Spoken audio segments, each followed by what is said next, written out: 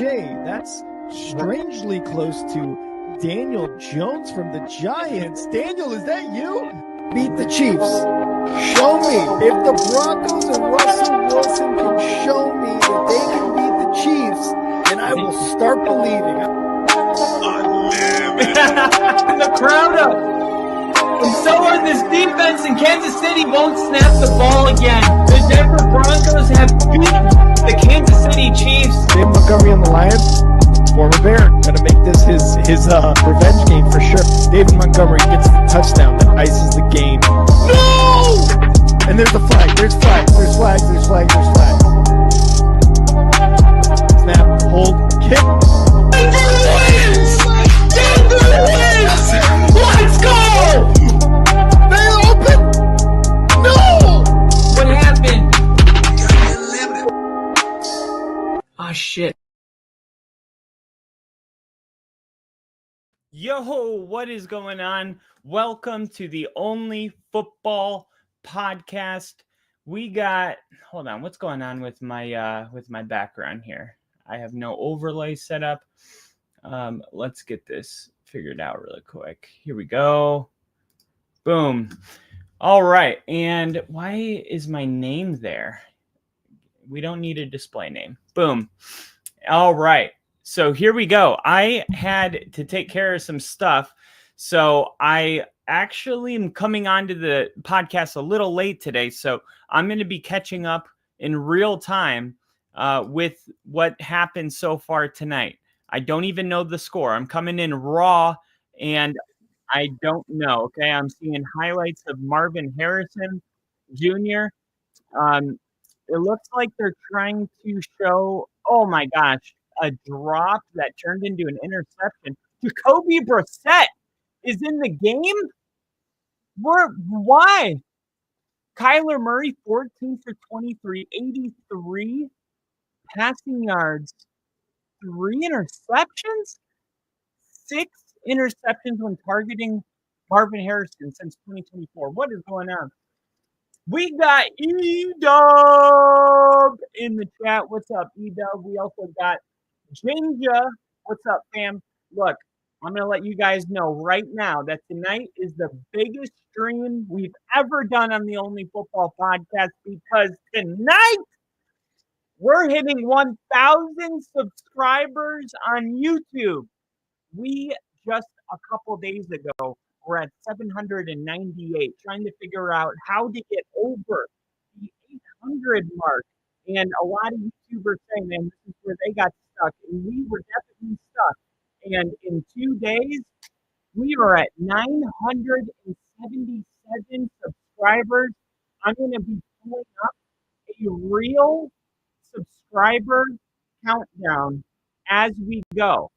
And we're going to do this together tonight. I'm actually making it right now. And it's going to be subscriber count, countdown. Let's see. Subscribe. How many do we have right now? Let me know in the chat how many subscribers we have right now. I believe we are 17 away from hitting 1,000 subscribers on YouTube for the first time. We are going into our 4th year doing this podcast, but it is finally starting to look like we are building something here. We got 985 subscribers, which means we are 15 subscribers away from 1,000. 15 subscribers away from 1,000. All right. Count down to 1,000. Boom. And we are going to do this together today. Today is the day. Countdown to 1,000. 15 to go. Boom.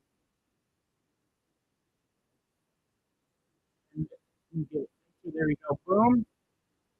15 to go. Let's change the font to we go. And countdown to 1,000 subscribers. I'm building this right now for us. And here we go. 1,000 subscribers.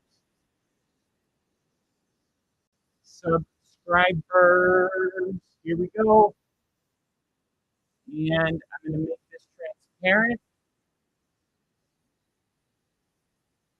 I don't even like the way it looks, but I don't care. Actually, I need to make it white because I just realized it won't show up if I make it black. You won't be able to read it. So make it all white and then share, download transparent background. That way I can pull it up here and background, we go portrait, effect, framing. Where can I add a picture to the background? Background, add a depth of field effect, focusing. Let's see, sensitivity, privacy. There is a way to do it. Frame, picture. Dang, I wanted to add a picture in the background, but oh, here we go. Here we go. Background.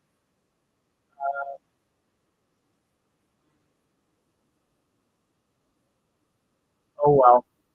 Oh well. We're just gonna have to. You know what? Screw it. I'm just gonna make a banner. Countdown to 1,000 subscribers.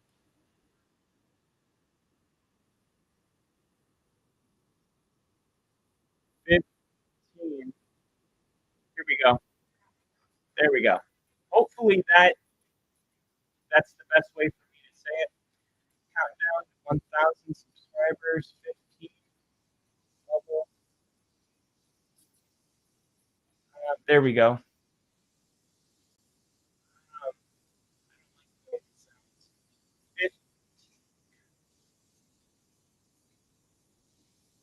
Wait, I'm going to say 15 subscribers away from 1,000. There we go. 15 subscribers away from 1,000. I think that's the best way to do it. All right, ladies and gentlemen, welcome into the chat. We got Daniel Berry in the chat. What's up? Audio messed up. Thank you, Georgia. Audio messed up. All right. Is my audio better? Can you guys hear me good on YouTube right now? Let me see. Let me pull it up really quick.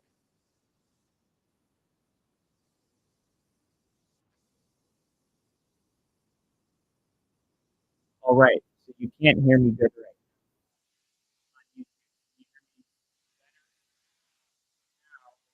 If I bring it closer, how is this? How is this?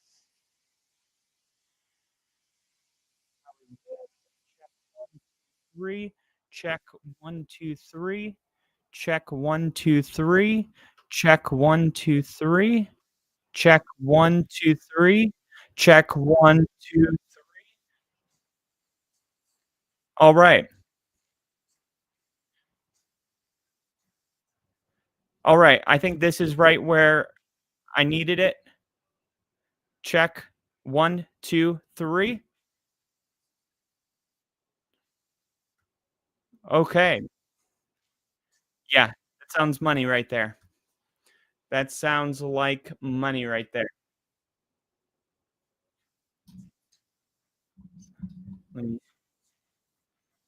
All right. We got Main Street Paul in the chat. What's up, Mainstream? We got Casey in the chat. What's up, Casey? And Mainstream just subscribed, which means we no longer are 15 away. We are officially at 14 subscribers away from 1,000. Let me pull up our channel in real time so I can keep an eye on that. Thank you for joining the Only Football fam. We are at Only Football 985, so still 15 away. And couldn't be happier to have you in here. Let me know who your favorite team is, Main Street. Let me know who your favorite team is. We got a lot of different fans in this channel. We got a Bears fan, Broncos, Colts, Chiefs. We got a little bit of everything. Look at the end zone. The Cardinals end zone is crazy. This is going to be taken out, and he's going to bring it out to the 33-yard line. And Jinja, I figured of all people, you would appreciate this jersey more than anybody because you and I have shared custody of this guy.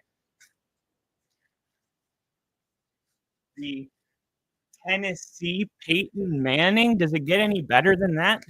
Seriously, this jersey goes so hard. Let me make sure that you guys can see it. Gosh, 1998.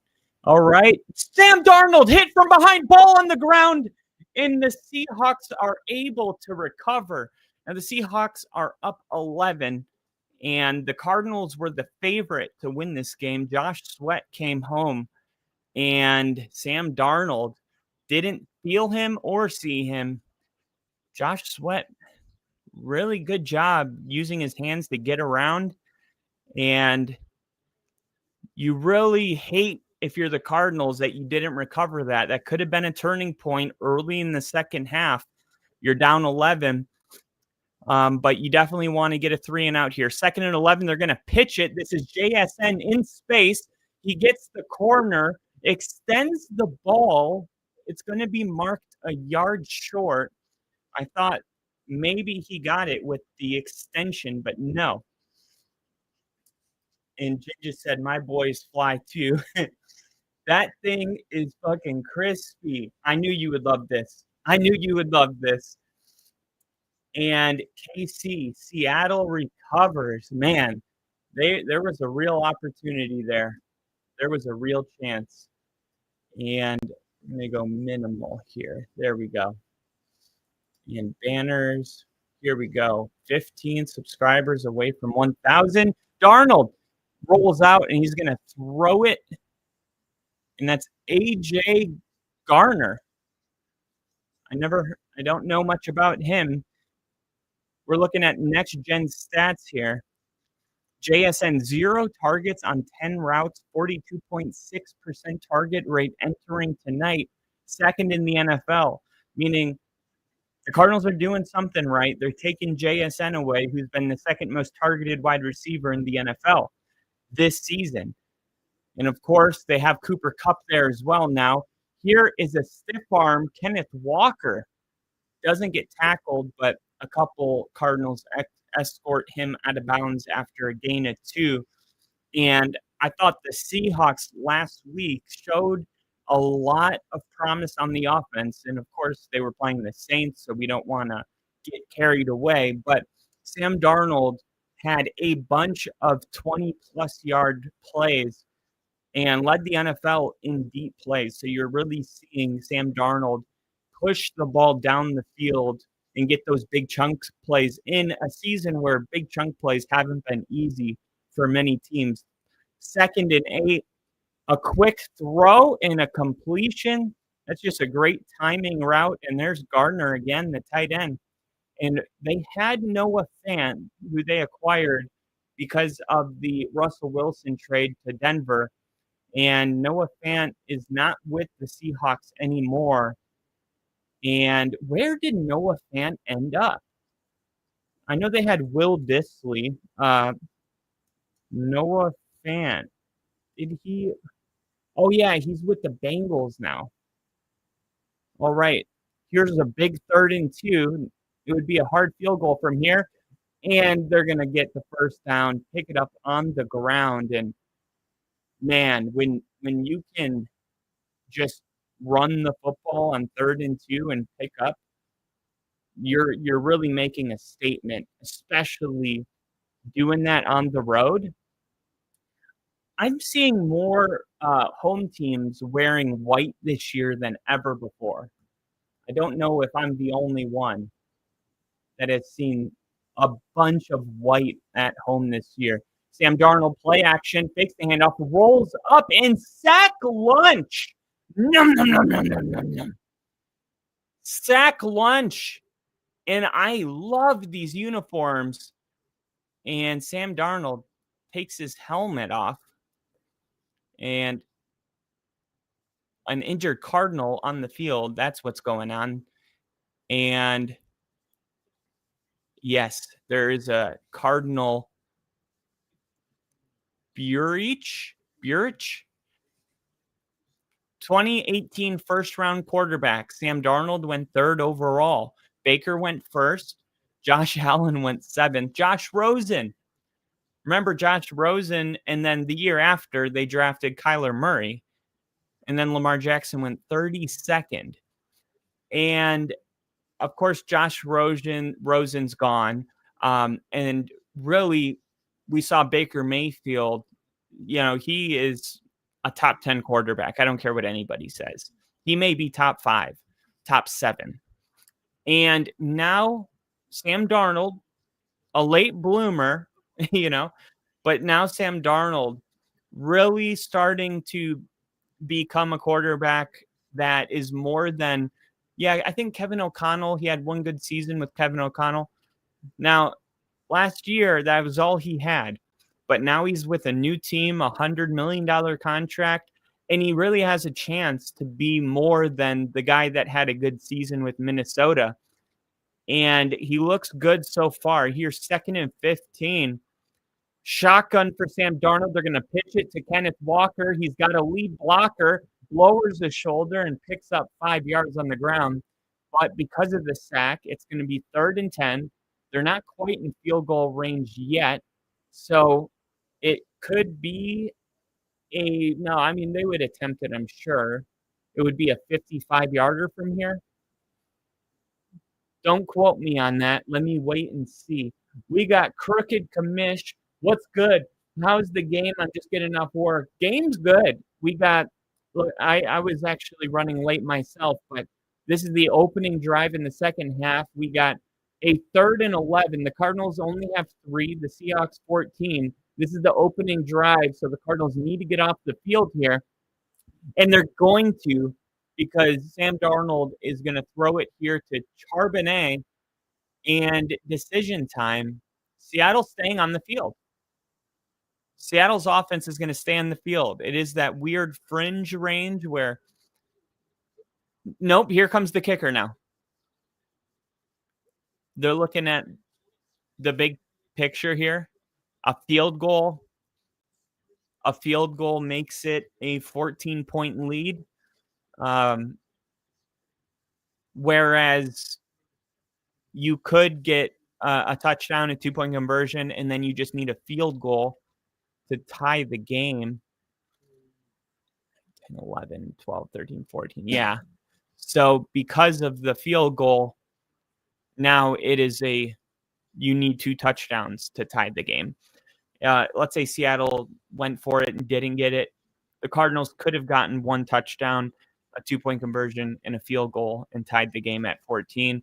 But because they took the 3 points, it is a 2-possession game, 17-13. And it is time to update the ticker. Seahawks 17, Card 3. So not a great game from the Cardinals. I'm going to add in 3rd quarter. Not a great game so far.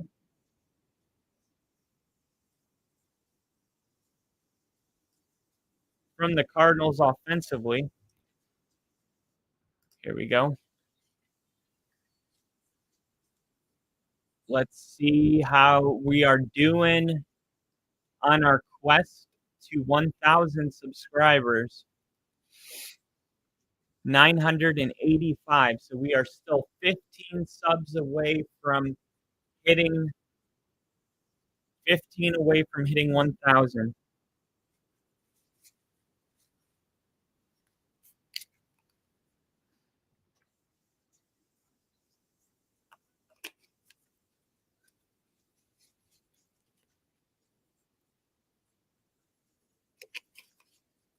Oh, that's good. Man, that's good. Powerade Zero. Powerade Zero Strawberry Smash. Damn good. Damn good. I also got me a small 8-ounce Red Bull, sugar-free. And this is going to be my celebratory drink for hitting 1,000 subscribers today. We're going to do it together. Come on, share it with your family. Share it with your friends. Tell them we need 15 more to get to 1,000. But ultimately, just have a good time because we're gonna get there organically.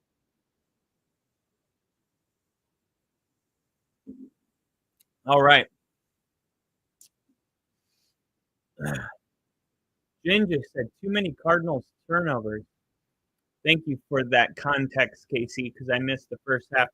Ginger said to throw 3 picks and be down only 2 scores. Arizona sounds like they've played solid defensively. Couldn't agree more. Here we go. They're going to return this one to the 35-yard line. And the returner never goes down, but forward progress comes to an end. Man, Kyler Murray trying to get the ball to Marvin Harrison. They are not in sync. They just showed 2 passes that were just completely thrown to an area of the field that Marvin Harrison wasn't even at. And then that one interception, he had the ball in his hand, took like 4 steps, and then just somehow the ball flung up. It's like, the ball. It scared him. Here we go. 1st and 10. Kyler Murray under center. He's going to hand it off. Trey Benson, who was my favorite running back in last year's draft class because of the injury to James Conner. We're going to see a lot of Trey Benson. And that was one of my keys to victory. Trey Benson having a big night, having at least 100 total yards from scrimmage. Murray going deep, and there's going to be a flag. There's going to be a flag here. Is that Witherspoon?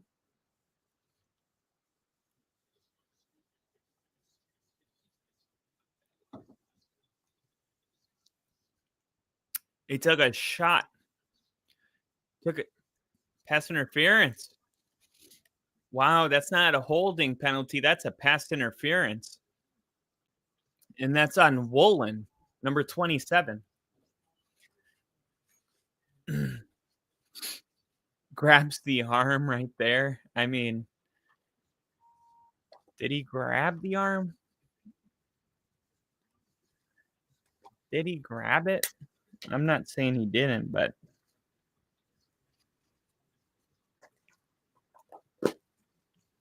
all right.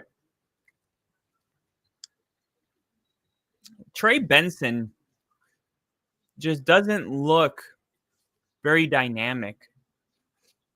Like he's just he's not running. Sometimes you see a running back that creates a hole. Like you don't even see it, but the running back does. Trey Benson just kind of keeps running into his own players.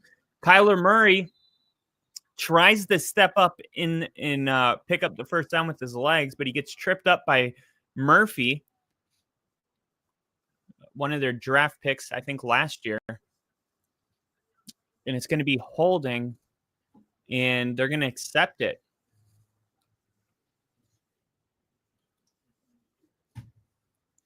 Oh, that's their top pick out of Ohio State. They said 3rd year in the league already. Yeah. Yeah, he hooked around his neck. Doesn't get much easier than that. 2nd and 17. Kyler Murray, shotgun. Here he goes. Takes about 5-step drop, tosses it. Here's Benson. Benson, and he goes down. Just not very dynamic. Doesn't look very fast. Not seeing any broken tackles. Continues to go down at first contact.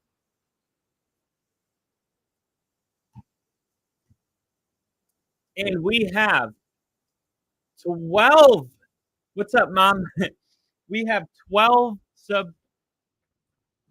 subscribers to go to hit 1,000. How do you feel about that, Woody? 12 subscribers away from 1,000. Did you ever think that you would be here for this crazy moment?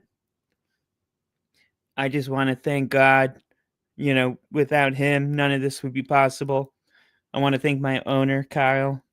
He's just such a great guy. He gives me bones and love all the time. You know, I just love him so much. All right, Woody, we love you too.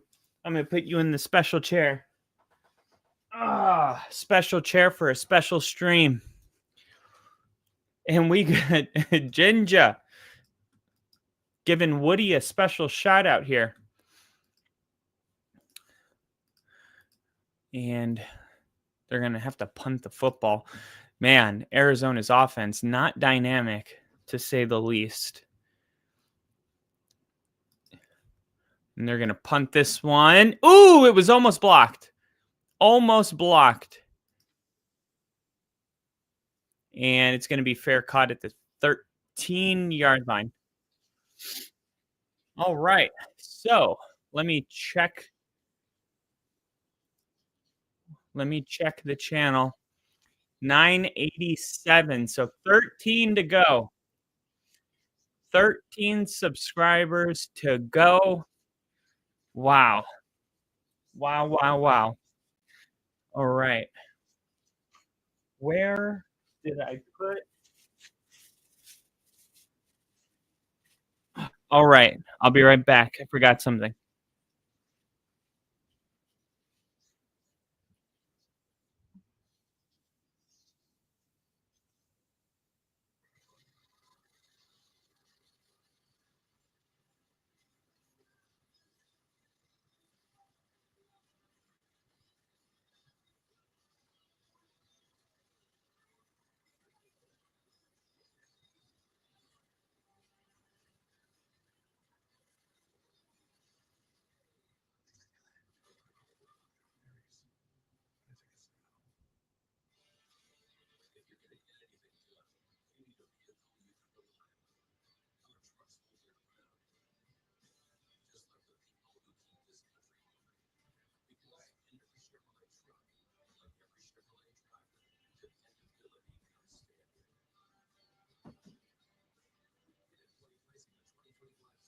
All righty. All right.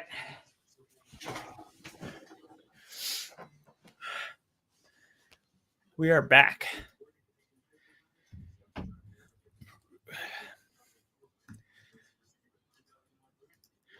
Bear down. Let's get those 13 subs. Where do we got? September 25th. KC said bear down. All right. At 9:13 p.m.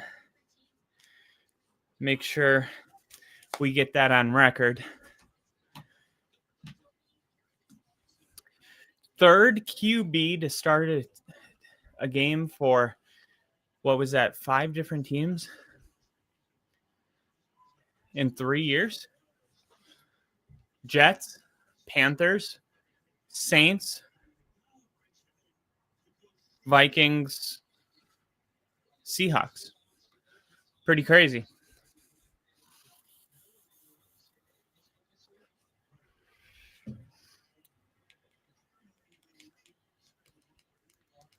All right, here we go. Oh, good defense Great defense. Tackle behind the line of scrimmage. That was JSN, who they haven't been able to get him very involved in this game, in the passing game, but they're trying to get him the ball in space. And he is one of those guys that can be a threat running the football. You line him up in that X position, and he can be dangerous, kind of like your Jaden Reed or your Deebo Samuel, who the Seahawks used to see twice a year. Here's Sam Darnold, quick throw, and tackled again. And it looks like the Cardinals defense is going to be solid this year.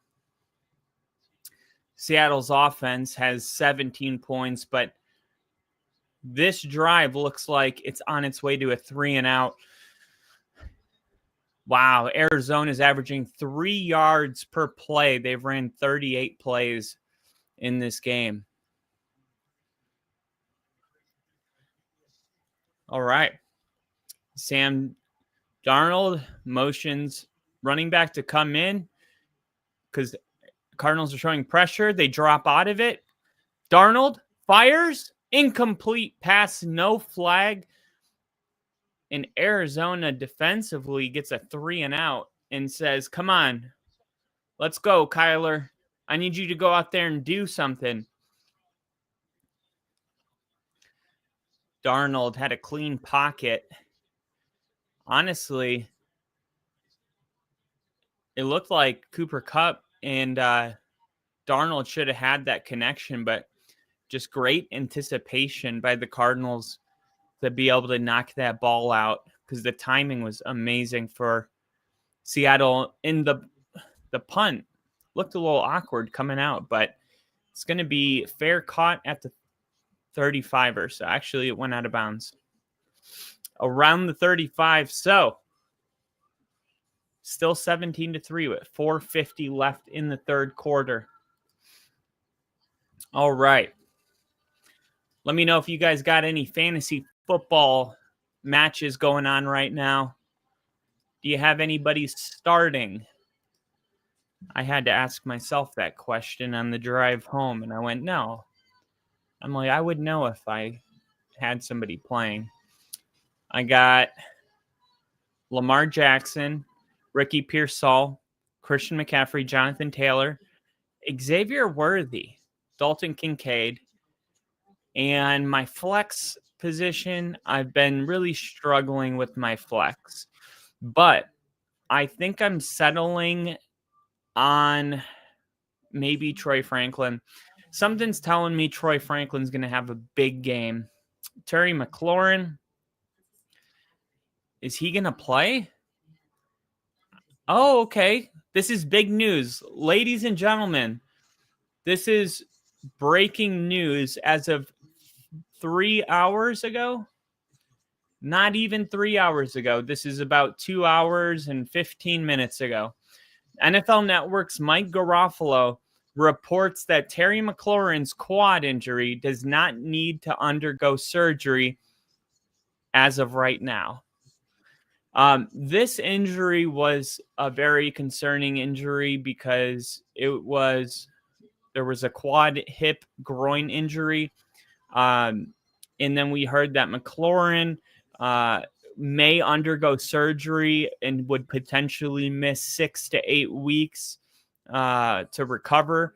And he was currently not expected to play as of yesterday. He wasn't expected to play in week 4.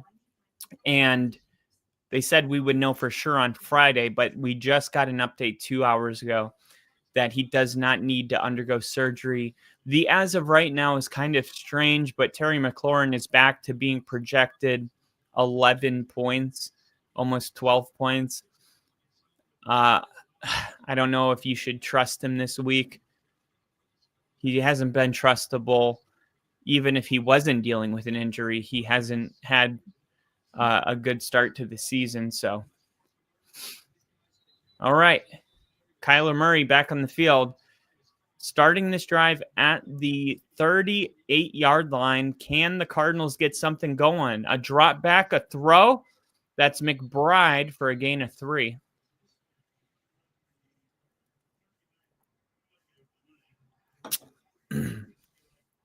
Really do love these uniforms the Cardinals are rolling with today. This is a young team, and when I think about the Cardinals, I think about how many players they drafted in the last couple of drafts. I think 2 years ago, they drafted like 12 players. This is a very young team. They have a lot of youth. Here's Kyler Murray throwing it to Trey Benson, and Trey Benson picks up the first down after a 10-yard pickup. Finally, we're seeing Trey Benson. Even when Kyler Murray got the ball out of his hands there, it looked like it's coming out slow. They're trying to go no huddle. Here we go, Kyler. 3-step drop, throwing. And is that a push-off? That looked like a push-off, but it doesn't get called, and it's going to be good for a first down to Marvin Harrison. Morty says, hey, Mom, I need another passing touchdown from Darnold. Think it happens? I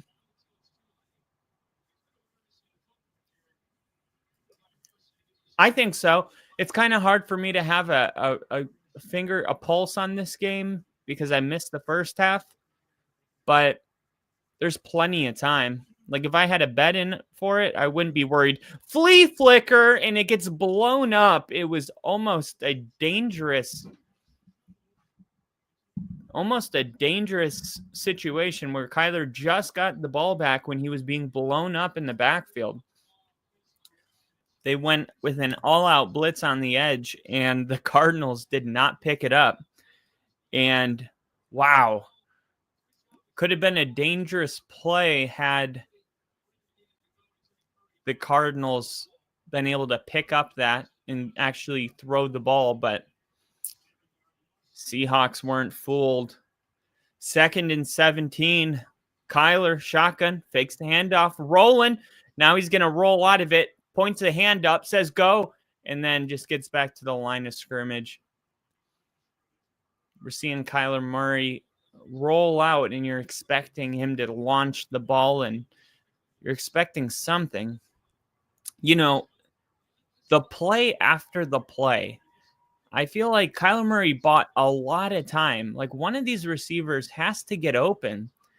Trey McBride just kind of turns around, and he's kind of standing there. Run, make yourself available.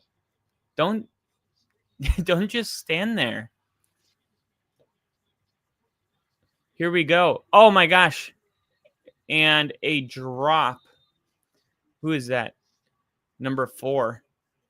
And now it's 4th and 17, and the fans are booing.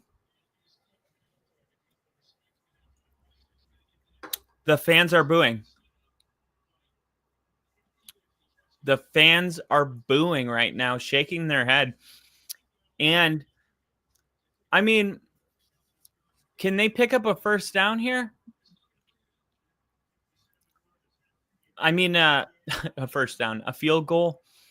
They're going to try it. 57-yard field goal attempt.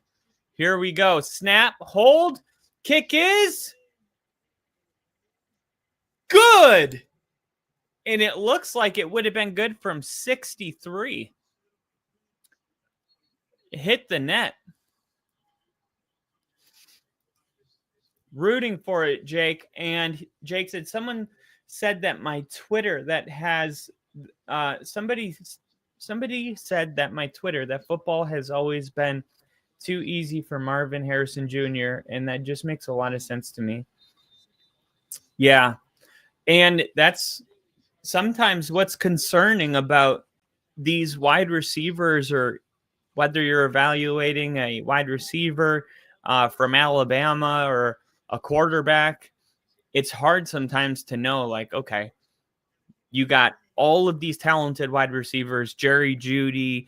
I mean, how many was it? Devontae Smith, Jerry Jeudy. There was like 3 others. And it's like, how do you account for that as a defense? Like, obviously somebody's getting left open.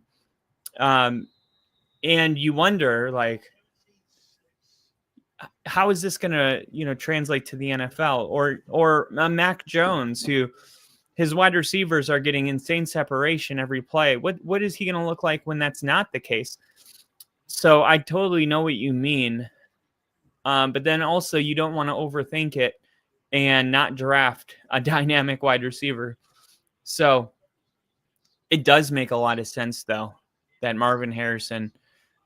And I think, too, for Kyler Murray, like, I don't know. We kind of saw this with Deshaun Watson, and I'm not throwing him in that category yet. But how many times have we seen now a quarterback and you're kind of expecting him to continue to grow, but he just slowly is progressively getting worse. And I feel like Kyler's dealt with a lot of injuries. He had the ACL, I believe, 2 years ago. Last year, he wasn't impressive. I'm not impressed this year. It's possible that Kyler Murray's best days are behind him, and the Cardinals may need to pivot. And Jonathan Gannon, I mean, he's going to give Kyler a shot. I know they restructured his contract last year. So I think Kyler Murray has this year and he has next year to prove otherwise. But if this is what it's going to look like, don't even be surprised if Kyler Murray gets benched, by late November if it continues to look this bad.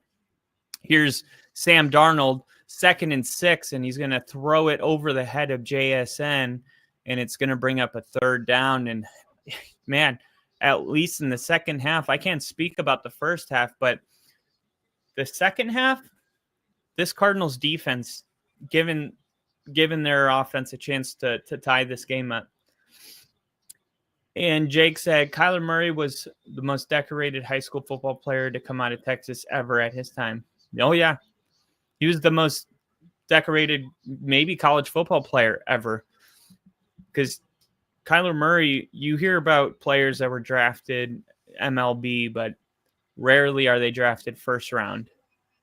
It's like, usually they're like 5th round draft picks in MLB, and they're like, yeah, but they were drafted both. It's like Kyler Murray was he could have been a first round baseball talent. He really had to decide, and I don't know if he made the right choice.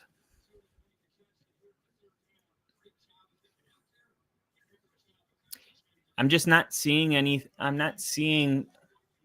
Kyler, he can, man, I remember last year where he had that one play that lasted like 23 seconds, and it was a 2-point conversion. It lasted like 20 seconds of him looking, and eventually he just ran it in himself to tie the game. I think it was to tie the game, and it was a must-have. And like Kyler used to put plays like that on film all the time, and it's just not happening anymore. Obviously, you got the video game memes where he plays Call of Duty a lot. I don't know if I will say, I think there might be something to it, because if you're a single guy that's playing video games, there's nothing more dangerous than a man that has nobody that he has to be accountable to. Like if you're not having to account for your time with another person, like, men can be really their worst enemy when it comes down to it.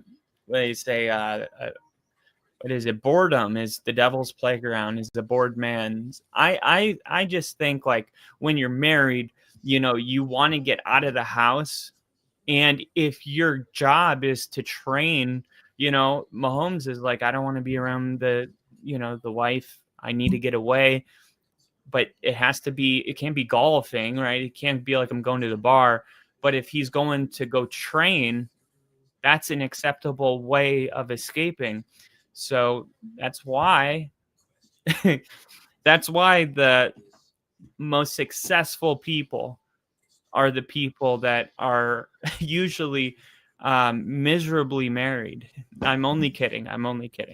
But think about it. I remember in the Navy, our chiefs, the commanding officer would be like, "You guys can go home for the day," and the chiefs would be like, "Nope, we're gonna clean this place." And we're like, "Oh my god." Just because the chief doesn't want to go home to his miserable wife doesn't mean we don't want to go see our wives. And that was the joke, was like, that's why he works the late hours. It's not because he's, dedicated to the job. It's because he doesn't want to go home. Which unfortunately for some marriages, like, there is some truth to that. But anyway, I think Kyler Murray, if he wants to save his career, he needs to get in an unhealthy, miserable marriage. And he's better do it quick. Jen just said, top 10 pick by the Oakland A's. Is it the Oakland A's? I believe it is the Oakland A's, right? It sounds right. I feel bad, man. Oakland. I mean, I think the worst thing that happened to the Raiders might be, I think Vegas having an NFL team is awesome, but I think they should have just expanded the league. But it's really hard to make, a 5-team division. It's hard to add one without adding, at this point, you would need to add 7, to add one. Here's Cooper Kupp on a quick throw in 2nd and 15. They pick up like 8 or 9 yards. So here's 3rd and 5.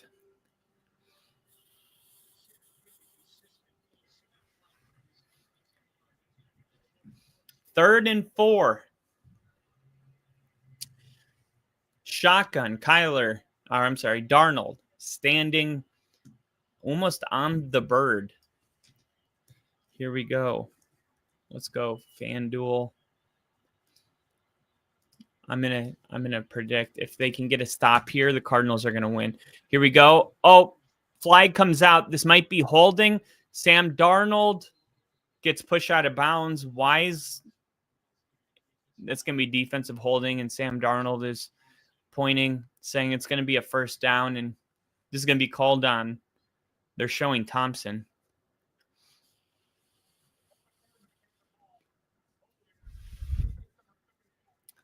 Defense number 34. Oh, okay. Cooper Kupp ends up getting tackled onto the ground. And I took that personally. He's looking at the big screen going, what did I do? Losing his balance and going to the ground is what, I don't know. I mean, how do they ever decide what's incidental contact and what is not? I mean, usually it's whether you got tripped up on your feet or if you falling was a result of you holding. I didn't see him like grab and pull, but he definitely caused him to fall down. But anyway, on the 43-yard line, Sam Darnold looking, throwing, incomplete. Kenneth Walker with a rare drop. That boy is thick with 2 Qs. Damn.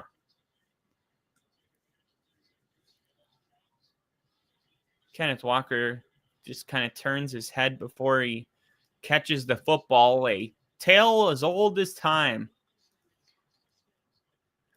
All right, let's see. Let's see what I can get here. Sam Darnold. I'm going to see. Okay. We'll wait for the next commercial. Put a live bet in. All right. Sam Darnold throwing. Caught. But JSN. And, he's going to get the first down. He got lucky. And the Cardinals were not smart. If they were on that, that wasn't what I meant to say. But they should have pulled him backwards because we've seen this throughout week 4 or week 3 where they catch the football and they run back on their own, back towards the quarterback. That's not forward progress. When the wide receiver makes a football move on his own, he loses the forward progress And instead of tackling him forward, the guy behind him should have grabbed him and pulled him back. But understandably, it's kind of hard to know exactly where you're at. Here's Kenneth Walker. And another Cardinal tackles him forward for 3 yards. So 2 plays in a row.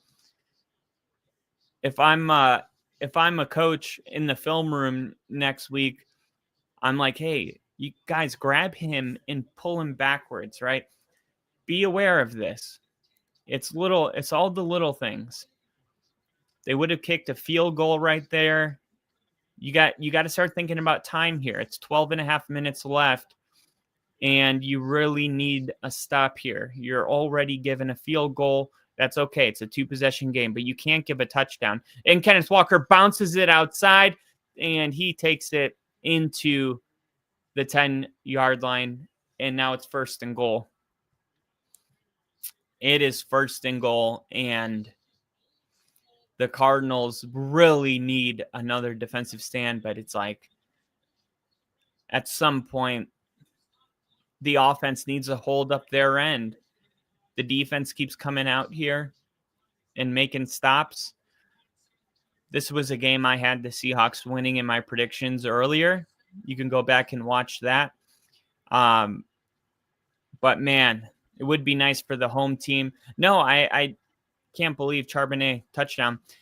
Okay, we got a flag on the play, and this is a huge penalty. This is a huge penalty.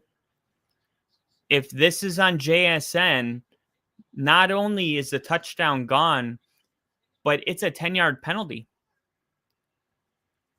Oh. Oh. Wow. JSN was just cursing, and the ref went holding, and he had to stop and wait for JSN to walk away. And he looked at him like, are you done? Because I got a microphone on right now, you jackass. Like, I am not going to have you in my microphone. It could have been another 15-yard penalty.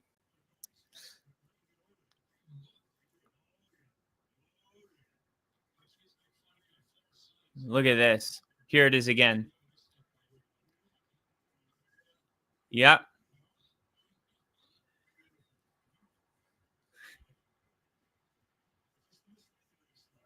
Just a misdemeanor this time.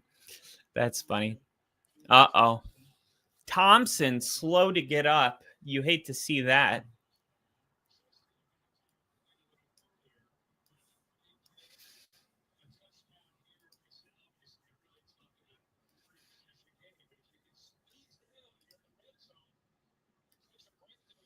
All right. Jackson Smith still talking. Still talking his crap.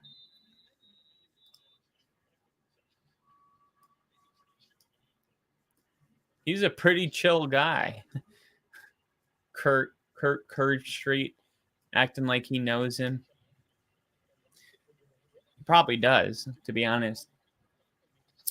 All right. Handoff, Kenneth Walker. And takes it to the 8. So it's going to be 2nd and goal from the 8. That was a huge penalty, man. That was a huge penalty. Now, let's say they score here. 6-24. That's an 18-point swing. That's a 4-possession game. If you hold them to 3, it's a 3-score. Or I'm sorry. They got 6. 24, 18. It's a 3 possessions, no matter how you slice it. And 2 tight ends moved at the same time. Wow. And the penalties right now are killing. The penalties are killing them. And I'm going to go with the let's go online banking. We're going to go $10. What is it? 85167. $10. There we go.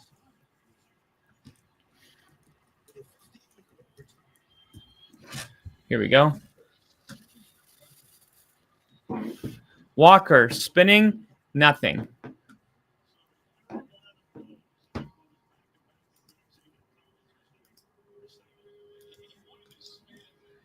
What was it? What is it? What is it?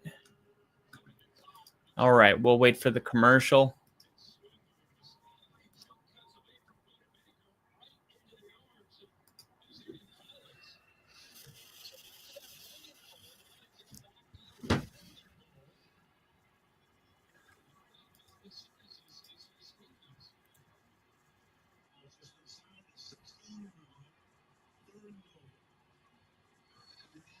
Third and goal to the outside.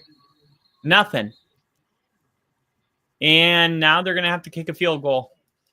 So they did it, man. They did it. They were able to get a stop right there. Passing touchdown unlikely now. I don't know. We still got yeah, I mean, you said unlikely. You didn't say impossible. But yeah, the Cardinals score a touchdown here. Seattle's definitely not going to get too conservative. Here's a 31-yard field goal, and it's good. So it's 20-6. And let me switch my camera for a second. Boom.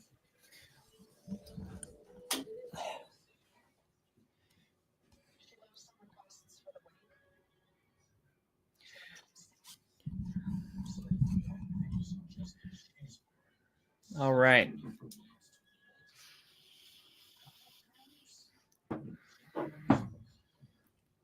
What is this? Where is...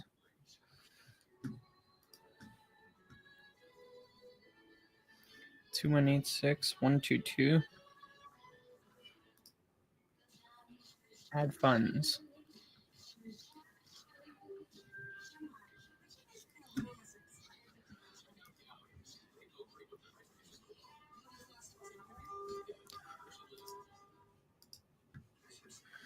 All right. Give me 1 second, you guys. I'll be right back with you.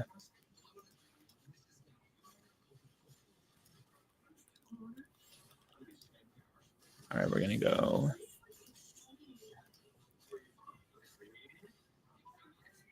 Debit card. $10. What was it? 5167?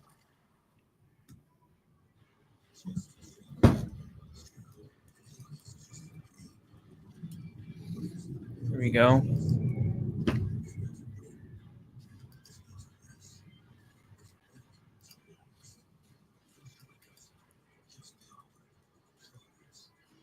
And let's go. Tennessee. 3988. 37206. Boom. I'm back.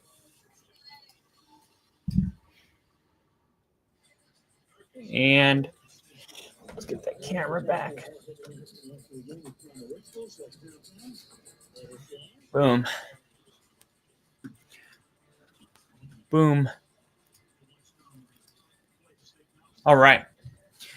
So we're going to go 30% profit boost. No sweat, same game parlay. 3 legs, and it has to be 400 odds plus 400 or more. I'm going to go with this. Touchdown score. Let's go Marvin Harrison Jr. That's already at plus 600.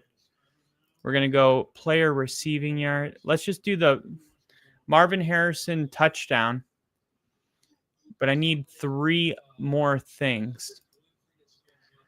Let's go Trey McBride, 15. And Trey Benson, 2 more rushing yards. No, I would rather go Trey Benson with the passing. Trey Benson receiving yards. He's got 20. There we go. He's got 19. I'm going to go with Trey Benson 20, Trey McBride 50, Marvin Harrison touchdown. We're going to go 2. Well, it's a no sweat bet.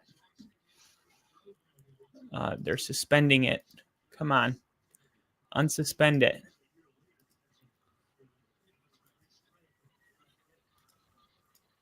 All right. We're going to go 5. Dang. All right. Come on.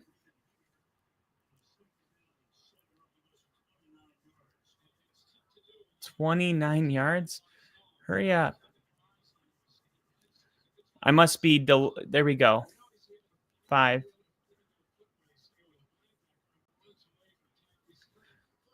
All right, here we go. Kyler Murray looking.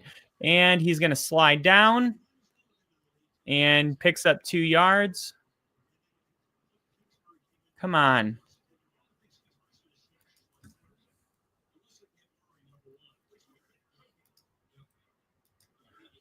Oh, my gosh. They just keep suspending it. I keep trying to go Marvin Harrison, Trey McBride, 50 yards receiving, Trey Benson, 20, Marvin Harrison, touchdown. They got it all suspended. 2nd and 9. And here we go. They're going to hand it off. And that's Wilson. Gain of 0. Come on.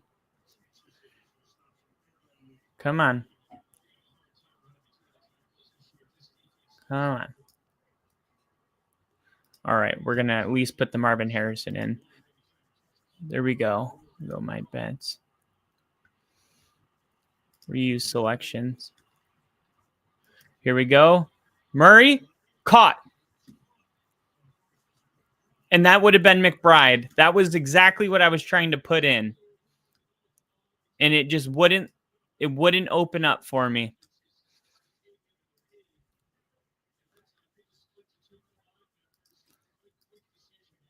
Here we go, Murray. And there's a run. And let's see. Come on, I need the Seahawks to call a timeout for me. Let's go Trey Benson. 1 more reception. And we'll go receiving yards, Trey McBride. Let's go 1 more. Oh, my gosh. Pass interference. Pass interference. It's going to put him on the goal line. Let's go. Ball split. Oh, touchdown. Touchdown. I'm seeing it right now. Geez. Well, I'm glad that there was a touchdown. Now we can finally put something in. Marvin Harrison Jr. caught it. I won. I won it. Marvin Jr. Marvin Harrison Jr. caught it. Touchdown Cardinals. $30. Here we go. Kyler. And he did take a sack lunch. Man, I'm that far behind, huh? 4th quarter in the Cardinals. No wonder it is 12. So they haven't gone for 2 yet. No, they went for 1. They went for 1. So now I can put in, it is 13-20. 20. Cardinals 13. We got ourselves a ball game. And we'll see if their defense can try get something going or get a takeaway. 3 and out. They don't have much time.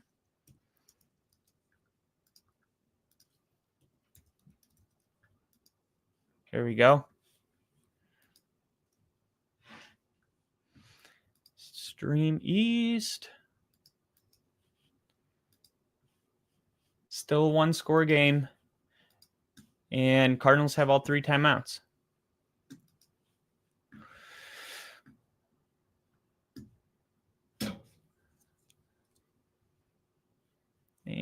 I'm frozen. Come on.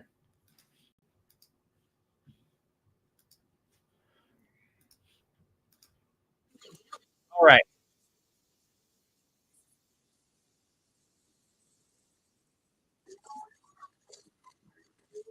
All right. Live now. Now give me back to that game. Home. All right. Cardinals. Come on. All right. We're going to go Marvin Harrison receiving yards. We're going to go to 50 receiving yards. McBride, we're going to go to 60. And we're going to go Trey Benson to have an extra catch. And then we're going to do our no sweat bet. $10 pays out $48. All right. So we just need, I love this. We just need the Cardinals to get the ball one more time. Marvin Harrison to get 7 yards, Trey McBride to get 8 yards, Trey Benson to get 1 yard. That's just one catch for each player. And I did my no sweat. So if I lose, I get it all back. But if I win, I win $58 after winning 30. That will put me at nearly $100 in the last couple minutes.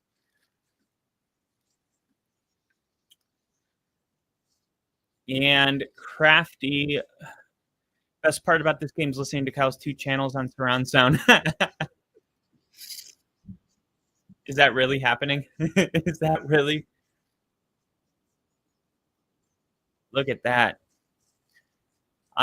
Man, and the odds for the Marvin Harrison was at plus 600, and I was trying to put it in, but I had 3 legs, and it was suspending 2 of them. So I finally had to just say, fine, I'll put in the Marvin Harrison by itself, and I'm so glad I did.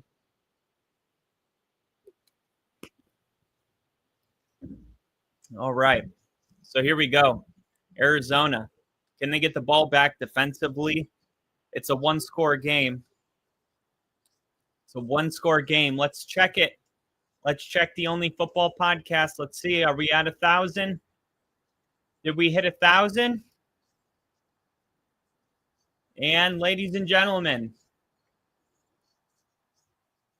989 subscribers. We are 11 subscribers away from 1,000 subscribers. Here we go. Sam Darnold, 1st and 10. Looking, firing. Oh, it was almost intercepted. It was almost intercepted. Sam Darnold almost threw it into the arms of a Cardinal. It skipped off the turf.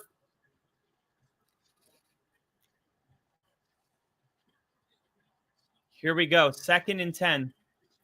And now you can hear the life in the stadium. And this has turned into a real football game. The crowd is into it. Every seat empty because everyone is on their feet. Here is Sam Darnold handing it off. And there is a conservative play call that's going to pick up 4 yards and bring up a huge 3rd and 6. 5.5 minutes left. 3 timeouts for the Cardinals. And this play is huge. Now, if you're Seattle, you don't want to get too conservative here. You're losing the momentum. The crowd's starting to get into it. Not starting. They're fully into it. And we are about to go under 5 minutes to go. Both teams holding on to 3 timeouts.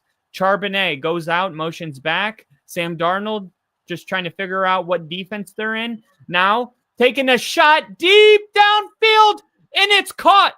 JSN catches a deep ball.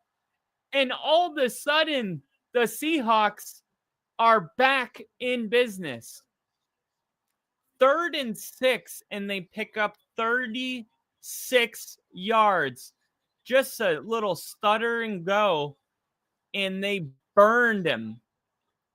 JSN just burned him. Sam Darnold puts the ball on the money, and we talked about the big plays. And Sam Darnold's ability to pick up these big chunk plays. He picked up, I think, 5 throws for 20 or more air yards last week, led the NFL. And Calais Campbell, who was one of the best pass rushers in the NFL last week, is coming out of the game. That's not good. Calais Campbell, you might be surprised to know how good he was last week because he's very much a veteran at this point. Calais Campbell, I'm trying to see where that stat is. 39-year-old Calais Campbell averaged a 0.70 second get-off time. And Kenneth Walker is going to go back to the line of scrimmage. 0.70 second get-off time against the 49ers, the quickest by any defensive tackle in a game this season. He had 5 pressures, team high. He's 39 years old, you guys. Led the NFL last week in get-off time. JSN, 3 receptions, 57 yards, averaging 19 per catch. 2nd and 9 as we tick under. This is a really big spot on the field. It's still a 53-yarder. If they can tackle him here, which they do at the line, it's 3rd down. You probably call a timeout here. And Arizona does. Arizona calls the timeout. So you go.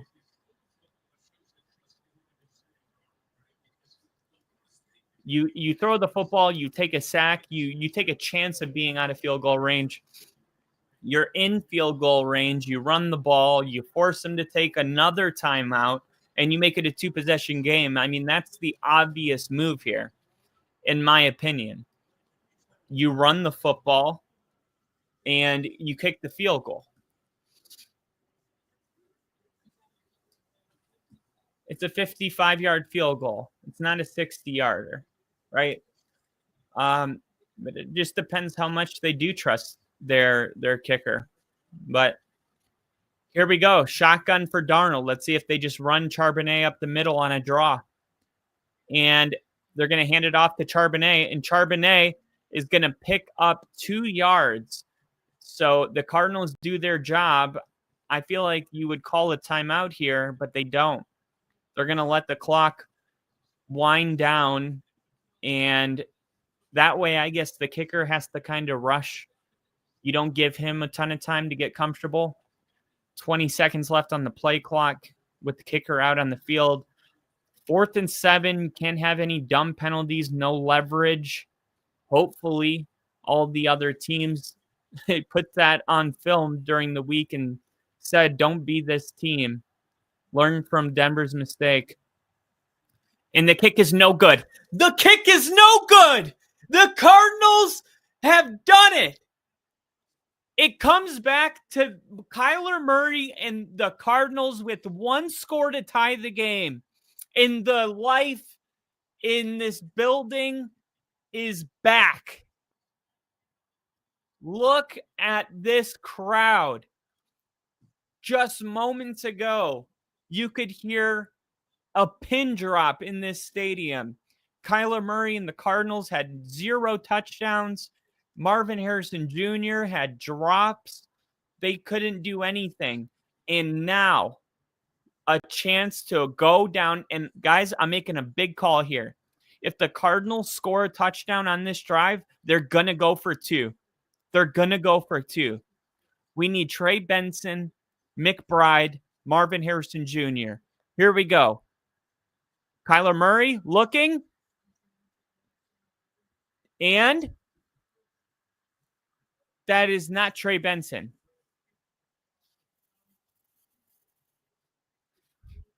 Who's Mikado?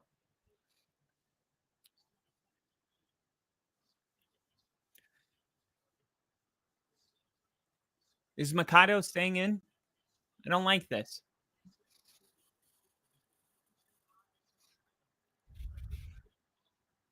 Here we go. 2nd and 4.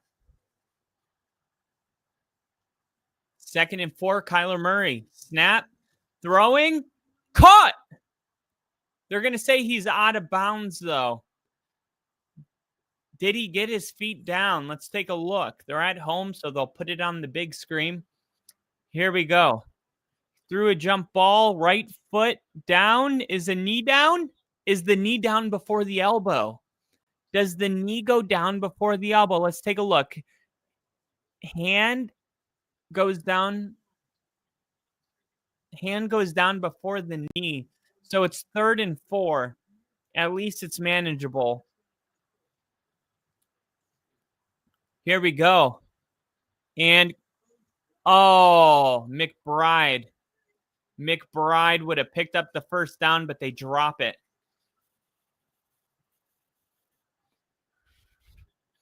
They're going to go for it here. And I don't know. You got 2 timeouts. You got a 2-minute warning. Your defense is playing well. You have an opportunity to flip field position. You're going to end up getting the ball right back where you're at anyway if everything goes perfectly. But here we go. 4th and 4 and a timeout. Seattle's going to call a timeout here. All right. Seattle's going to call a timeout, make sure they got the right defense. This is the biggest play of the game for the Cardinals.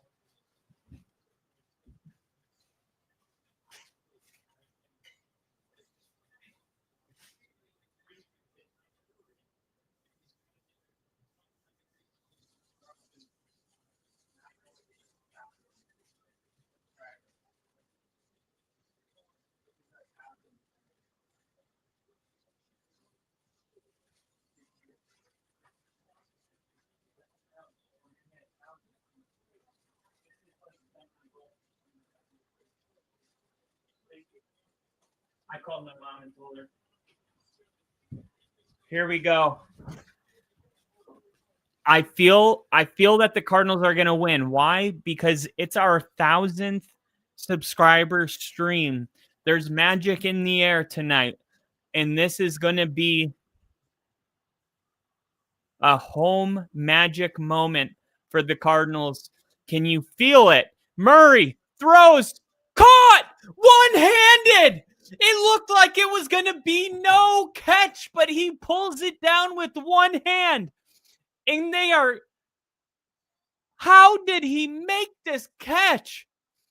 Wilson doesn't even know where the ball is, just throws his hand up, and he's able to come down with it. And now they're going to run it. And Bernard picks up 7 yards.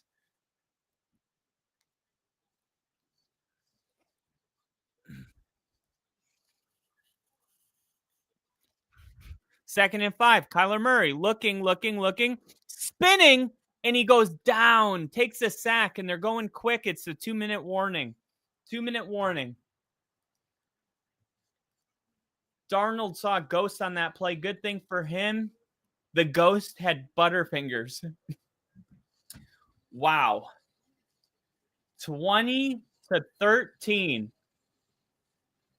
20-13, and we are going to take a look.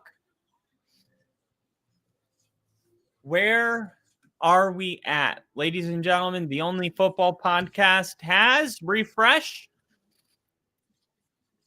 989 subscribers. We are 11 subscribers away. 11 subscribers away. Let me see something. Why isn't it showing us live on the YouTube short? I want it to show us live. Let me go, let me switch an account and see if it shows shorts. Here we go.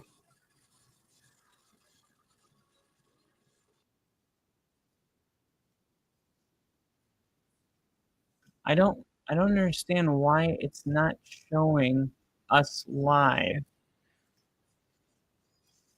Let me go switch account. All right, let me see.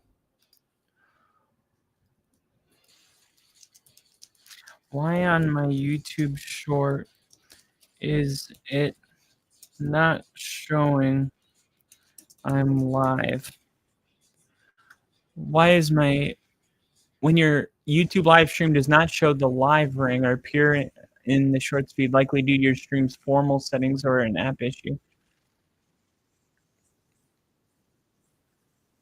Why are my short videos, YouTube shorts, not showing up?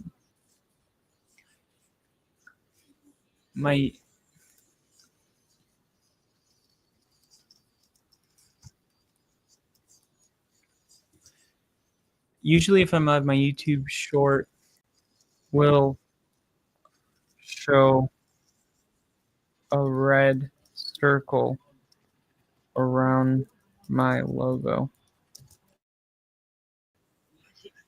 Several reasons why the red indicator, technical issues. All right, we'll get back to that. Here we go. 3rd and 9. 3rd and 9. Kyler Murray, shotgun, looking, quick throw. And this is going to go all the way to the 30. And here we go. That was Dortch. Picks up the first down. They have not put Trey Benson on the field for this final drive. He has not played.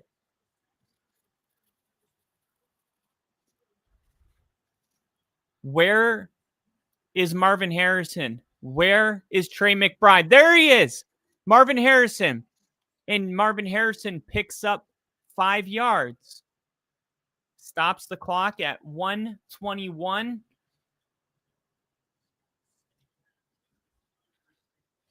Mike McDonald playing very aggressive defensively.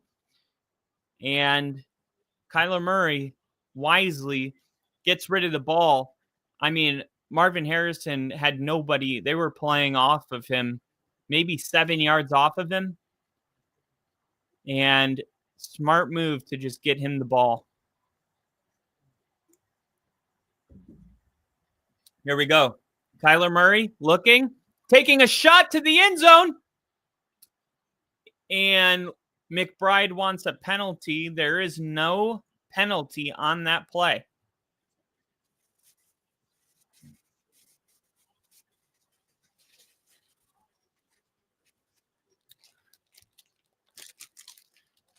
All right.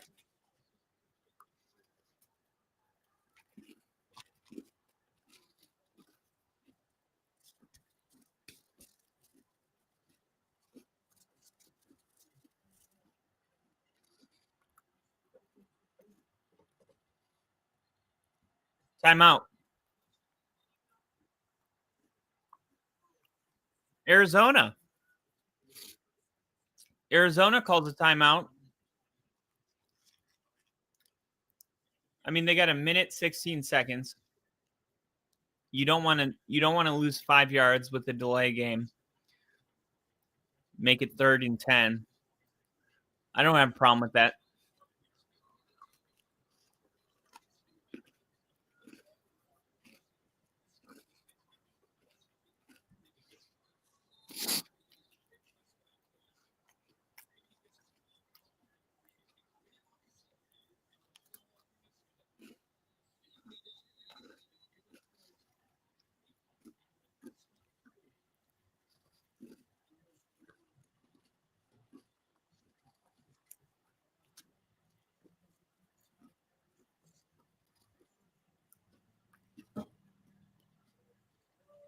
Murray taking a deep. Caught. I thought that was a push-off again.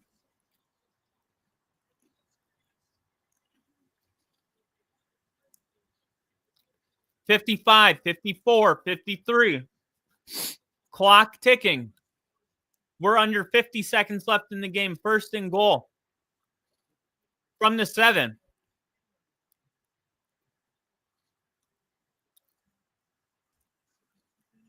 Here we go. Handoff to the line of scrimmage. And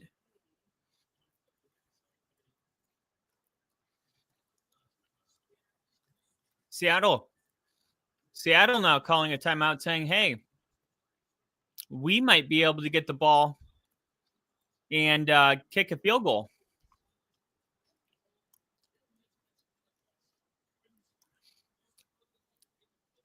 Man, that in real time, that looked like a push-off.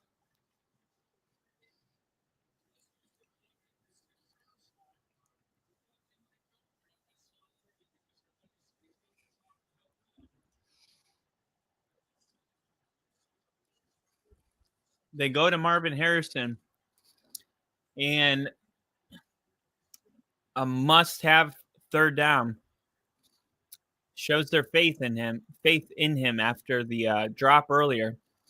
33 seconds left, second and goal. Kyler looking, firing, touchdown Cardinals. Amari DiMarcado. Do you go for the win? Or do you go for overtime? They're going to go for the overtime.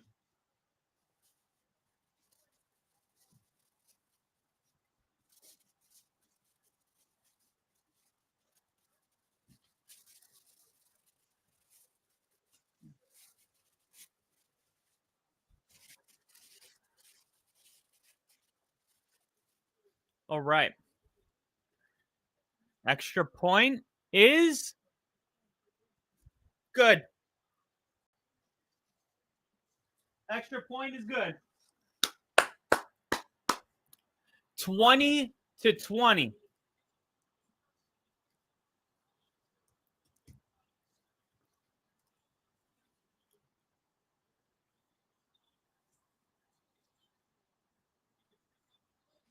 Wow. And credit how good Arizona's defense has been. Arizona defensively continued to get stops. And finally, the Cardinals offensively were able to get some points late in this game. And now you're going to be asking your defense to do it one more time. Unbelievable. And I knew it. I knew we were going to have a magical game here. And we got whistles blowing. Oh, short of the landing zone. Flag. Ball's placed at the 40. What are you doing? What are you doing? How many times are we going to see that this year? So what? They need 30 yards now? Oh my goodness.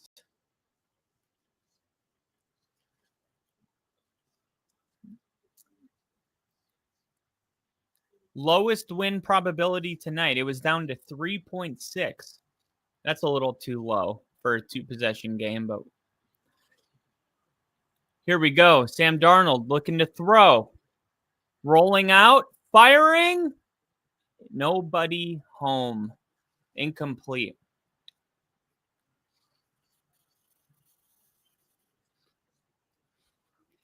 Keep in mind, Dixon missed his last field goal attempt.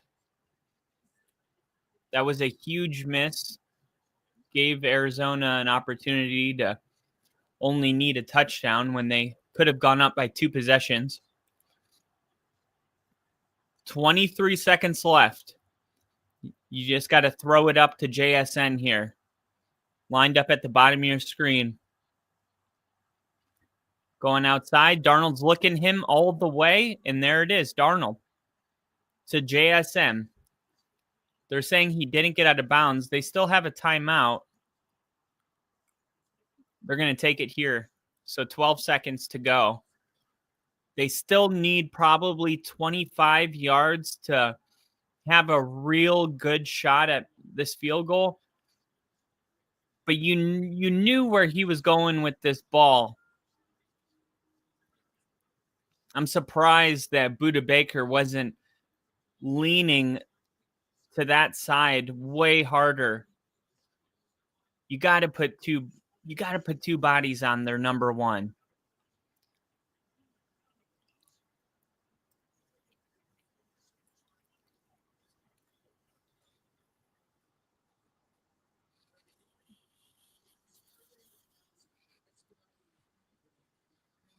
He's clearly out of bounds, but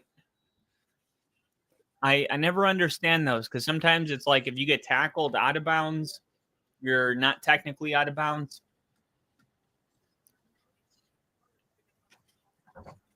Woo!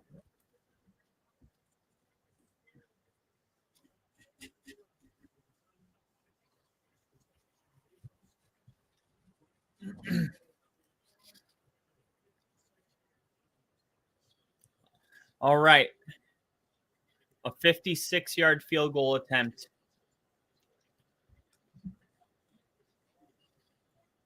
Here we go.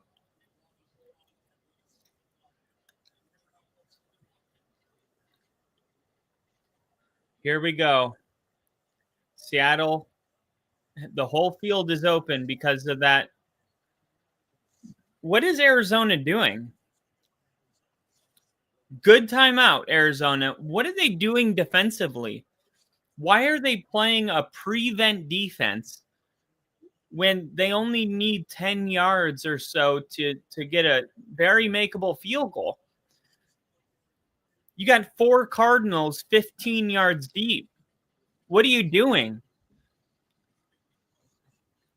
I hope I see a different defense when this game comes back on, because that was mind baffling. I think that's why the timeout was called.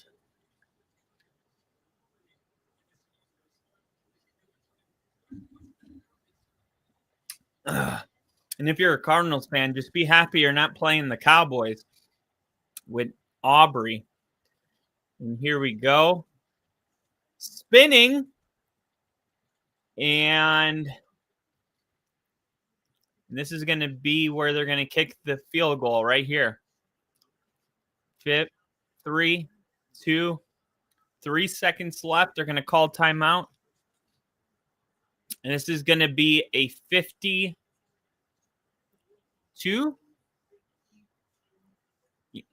It's amazing. I'm not even looking at yards, or I just going off feeling. And right when I said 52, the announcer went 52.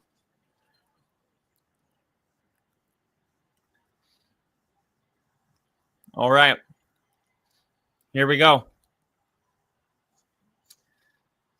52-yard field goal to go 3-1 and to send Arizona down to 2-2. Arizona got going late in this game, but is it too little too late? Snap, hold for the win. It is. He makes it. Seahawks win. Wow. And the Seahawks get the win on the road in a 23-20 game. And Kyler Murray on the bench, he is not happy. He is not happy at all. And let's go ahead and revisit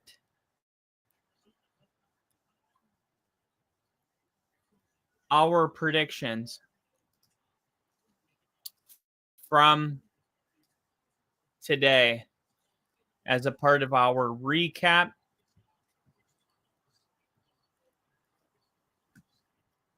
Week 4 predictions.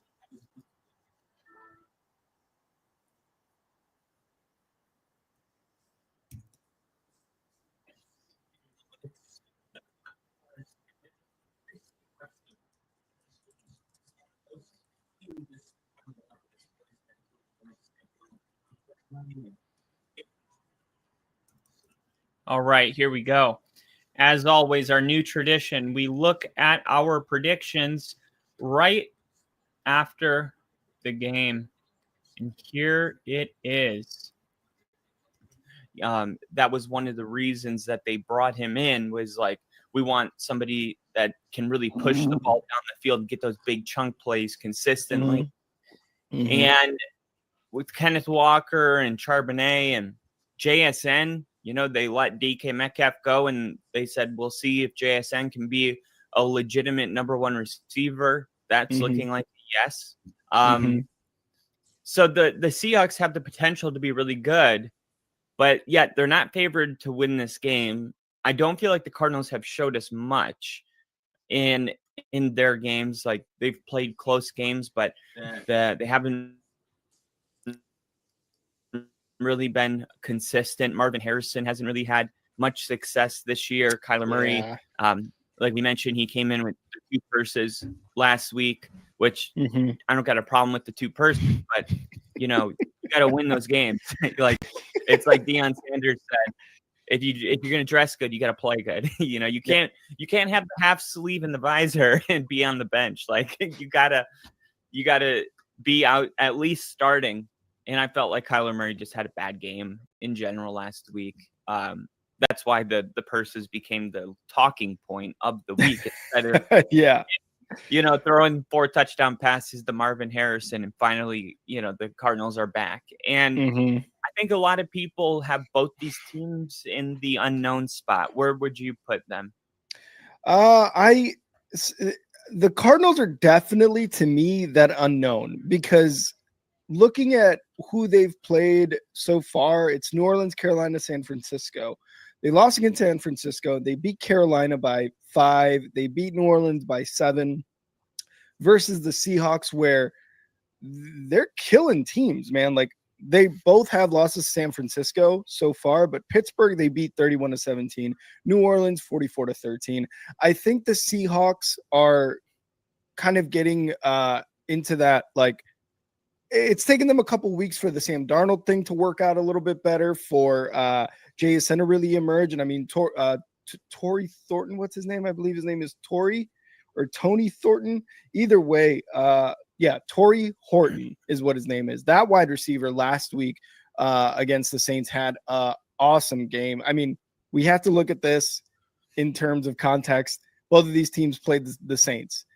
The Seahawks had the much more impressive win, and they both lost very close to the 49ers. That's a division matchup. That's a tough one. But I feel like offensively, the Seahawks are getting more into their groove, whereas you kind of mentioned with Marvin Harrison Jr. and Kyler Murray, like, it just, there's something there. They're like still stuck in a rut. There's something wrong with that offense. And I don't know what the fix may be. Like, does Marvin Harrison just need to, like, catch 100 balls from the machine every single day? Because it seems like he's kind of letting Kyler Murray down there on the offensive side. And on the defense, I'm giving the edge to the Seahawks. Like, that defense, the guys that they have on there are probably, in my opinion, a lot better than what the Cardinals have. Now, we had talked about the Cardinals too. Over the offseason, they brought in some guys, most of them a little bit older, a little bit on the higher of the veteran side of NFL players. So have been injured before in their past, likely to get injured again. And I'm not saying that they're going to. I'm just saying that it's a much better possibility than what the Seahawks guys are going to experience right now. And I guess they're giving the Cardinals that 2%, 3% edge at home. But given the 3 weeks so far of football that both of these teams have played, I'm taking the Seahawks to win this one, to beat the Cardinals. And I think it's going to be similar to that 49ers score, where you're like in the teens, winning by 4, winning by 3. I'm going to go in the 20s here and go 24-20. The Seahawks take the dub in Arizona and get their first divisional win of the year. All right. Okay. Yeah. And all right. Seattle gets the job done at home, and what a game. Little too late, right? Sorry. This show is sponsored by Duke's. Real ingredients taste better. I proudly eat Duke's because I believe smoked meats should be made with real ingredients. Why? Well, when you season and marinate fresh meats with whole, roasted, and diced ingredients from farms, not dried spices, you get fresher homemade flavor. It's not the easiest way to do things or the quickest, but I think you'll agree you can taste the difference. We had ourselves a really good game. I think for the Seahawks, at times they look really good, and at times they just look okay. And I feel with the Cardinals, it's kind of the same thing. And with what's going on with San Francisco, with Mac Jones and Nick Bosa out, this division feels to me like the Rams are the best team in it. Then I would go with the 49ers because getting Robert Saleh back has just been huge defensively for the 49ers. And then I would go Seahawks Cardinals because the way this game went. Now the Cardinals, like, I don't know, like they waited until there was 4 minutes left in the game to start scoring touchdowns. I mean, had their offense been able to get something going, before that, maybe we would have had a better, better outcome. And maybe even the Cardinals could have scored 30 plus points because they were really starting to roll late in this game. But the Cardinals now have shown us a pretty hefty sample size of a lackluster offense. They had the week 1 game when they went to, where did they go on the road or did they come to them? The Saints game, was that a road game? Yeah, that was a road game. They scored 20 points on the Saints. I mean, the Saints, the worst defense in the league. Then they played the Panthers. I mean, their 2 wins is from the Saints and the Panthers. They beat the Panthers 22-27 in a nail biter. They beat the Saints 20-13. Last week, lost to the 49ers and Mac Jones 15-16. Now another 20-23 loss. So you've seen them score 20 points twice. 20 or less 3 of their 4 games. Okay. So you're scoring 20 points or less in 3 of your games. Something's going on with your offense, right? Your only game where you scored more than 20 points was against the Panthers. Next for Carolina, they're playing the Titans. So, the Titans are playing the Texans. A battle of 2 winless teams on Sunday. Depending on what happens, the Titans may be looking for their first win. The Cardinals are going to stay at home. But this is kind of an important win because now the Cardinals are 2-2. And if they go 2-3 and drop one to the Titans, they play the Colts and the Packers and the Cowboys and the Seahawks again. Then the 49ers again. Okay? It doesn't get easier for the Cardinals, besides maybe the Titans game. But that's why I say this is a must win. You can get over 300, or over 500, get a 3-2 record. But the Colts, the Packers, the Cowboys, the Seahawks, the Niners, the Jaguars, I believe the Jaguars by November 23rd, the Jaguars are going to be rolling. I mean, maybe not rolling, but their offense with Liam Cohen, I think it's going to start clicking. Then they got the Buccaneers, then the Rams, who I think is the best team in the division, then the Texans, then the Falcons, the Bengals with Joe Burrow back, and then the Rams again. So really, they have one more easy, quote unquote easy. None of them are easy. But it's against the Titans. And now credit Arizona because they have won their easy games, like the Cardinals or the Saints and the Panthers. They were able to win those 2 games, not a blowout win like we saw the Seahawks beat the Saints last week, but they didn't become losses. They took advantage of the bad opponent and they won the game, but they only got 1 more of those. And the way this team looks right now, it looks like they're going to lose 70% of these games. Okay, they might win like a Jacksonville here, a Texans there. Maybe they have a good game against the Falcons. But the Bengals, the Rams twice, the Bucks, the Niners, the Seahawks again, the Colts and the Packers, and the Cowboys, maybe. That's a toss-up. That's November 3rd at 7:15. November 3rd. When is November 3rd? Is that a Sunday? 7:15? I believe that's Sunday Night Football because it's at 7:15 p.m. October 19th. Okay, so they have their bye week after the Packers game.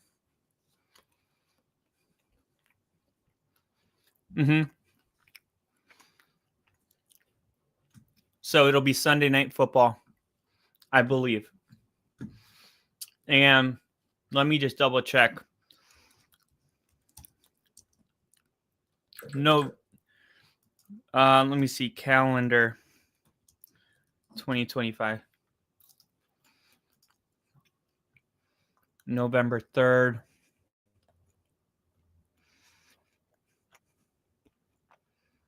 No, it's Monday Night Football. Okay. So the Cardinals are going to play Green Bay, and then they're going to go into their bye week. And when they come out of their bye week, they're playing the Cowboys on Monday Night Football. So we'll see them again on primetime in 4 weeks or 5 weeks.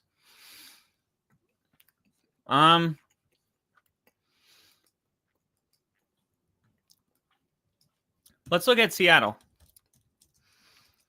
because now they're moving in the right direction. They're 3-1.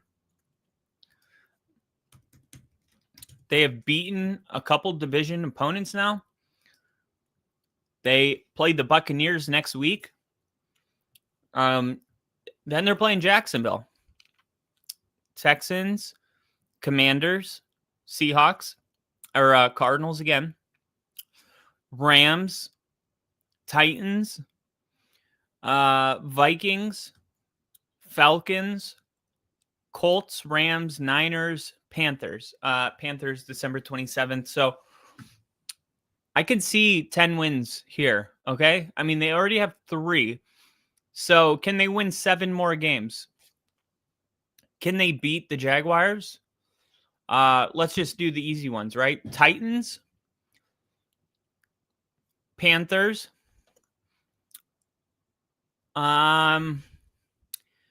let's say they beat the Texans and the Cardinals again, the Jaguars, and yeah, I don't know. This is going to be tough. This could easily turn into a 9-win team. I mean, look, you got to play a lot of really good teams still.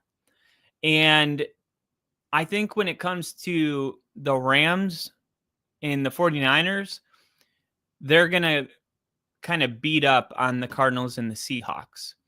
And then the Cardinals and the Seahawks will beat up on each other. I could see them splitting the series with each other, but I don't know. I don't know if the Seahawks are going to be able to win 7 of their remaining games when it's the Colts, and the Colts are good now, but you know, the Colts, the Falcons is probably winnable. They got to play the Vikings, the Commanders, the Houston Texans is winnable. I mean, yeah, I could see them getting to 10. I could see them getting to 10. But in order for them to do it, like, they need to continue getting better. This can't be like, okay, this is who we are this year. Nothing wrong with it, man. They beat up on the Steelers 31-17. They blew the Saints out 44-13. And then today they did what they needed to do to win. That's what good teams do, right? They win the game in the end, and that's what they did. But next week against the Buccaneers, that's going to be a real test. And then they have to play the Jaguars, which is going to be another test because the Jaguars are going to Santa Clara to take on the 49ers this week. And if they lose that game, they're going to really be desperate for a win at home in front of their fans. That's going to be a tough game for the Seahawks. And if they lose to the Buccaneers, that could be potentially 2 losses. So the urgency is real. If you're the Seahawks, just looking ahead, then it's the Texans, who I know are 0-4 every game they've played, but still, they are a tough opponent week in and week out. A really good defense to challenge Sam Darnold in this offense. And then the Commanders on Sunday Night Football, which is actually the day before the Cardinals play Dallas on Monday Night Football. So it's going to be Seahawks Commanders on Sunday Night Football, and then Dallas and the Cardinals. So prime time on Sunday night, NFC West going against the NFC East, and same thing on Monday, NFC West going against NFC East. This is going to be a interesting division. I can tell you that right now.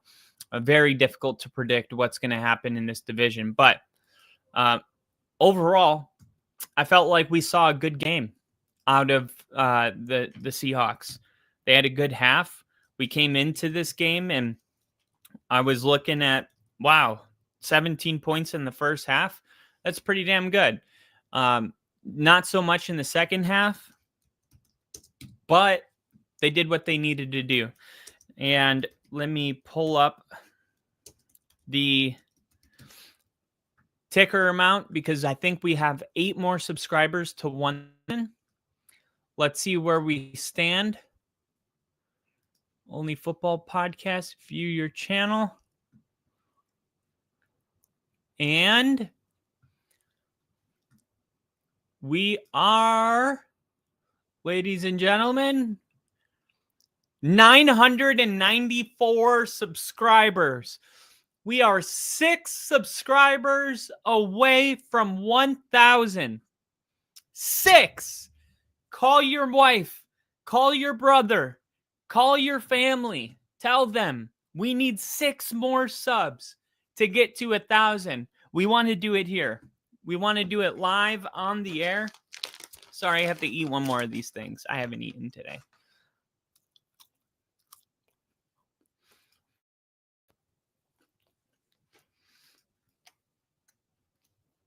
Six more. Come on.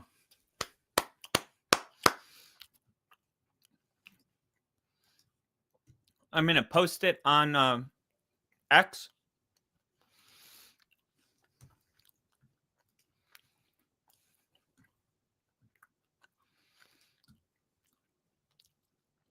And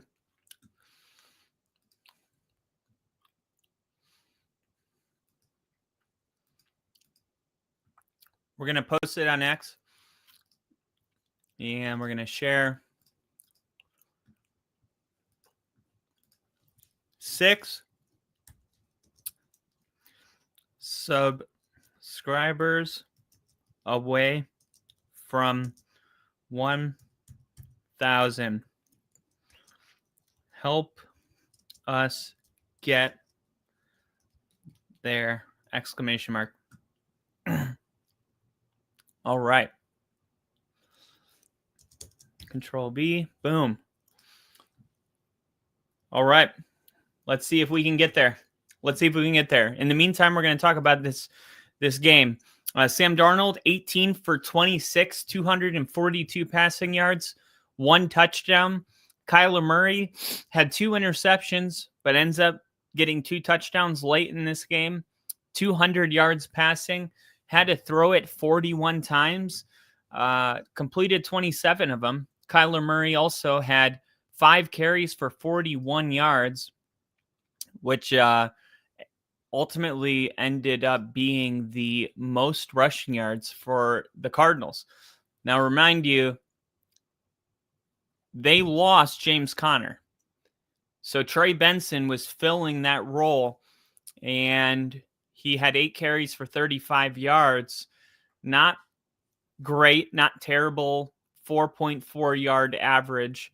We saw Amari Demercado take the touchdown drive. He took all of the snaps.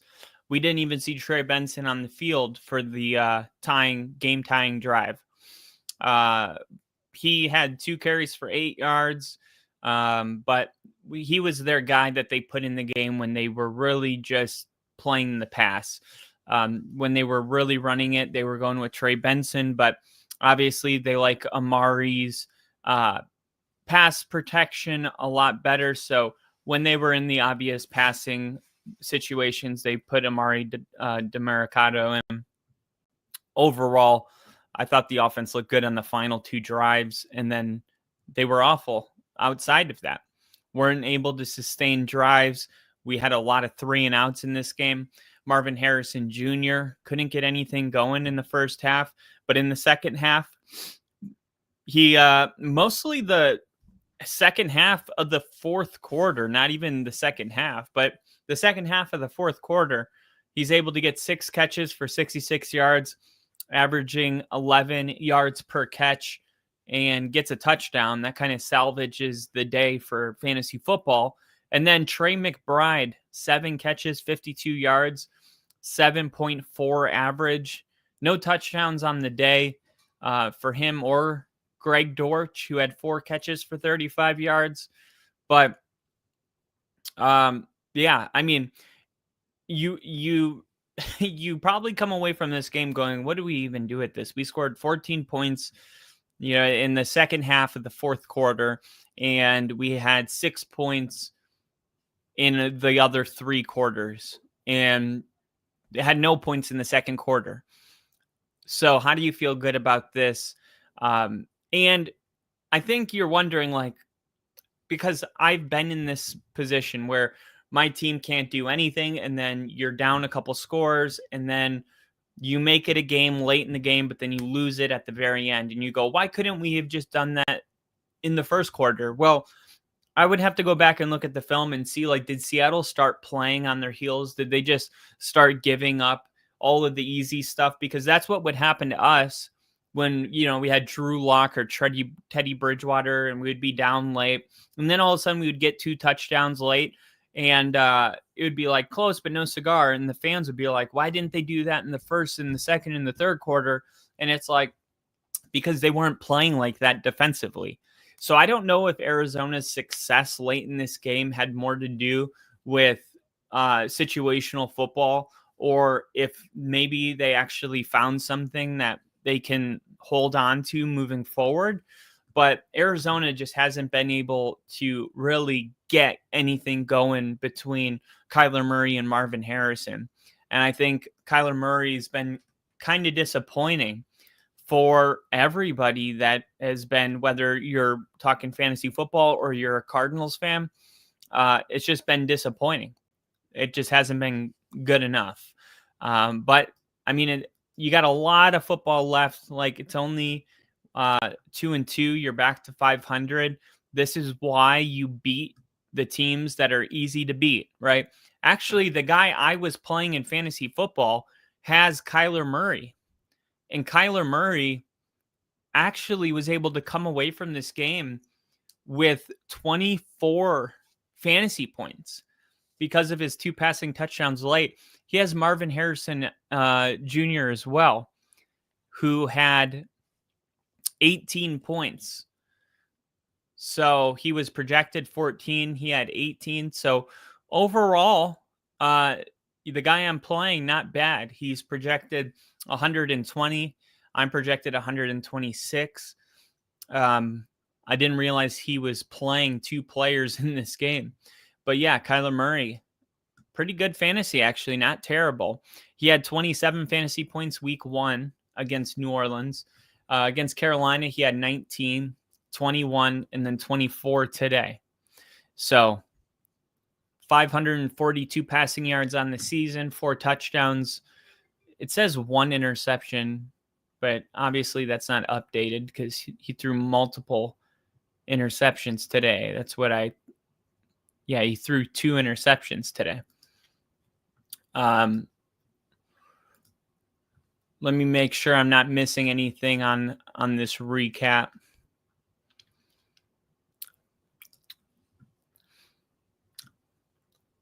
See, Sam Darnold engineered the game-winning drive with the help of JSN marching their team into field goal range.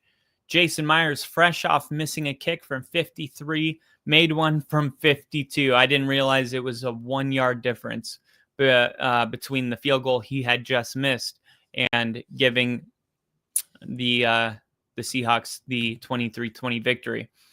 Mike McDonald will be happy that his group was able to escape with a win, even if it was a little too close for comfort. As always, though, a win all counts as the same. And pretty sure we're going to have, let's see if we got locker room press conference here. Let's go to the Cardinals and take a look. Let's see. Let's go. Come on.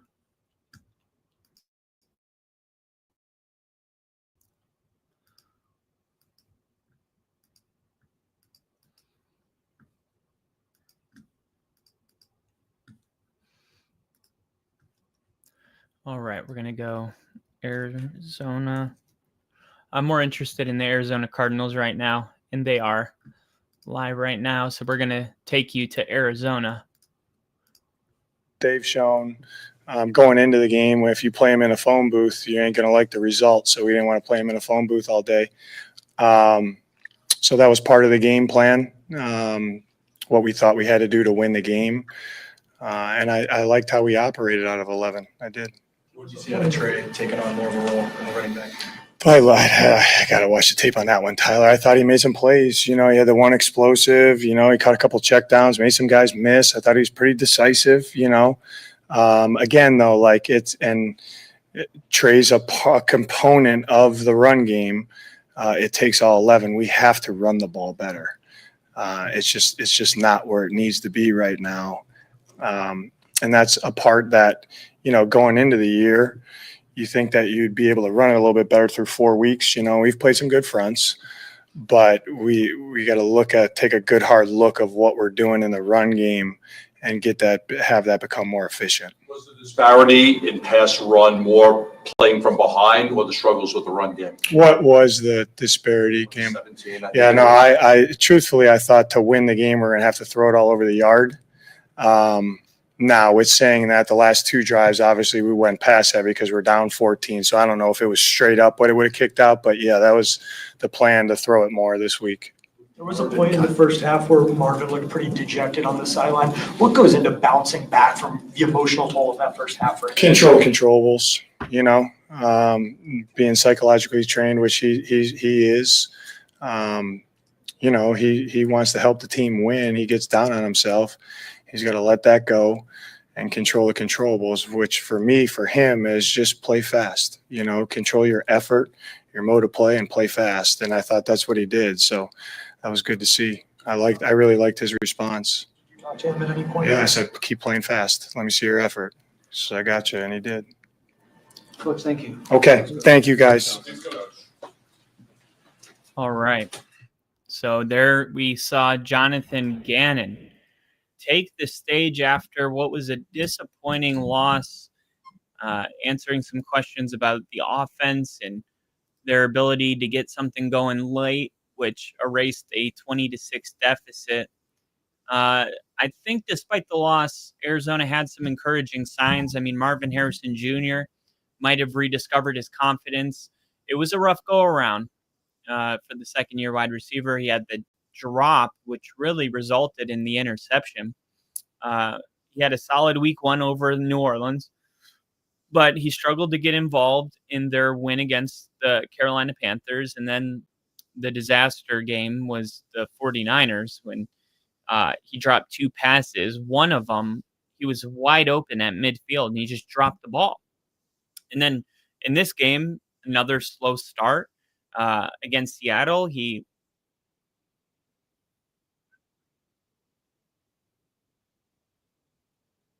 thoughts right here, and then we'll finish. 7 yards of offense at halftime, 138 by the end of the third quarter. What is it that's taking the offense so long to kind of get in here? We good? Yeah, no. Yeah, we were not. It wasn't clicking. It was not clicking. We're pretty much getting physically dominated whole first half. And it's frustrating because you watch the defense go out there and get stop after stop after stop, and offensively, we just couldn't get it going. Couldn't get it going. Credit to their defense, but we just gotta make more plays. We gotta show up, and be ready to go. You know what I mean? It's like we're just shit's loading. You know what I mean? And it's taking too long. Obviously, the resilience of the team is you love to see it, and you feel like give yourself a chance to win the game at the end. But it's just too late. Throughout the night with Marv, how did it kind of develop? The first half looked like there were a lot of struggles, miscommunication. What kind of clicked for the two of you in the second half? Fourth quarter. First half, he dropped the ball. Like there's nothing, I've seen Marv catch that ball like 100 times. I'm not. Again, I told y'all throughout the week I wasn't worried about it. Continue to go to him, obviously, and he came up clutch in the stretch. That's part of football. I got the utmost confidence in Marv. I will continue to have the confidence in Marv. We just got to go back to the drawing boards and be better. We got to be better. He knows that. I know that. Whole offense understands that. That we got to start faster and play better complementary football, because right now it's too all over the place, and it's not good enough. Haven't put 4 quarters together as a unit, to go out there and dominate. And you see the flashes, but like I said, it's margin for error is just so small. So we got to be better.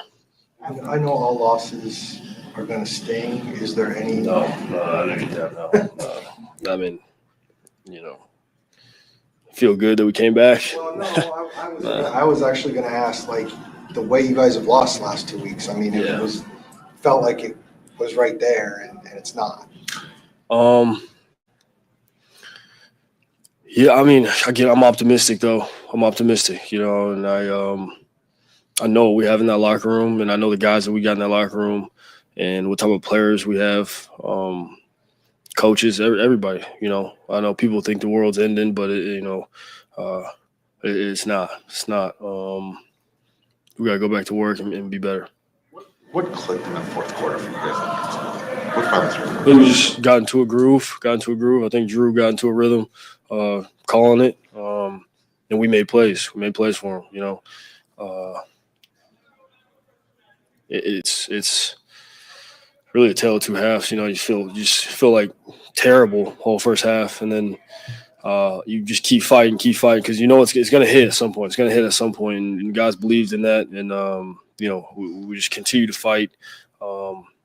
In the fourth quarter it clicked, but like again I said, it's too late.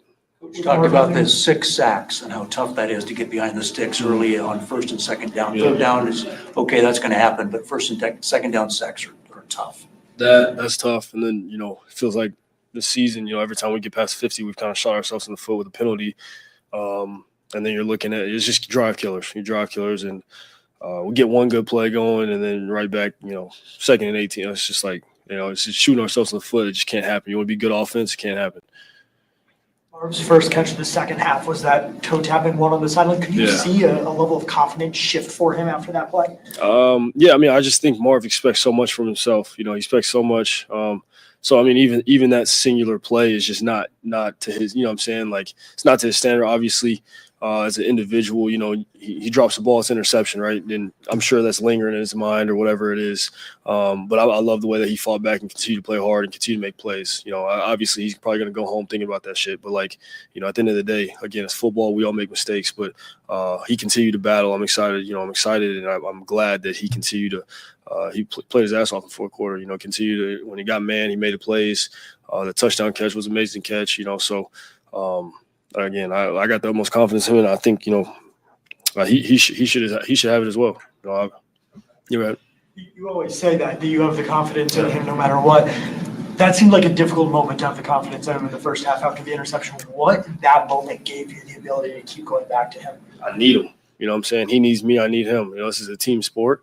4-quarter game. And I understand he's not coming out of the game. You know what I'm saying? I don't want him to come out of the game. So we got to get this going, and that's really just what it is. It's, just conversations on the sideline, keeping his confidence up.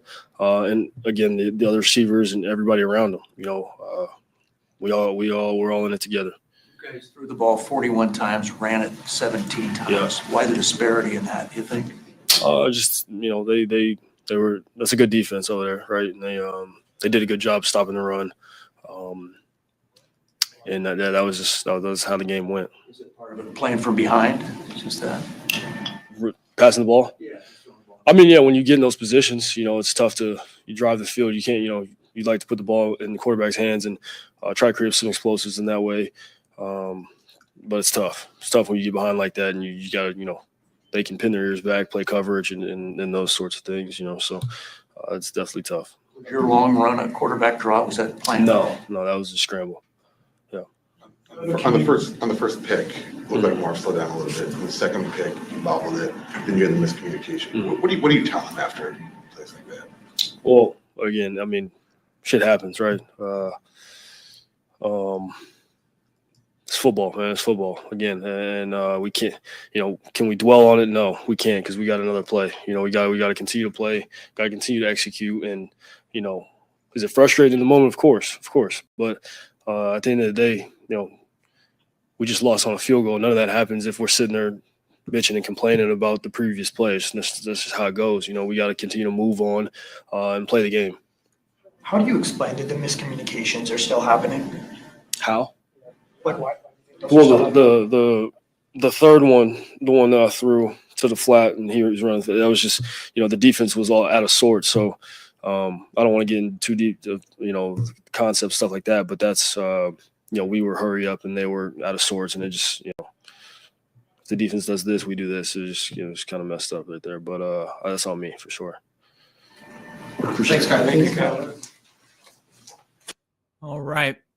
Kyler Murray believes that the world is not coming to an end just because they lost this game. And he did sound like he's staying optimistic. He said that I'm going to stay optimistic. I mean, it's funny because if all you saw was that, you would think to yourself, they must be 0-4, right?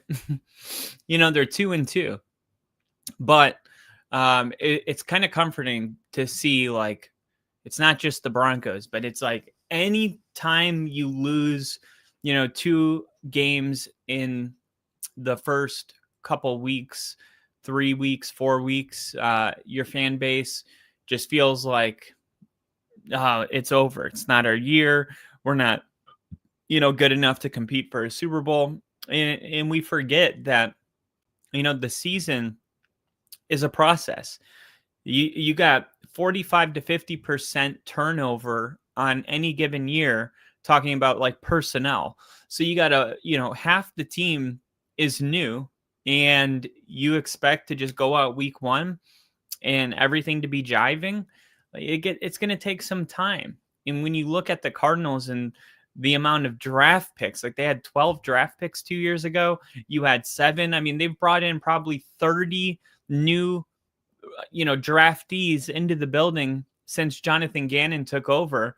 And they are still a young team trying to find their identity, trying to figure out what it is that they do well. Because right now it doesn't look like they can run the football. And that's why Kyler Murray had to throw the football more than 40 times today. And when you can't run the football, you're not going to have a lot of success in this league. You're just not. You have to be able to run the football. And with the injury to James Conner, you're wondering, like, okay, did we see enough from Trey Benson today to feel confident going forward that he's our guy? Or do they need to pick up the phone and maybe get somebody outside to come over and help them out in that department, because they were not rushing the football effectively in this game at all. And we got Crafty said, don't the players get fined for dropping explicatives like that? I don't think so. I think it's more like if you question the ref, like a specific call. But I don't think it's more like saying shit. I think it's more like, saying something that is truly offensive. Crafty said, sweepstakes idea. The 100th sub gets an autographed photo of Kyle's nips. Oh my God, Rick would love this. That would be awesome, because my nip is autographed. So it would be like an autographed picture of me autographing my nipple that's autographed. I mean, that is gold. Adrian Peterson, you busy, bro? I heard Adrian Peterson was actually considering a comeback, and I'm not even kidding. I heard that Adrian Peterson is considering coming back and playing. 994 subs, man. I hear Trent Richardson's still available. You know who might be available? Let's see. Who could do it? What about Dylan Sampson? Right? The Browns have 3 running backs, but 2 running backs that now they're going to be going with the other running back, but Sampson was the guy, but the other guy was dealing with legal stuff. And now Sampson is not going to be like the guy, so he might be tradable. An autograph of an autograph. It's like the inception of Nip's autograph. Yeah. God, this is hilarious. Man, what I really didn't want to do is I didn't want to go to bed and wake up and there's 1,000 subscribers, which is what will happen if we don't get it here pretty quick. I really wanted to be here live for this moment. It's a big moment. It's a big moment for the channel. The Cardinals take the out, and who did they? Seahawks. Seahawks are live. Let's take you to Seattle.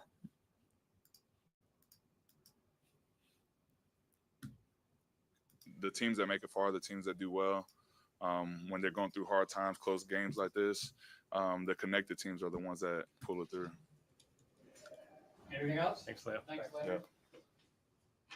Yeah. All right.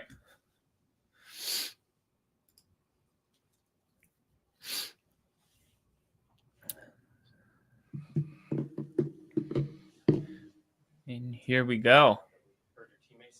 Is that Charbonnet? For you, what was that like to go out there? I know you've been back for a couple weeks, but just to get out there and get those sacks for a while. It means a lot, you know. I think that's Murphy. Everybody knows my role, you know. Is that Byron Murphy? You know, dealt with, you know, everything. So, but I know I kept my mind to the grind. You know, I just stayed down. Always told myself, you know, days could be worse. Let me you know, look up a picture. So, you know, make the most of it. I know I'll be back. Just kept preparing the way I usually did. Attacked my rehab really hard. Studied, You know, leaned on my brothers, all my brothers in the locker room, kept staying positive with me, the trainers, everybody. You know, it was all a That's whole not- organization effort. That's not You know, to Murphy. get me back on that field, and I'm very appreciative. And you know, I don't take none of these moments for granted. It sounds like you beat some of the timelines to get back. Did that surprise you? Was that what? All glory to God. You know, I put in the work. You know, I put in a lot of work this offseason, every day, every single day, even when I didn't want to, like rehabbing, doing something, whether that's icing or, you know, Normatec boots or, you know, red light therapy or, you know, anything you could think of, I was doing it. So, you know, I put a lot of time and effort into this and I feel good, you know, so it's a blessing I'm able to come back early and, you know, play to the level I've been able to play today. And, you know, and I'm used to playing, so it ain't nothing new. You didn't get to go through training camp or play preseason. Why won't they How tell are me you who that feeling is? in terms of your game legs, you feel like you're back to where you want to be? You still have them. I ain't gonna lie, I was gassed. I was gassed out there, man. But that just means when I get back to the facility, you know, get on that incline treadmill, walk something, Stairmaster, something, That boy, get my wind up. But no, I feel good. You know, when it came down to it, I didn't care how tired I was out there just trying to make plays. You know, so no. But definitely gotta get some more running and conditioning. In. Garrett Call. Few more reps than planned with D-Law going down. What was that? Was there some more reps than planned with D-Law getting hurt? No. Oh, I didn't even know he had got hurt until, you know, later. But, you know, we'll see how it is. He's a warrior. You know, he's played through anything. So we'll see if how it goes next week, and we'll see what the coaches decide. When they came to you this spring and said they were willing to work with you at a different contract number rather than just cut you. Some guys would get cut after not playing so much the last few years. What did that tell you? Was there a level of commitment there that reinforced that all this work might pay off? Yeah, I mean, that just shows how much the organization cares. You guys know about, who this you know, is? John was the one that brought me here, you know, from when I was free agent coming from the Chargers. So, you know, John didn't lose faith in me, didn't lose hope in me. I'm forever grateful for it. You know, I'm not too worried about the money. You know, like money's always going to, you know, be there. You know, I'm always going to, you know, I'm not worried about the money. I just want to be out there playing football again. He gave me the opportunity to do that. So. Leo was just talking about the connection he's seen on this team. You've been here a few years now. Have you sensed something a little different about this group? Yeah, definitely. I feel like it's connected. I feel like last year we were connected, but this year it's even more connected. Guys are spending a lot more time with each other off the field, which is very important. That's how you build the bond that we have. We play a lot of games in the locker room. You know, every time we see each other, everybody's laughing, hugging it up, you know, chatting it up. Offense, defense, you know, in different position groups. You know, this team is very connected, and that's something Mike's built, and that's something we've built, and we're going to continue to grow. There's been two games where you guys, your offense is taking the ball either behind or tied late, and both times they moved the ball down the field. This time ended up winning it. Let me see. How much Leonard confidence do you Williams. guys have on the defensive side and what that side of the ball started to do? We have a lot of confidence in our defense. You know, we take a lot of pride over there. No. We practice very hard. You know, it's a standard that we set for ourselves. We hold ourselves to a high Tyrese standard. Knight. But we know, you know, give the offense a chance, and they're gonna win this game like they just showed tonight. So no. It's what we've always prepared for. We always knew. Anything else? Thanks, Thank you. Thank you. Who the hell was that?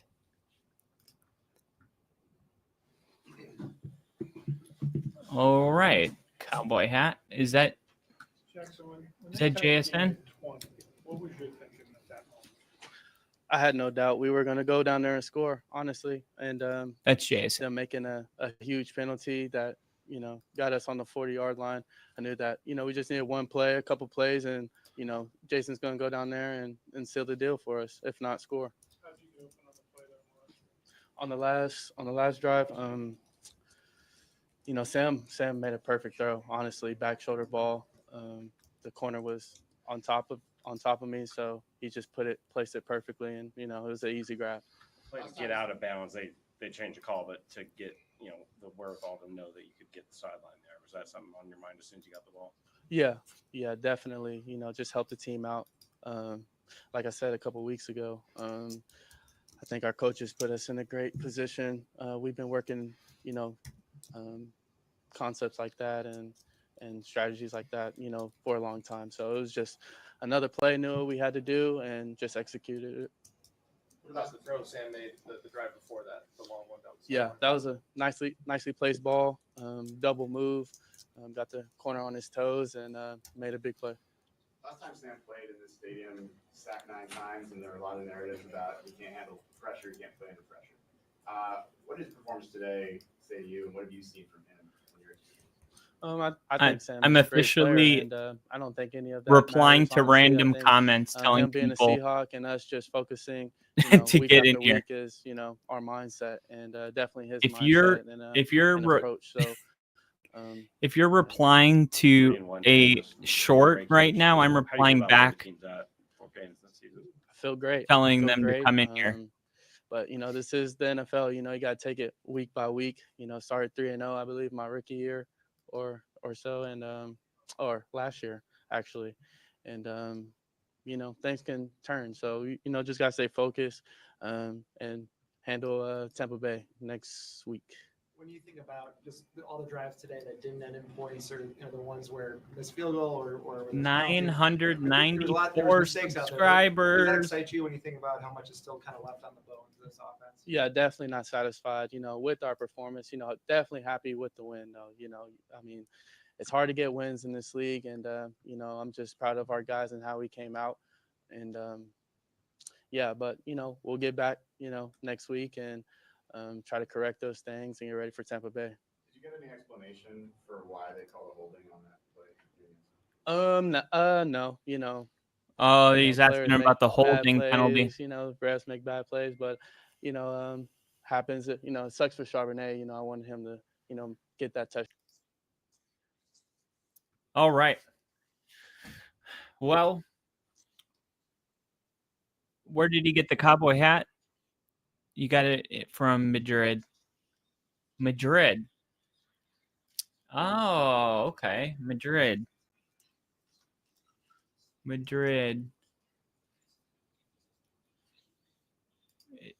Is that Spain? Cowboy hats? Do they wear cowboy hats in Spain? The Spanish beret is to Spain what the cowboy hat is to the American West. More than just a way to cover your head, it's a symbol of identity, of history.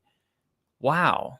Did you guys know that the Spanish boina is to Spain what the cowboy hat? So the boina.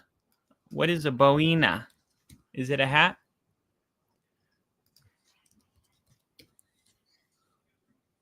Oh, no. This is not a cowboy hat. Okay.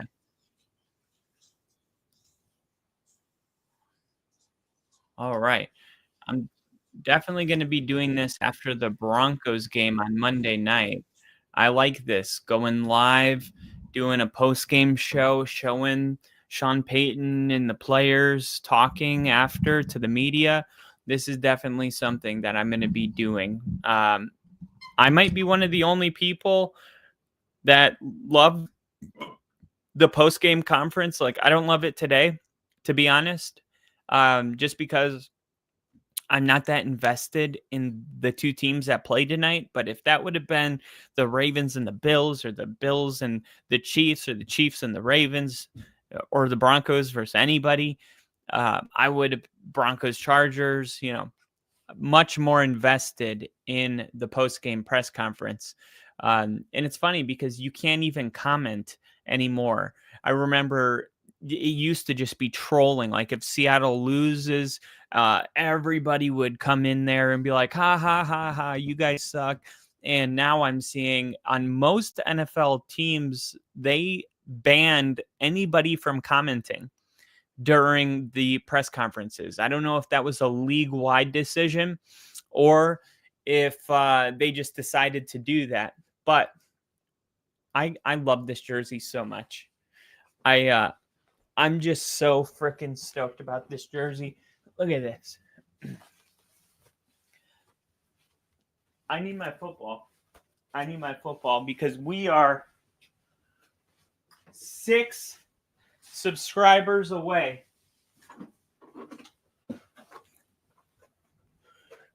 We are 6 subscribers away. Should I do it with the hat? What's going on with my hat? No, it bent. Are you okay? There we go.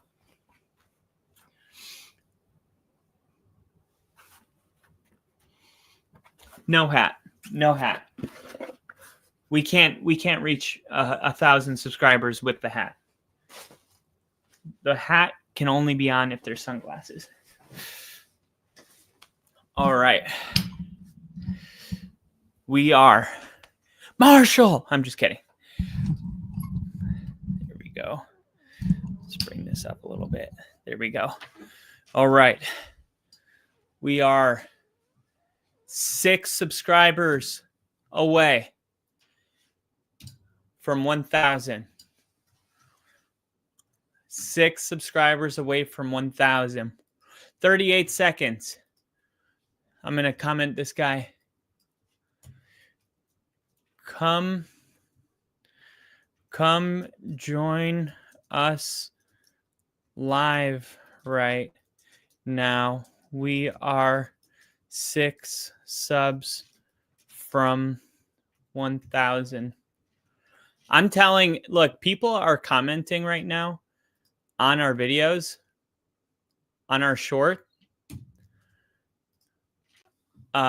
And I'm just replying to the comments saying, come join us.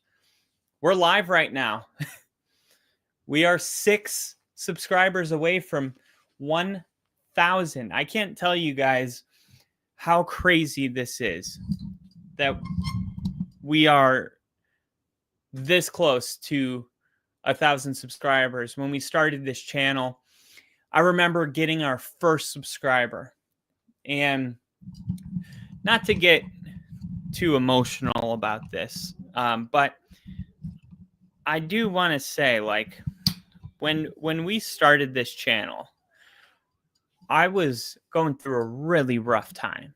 I was going through it. I mean, I had gotten in my accident. My leg, for those that don't know, literally blown up. Wasn't sure if I was going to walk again. I was going through a divorce, and anytime you're going through a divorce and you have a child, things get really weird. She was able to put in a motion to relocate, and the court approved it. She moved to Puerto Rico and took my son to Puerto Rico. The Navy informed me that they were going to medically discharge me, even though I was fighting for my career. They were like, yeah, we don't want you. You're broken. And in a matter of just a couple months, I had, lost my son, my career, everything. We only had one car. I lived in base housing. Now I wasn't allowed to live in base housing. So I was homeless in the military.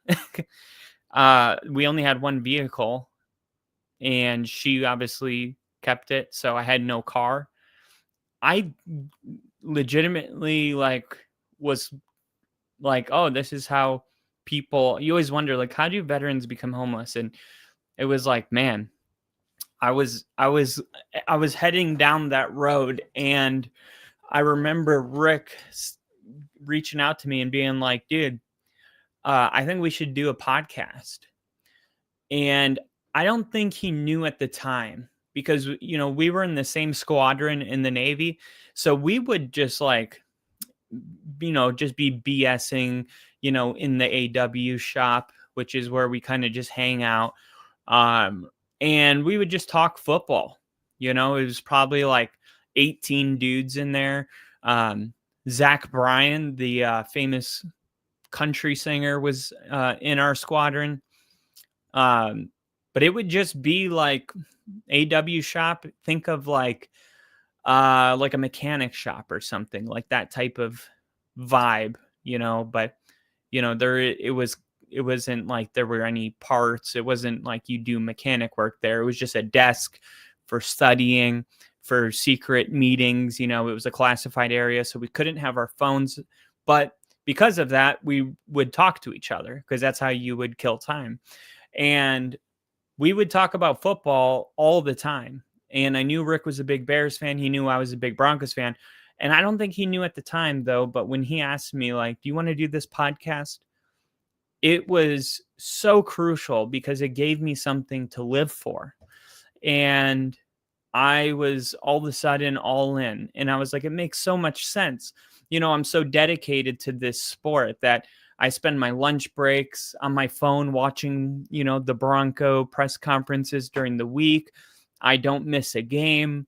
I'm watching all the Colin Cowherd, ESPN. I'm putting so much time into this hobby, but now I can actually like put it to use.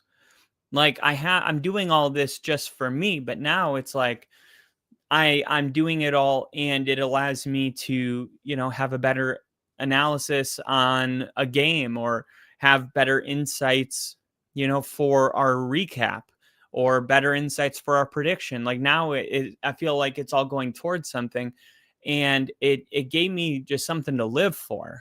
And it didn't even matter that we had nobody watching. When me and Rick first started this, we didn't even know we were going to do it through the computer. He was coming over to my house, and we did our first episode in my basement. And we were at the table next to each other. Like he was sitting across the table, and we just had two mics, and we were just talking. And it was fine. Like it wasn't, you know, bad or anything, but we've definitely come a long way. And then after, you know, a couple weeks, we decided to move it to StreamYard. And then we started doing it through the computer from his house to my house. And we were doing it, you know, 3 days a week. And I remember we were in the middle of an episode. We're probably 3 months into it. And I remember there's a little viewer symbol on top of the video when you're going live. And I remember, you know, for months, it was just a goose egg, 0. I remember the moment it went, and me and Rick were just like, whatever you do, don't freak out. Somebody's watching us. Like we were just like, it's probably one of our family members. And then JST, I believe, comments, hey, like, you know, about what we're saying. And we were just ecstatic that for the first time in this channel's existence, that me and Rick weren't just talking to each other. Because it felt like this is just going into the void of the universe. No one's actually listening to this podcast. And that was like, oh, somebody is. And he happened to be international. It wasn't even somebody in America. It was like, yeah, there's a guy in London watching, or Australia, wherever he was. And it was like, wow, okay. So we went live for a while, and that was our viewer. And I was cool with that. And I remember it was Thursday Night Football. And I remember texting Rick like, hey, I'm in a live stream tonight. It was kind of on a whim, and I'm doing it. And I had to pee really bad. Okay. And it's the second quarter, and it's ticking down. And then as soon as it goes to halftime, I run to the bathroom because I had to pee. And I go pee. And when I get back, I see Grassi Posse raid, Grassi Posse. Now, I had already been a big Tom Grassi fan. I was actually not a huge fan because I actually, this is funny because now I love Tom Grassi, you know, now. But it was like when I first met him, I met him through Brandon Perna.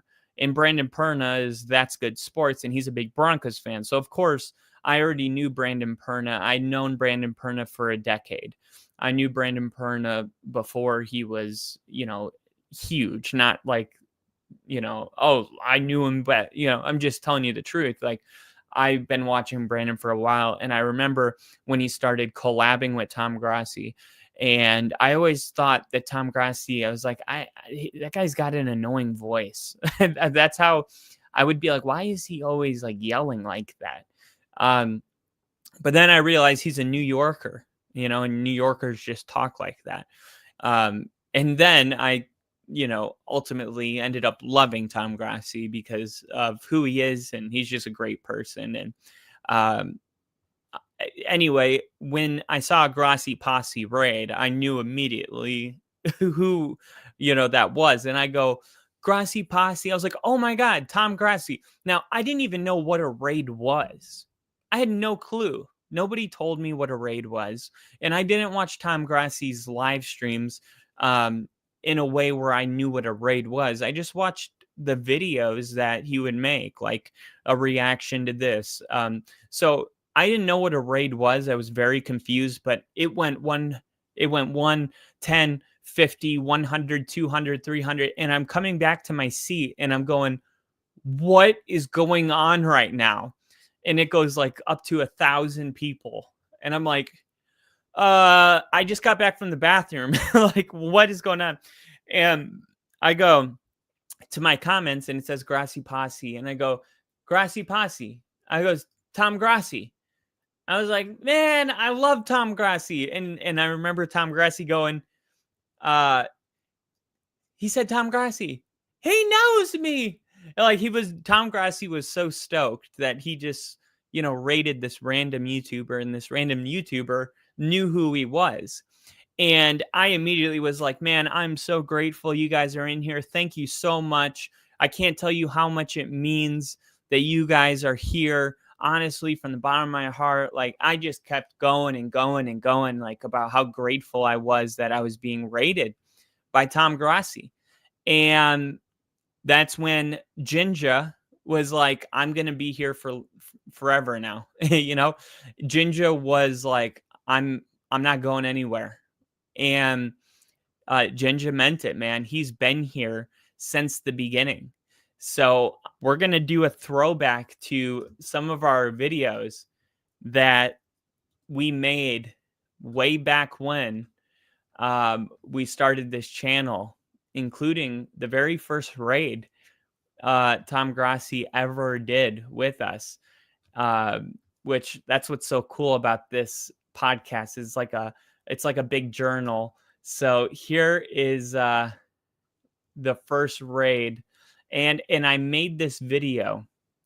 I made this video after we were raided by Tom. So I hope you guys enjoy this. This person is a Bears and Broncos fan? I don't think we've raided this person. Boom. Let's try it. Let's try it. Grassi raid, send in love. Yeah, so I put a link in the chat. We go, we swarm the comments, we give them likes and subscriptions, send positive vibes and all that great stuff. Let's see if they notice. They had 0 people in there, 0 likes. Gonna be different now.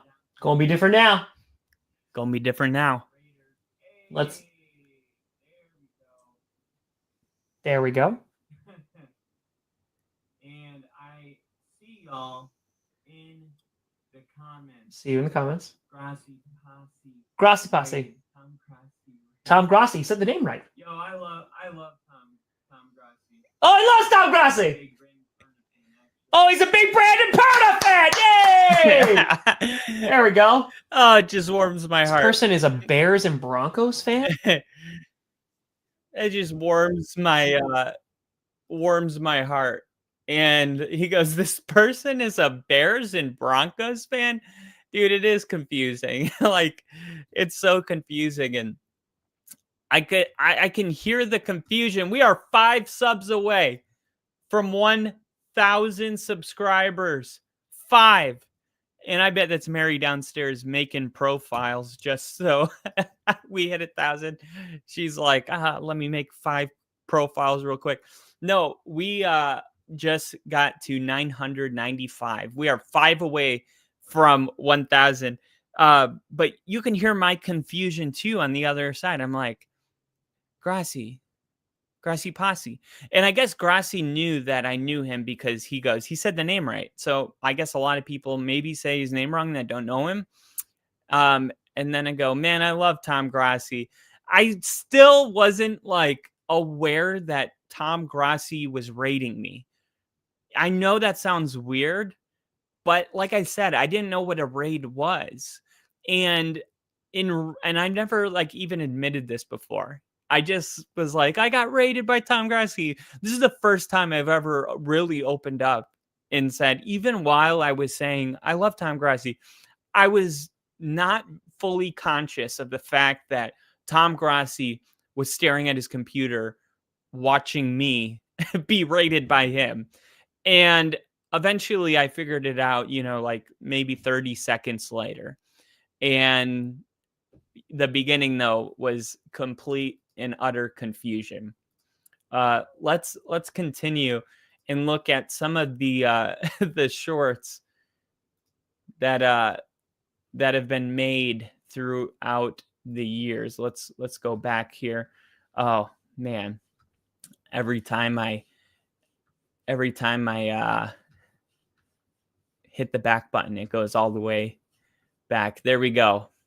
So thank you for the raid, Tom Grassi. This is back when we were a part of Star 6 Media. Then we got Buffalo needs to win this. Denver Broncos finally give me hope. Oh man, do we see this? Let's take a look. Perfect. Go. Releases it, and it's Marlon. Go! Go! Go! Go! Mac chewing up real estate.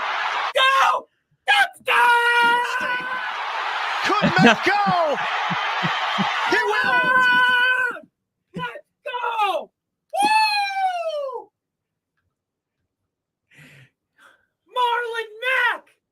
Marlon Mack. I forgot this guy was on our team. Ball game! Woo!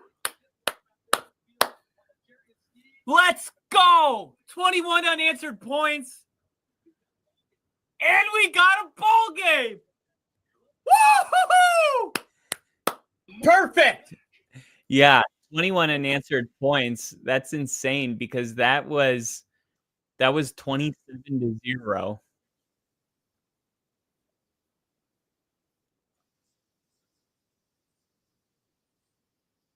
Oh man, this was the trade for Christian McCaffrey. And I knew that this was going to be a big trade. Look at this. Kyle Shanahan, Coach of the Year, Star 6 Media to tell you why.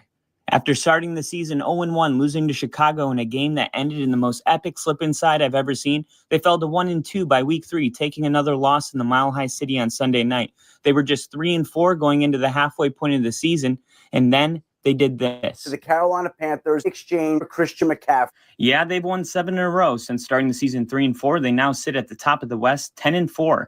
I'm mostly impressed with Shanahan's ability to overcome adversity at the most important position. They lost Trey Lance, their starter, in week 2. No problem. They moved on to Jimmy G in week 13. Lost him. So they turned to a player drafted with the last pick in the last round, Brock Purdy. Shanahan's offensive mind has made it look as if it didn't matter who suited up at quarterback. Shanahan dials up plays to simplify the quarterback position for a guy with no experience. Brock Purdy, 56 points in his first 2 starts. There are simply too many valuable weapons on this team to stop them. Shanahan's a marksman. Kyle Shanahan, Coach of the Year, Star 6 Media to tell you why. After starting the season 0-1, 6 Media. Purdy makes me Brock hard. I'm going to tell you that right now. Oh my God. He makes me Brock hard. He had a game against the Bucks. Purdy makes me Brock hard. I'm going to tell you that right now. Oh my He God. makes me. Heineke is in shotgun, standing on the 15. He's going to take a 3-step back. Giants bringing pressure. Step up in the pocket. Heineke steps up. He's trying to get loose. He's got some space. He's got a lead block. No! Dotson! How did you not pick up that block? Takes off to the end zone. Short. How did Dotson not block that guy? You got to be shitting me. Why is he even running with Heineke if he's not going to block? It makes no sense. He tucks it and runs, and Dotson, you see the guy. What are you doing? You got to get in there, man. You got your quarterback laying out his body. You got to throw your body at that guy. Look at that. That was a missed assignment. Look at that. How do you not make that block? That's unbelievable. The Giants went on to lose that game. In shotgun, standing up. Mac Hollins out on defense. He's all the way back. Stevenson. Or is anyone going to? Is inside the 30, flips it back. Stanford band nowhere in sight. Uh-oh, it's picked off. Uh-oh, oh no, unbelievable. Oh, wow, incredible. Chandler Jones takes it in and wins the game for the Raiders.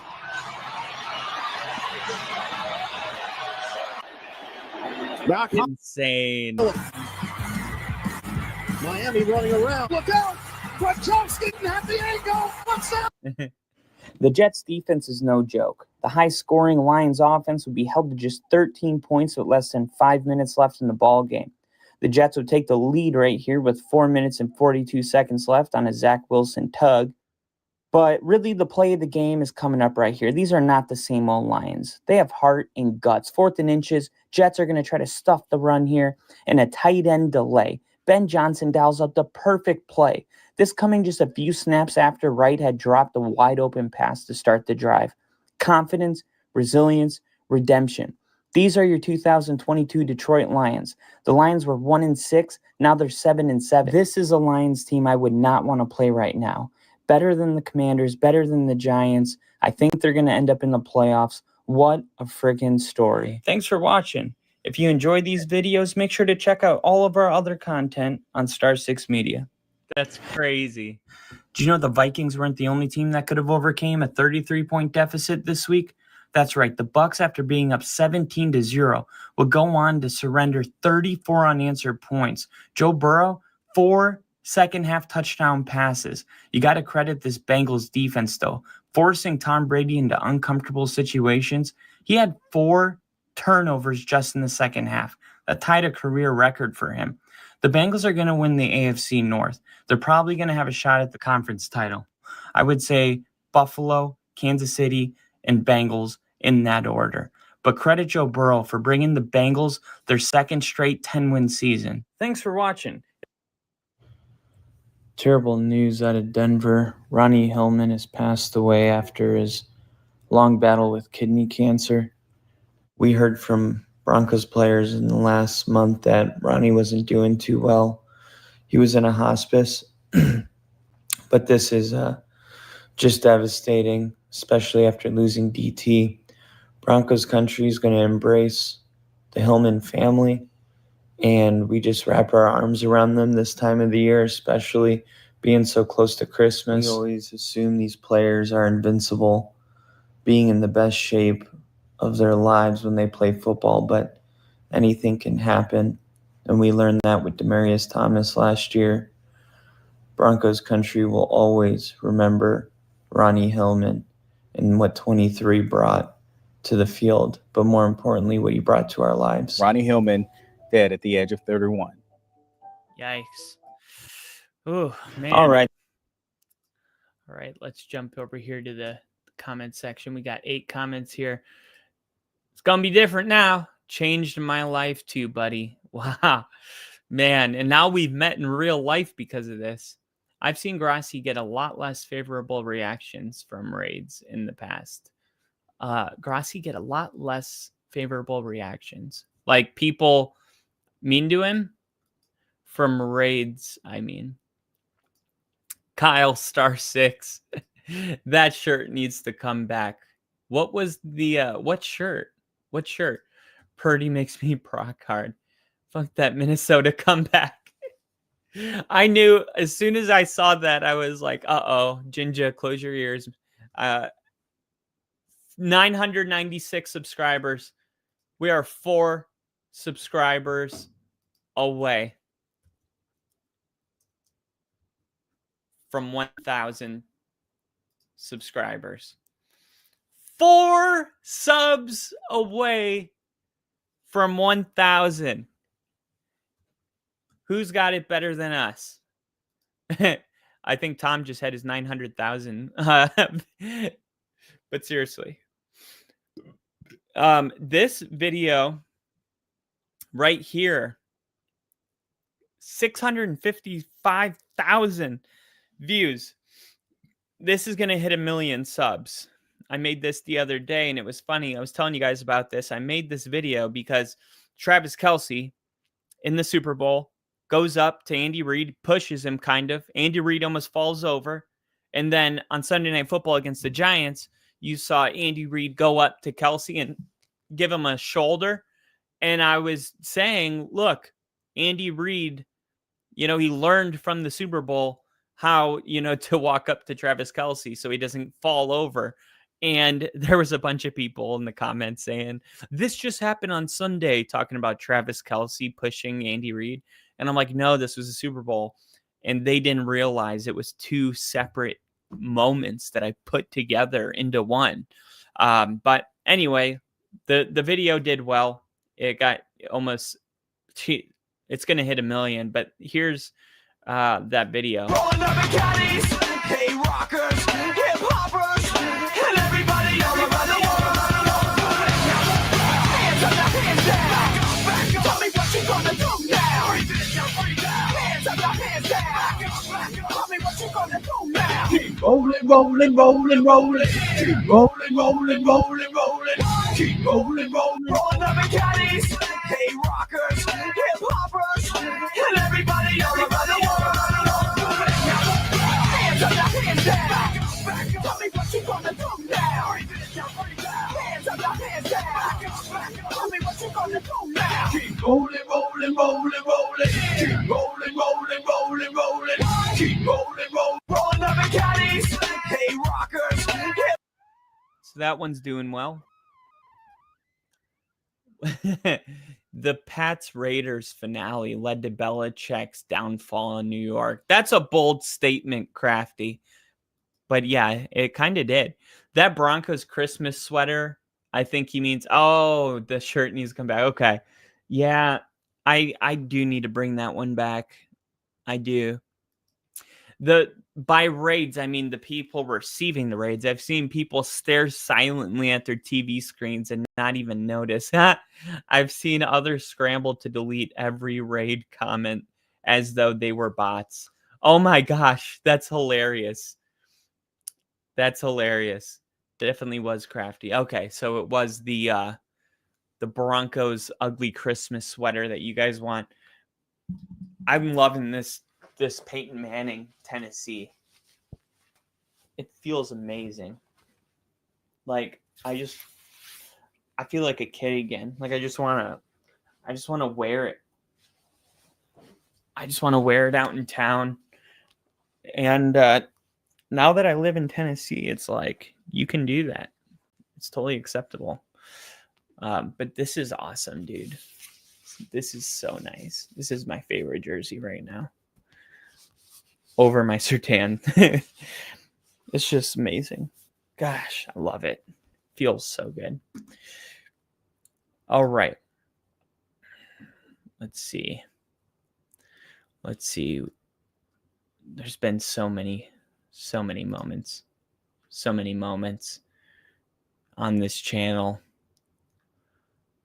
It's crazy how 4 years has gone by so quick. And we were rated twice by Tom.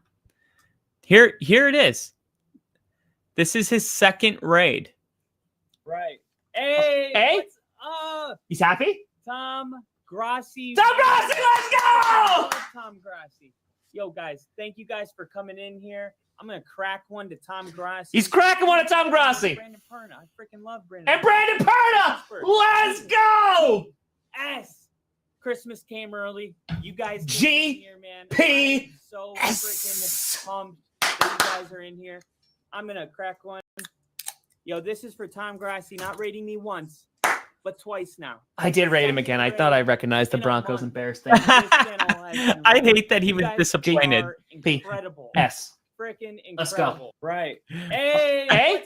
What's up? He's happy. He's happy. I was so disappointed that I disappointed him by telling him that he rated me once. I'm jealous of that one for sure. Oh, man. Let's see. So we got rated twice by Tom Grassi. And honestly, none of this without Tom's raids, which is the crazy thing.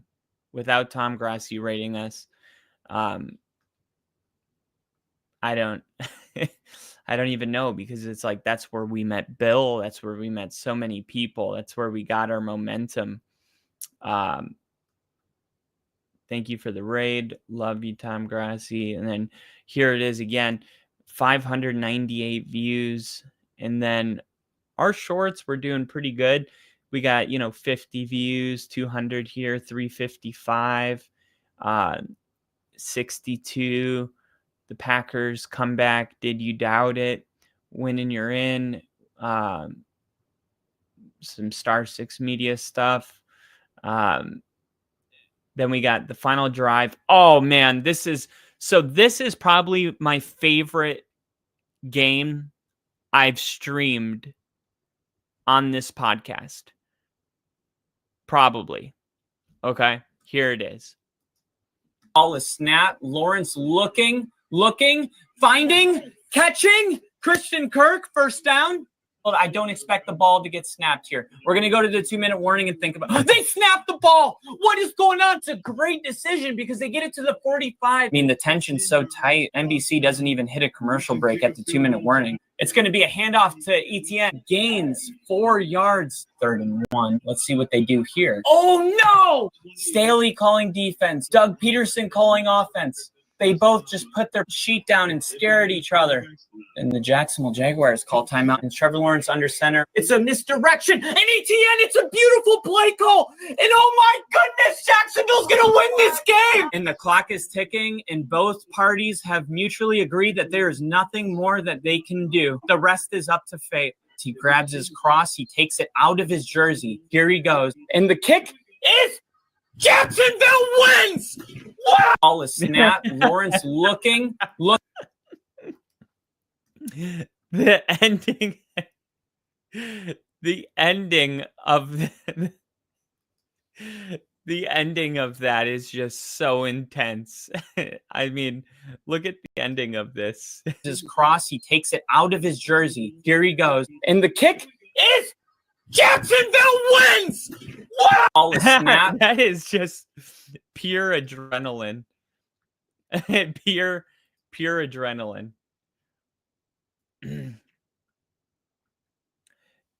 And that, Jinja, I feel like you and I both need to have this jersey since we have shared custody over Manning. We can wear this, and you don't have to wear a Broncos and I don't have to wear a Colts, but we're still united in orange. The Jags comeback was incredible. That was such an incredible moment, man. I think it was a playoff game. So that's what made it so special. We are 4 subscribers away from reaching 1,000. How are you guys feeling? Time to fire his ass for disrespecting the coach. People are saying time to fire his ass for disrespecting the coach, even though Andy Reid was the guy that bumped into him. Oh, man. All right. Let's see some other good moments on this channel. There's been a lot of great moments on this channel. Let's find. Oh, look at this one. This right here. Tom Brady's helmet signed. What's going on, guys? The channel's getting crazier. This helmet was worn by Tom Brady in Super Bowl 49, where they had that interception on the goal line. Patriots end up getting a win. Bill Belichick, the entire roster has signed this football helmet. Here we go.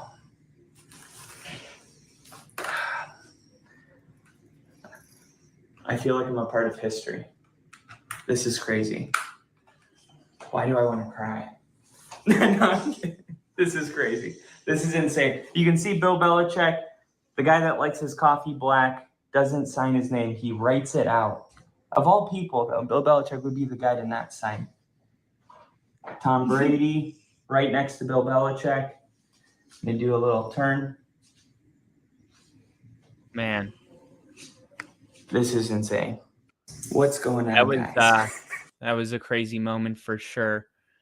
Turns out Tom didn't wear that helmet, but it was signed by the entire Super Bowl team, and it is a actual Patriots helmet. So what a cool moment that was. They all signed it after the Super Bowl.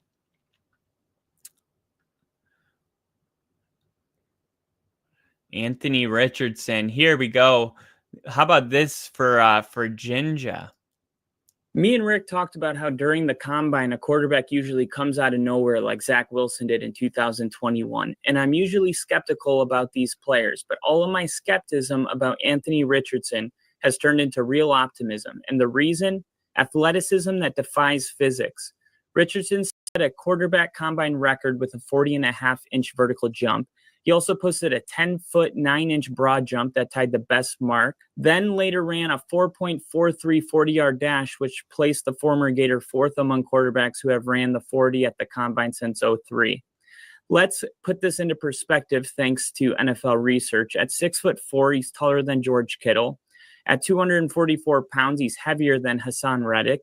His hand is measured in at 10.5 inches, which is bigger than DeAndre Hopkins, don't tell Joe Burrow. His 48.5-inch vertical is higher than Devontae Adams, and his 10-foot, 9-inch broad jump is longer than Odell Beckham Jr. Me and Rick talked about how during the combine, a quarterback usually comes out of nowhere like Zach Wilson did in 2021. And I'm usually skeptical about these players. Wow. I don't remember how I made that short, but it was incredible. I need to go back to that format of making shorts, in that way. We got a new notification. 4 seconds ago. I'm going to reply. We are 4 subs away from 1,000. Come join our live stream.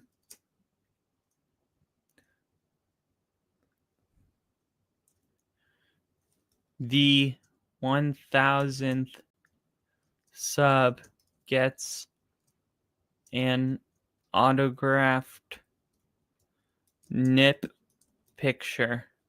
No, I should leave that out. I'm just going to say, come join our live stream. Come join the live stream. Why not? Why not? Let's see. Let's see if that guy subscribed. No, we actually lost one. So now we're back down to $9.95. I didn't know we could lose one. What the hell? You're going the wrong way. What? He's drunk. How does he know where we're going? Back to 5. You truly hate to see it. Truly hate to see it. Anthony Richardson hype. Kyle should do the remainder of the stream in ASMR style until he gets those subs. Haha, that athleticism didn't help shit in the league, that bastard. If you poke that helmet with a pin, it will deflate. Oh, you guys are awesome. You guys are awesome. I'm so glad you guys are here for this.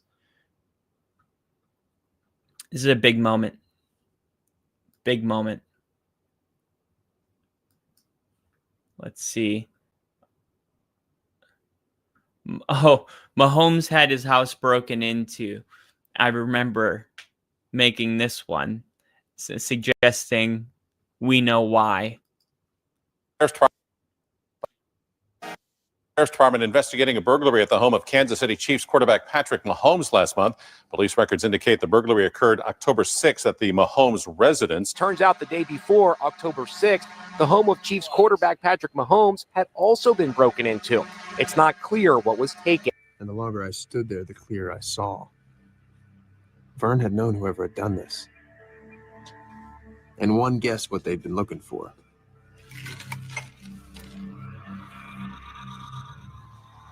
But had they found it? You have a few superstitions, and that one of them has been wearing the same pair of red underwear on game day for years now. Give us some credit, old man. We're panty professionals.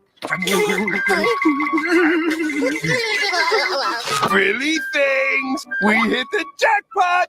Oh, yeah, Mr. Woo-hoo. You finally came through for me, boys. First department. I got to say, I feel like that's some of my best work right there.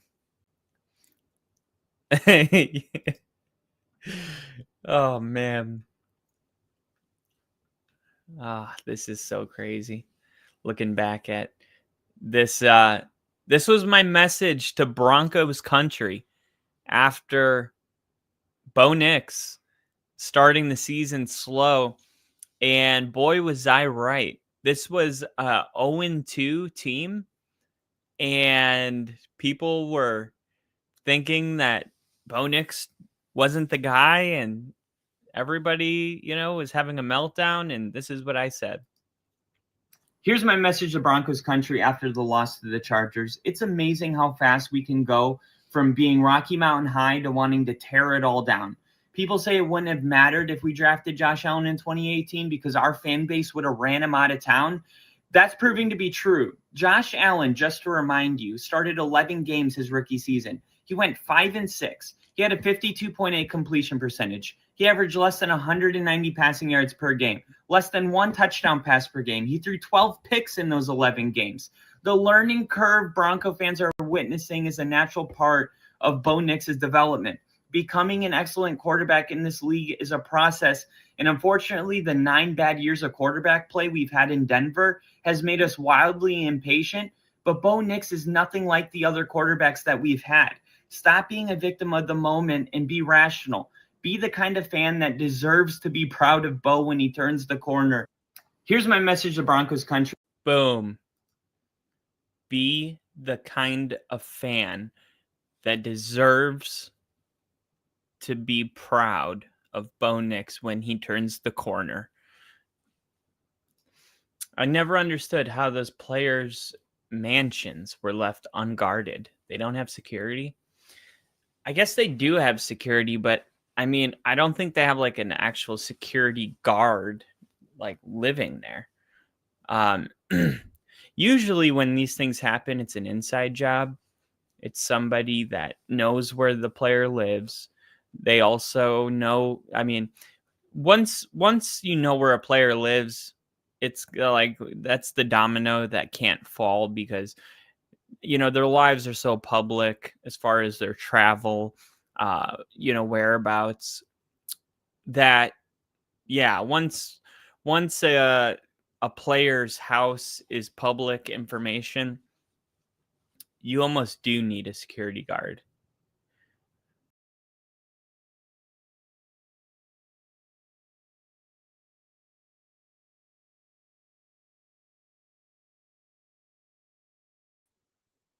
Just kidding. I'm back. Thought for a second that I left. I hit back on the wrong button. All right, only football. There it is. 995 subscribers. We are 5 away from 1,000. 5 subs away from 1,000. Let's see. What do you think of drafting Bo Nix? The Broncos will play Russell Wilson week 2. Emotional fan reaction to Fields. Can't say thank you enough to the city of Chicago. They went with Saquon Barkley. How big was the signing of DeAndre Swift? Optical training tech, the revolution of the NFL. Eagles center Jason Kelce announces his retirement. Justin Simmons released by the Broncos. Wow. Backwards logic. Devin Hester is a Hall of Famer. Thank God Aaron Rodgers is gone. That had to have been Rick. Tyreek Hill press conference after loss. Bears suck. Let's give this a look. Oh, 666 views. Let's be the 667. Eberflus and Getsy, that's 10 in a row, you stupid fucking idiots. You fucking cowards. You deserve to get fired. I hope nobody ever hires you fucks again, but you probably will. Thing is, you're never going to get a hood coaching job ever again in this league. Coaching job. Fuck you for what you've done to the Bears, what you did in this fucking game against your fucking rival. That's 10 in a row, you stupid, scared fucks. 9 fucking points, you dumb fucks. You were in the red zone like 3-4 times. You couldn't get a fucking touchdown. 9 points. Your defense only lets up 17, but you let Aaron Jones run all over your fucking defense, Getsy or Eberflus, both of you fucks. You guys are fucking cowards. You play scared, and you deserve nothing but coordinator and special teams positions from here on out. You fucking losers. You fucking cowards. I hope you guys are not back next year. I know you won't be back next year. If you are, fuck this team. Eberflus and Getsy, that's 10 in a row. You. Oh my God. Rick, unhinged. Unhinged Rick. Rick, the bad man is gone. Was it the Chiefs Wolf dude that was robbing banks that got Mahomes? Was it the Chief Wolf dude? Maybe. I think it was Josh Allen. Personally. I love that. Rick. We all love that version of Rick, right? Ravens to sign Dalvin Cook. Bears will beat Packers.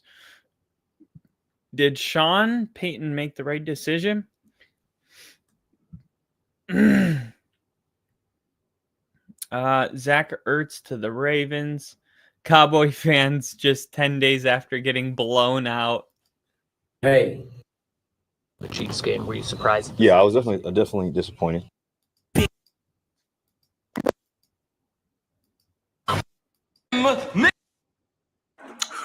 Whoo, Chargers fans. What happens from here on out? With Staley? This was that game where the Raiders won like 56-20 or something, and he ended up getting fired immediately after. Oh, deep. Where was that? Biggest hater. A month. I thought I could find it. Oh, wow. It's over. Man. So I made this video after week 13 last year. Atlanta needs to move on to Penix. So, okay. So this was week 12. Well, tonight just basically sealed the deal. The first seed in the NFC is either going to be Detroit or it's going to be the Eagles. For Detroit, they have pretty hard matchups. They have Buffalo. They got the Packers. They have to play the Bears twice, which could be stingy games. They also have to play the 49ers late in the year with their season on the line. But the Eagles, they have Baltimore next week, and then it's pretty winnable. They do have the Commanders and Steelers, but that's pretty much it. So if you're an Eagles fan, you're hoping that one of these teams beats Detroit. But if you look at the 3 seed or the 4 seed, they have like a 4-game lead on those teams. So we know that the order of 1 and 2, it's either going to be Detroit and Philly or Philly and Detroit.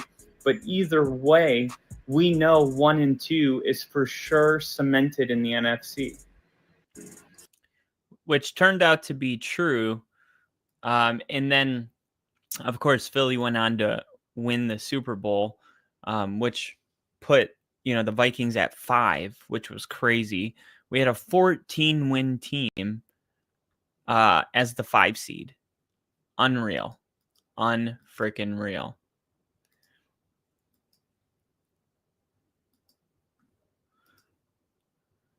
Man, we are still stuck on 995. You know what? We might have to just accept that is that going to happen? We plateaued.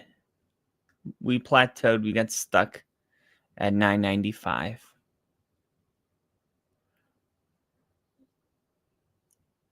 Let's see. Put your bets in now. Bears to the Super Bowl. Colin, you okay? We had hard conversations.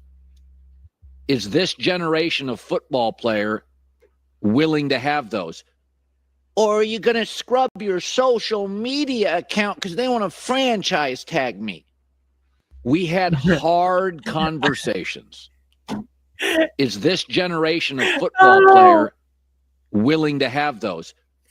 Or are you going to scrub your social media account because they want to franchise tag me? We had hard conversations.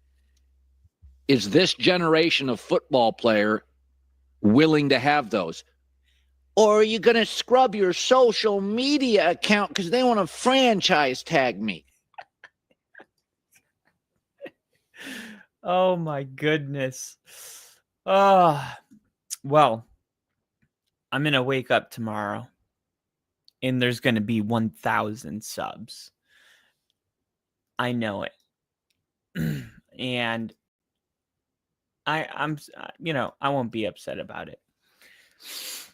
I thought there was a chance. You know what? Let me try one more thing. I'm going to open up Twitter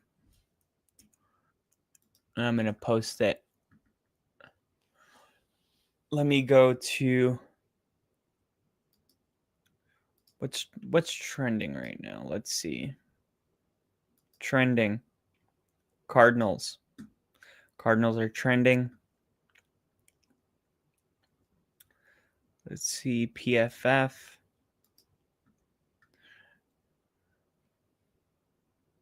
Here we go. We are 5 subs away from 1,000. Help us get there.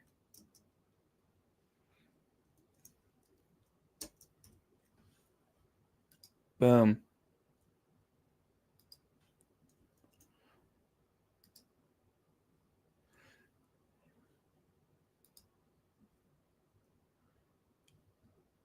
Wait, it didn't even give me the... There we go. Let me delete that because it was the wrong...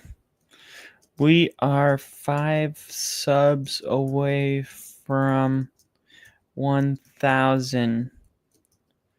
Help us get there on our live stream. There we go. All right, so I posted it on PFF. 8 hours. Let's go. Latest.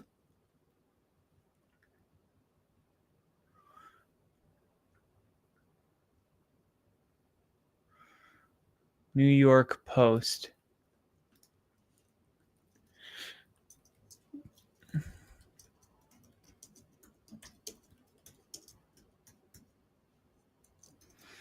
Help us get to 1,000.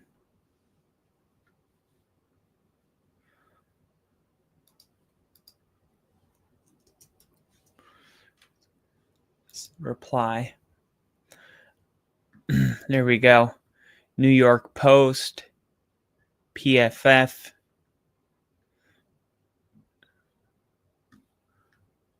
Let's see if we can get our 5 from there. All right. Yes! We got Malcolm just subbed. Let's go. Thank you, Malcolm. Let's go. Malcolm, where did you see? Was it on X or was it on YouTube from our short? Let us know in the chat. And in the meantime, I'm going to pull up my fantasy football, and I'm going to answer any fantasy football questions you guys have.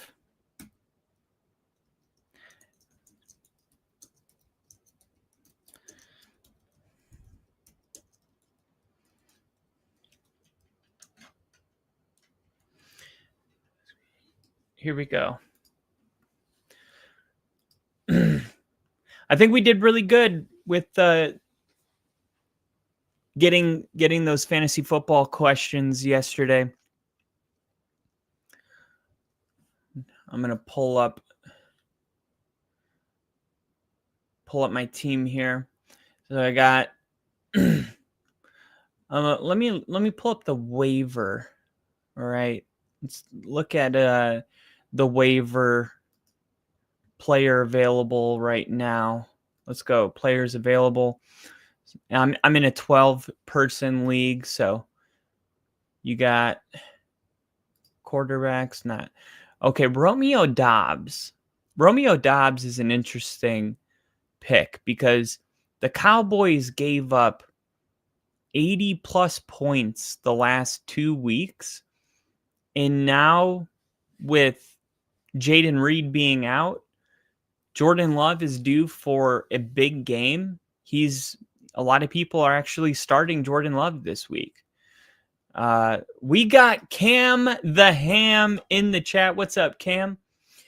We were 5 subs away from 1,000, and we are just going live here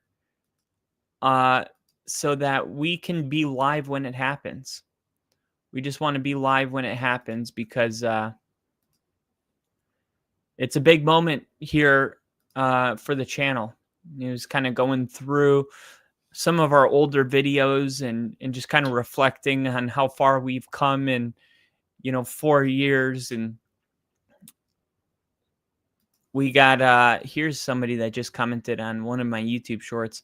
He's such a girl now. I'm going to put the link here to our video.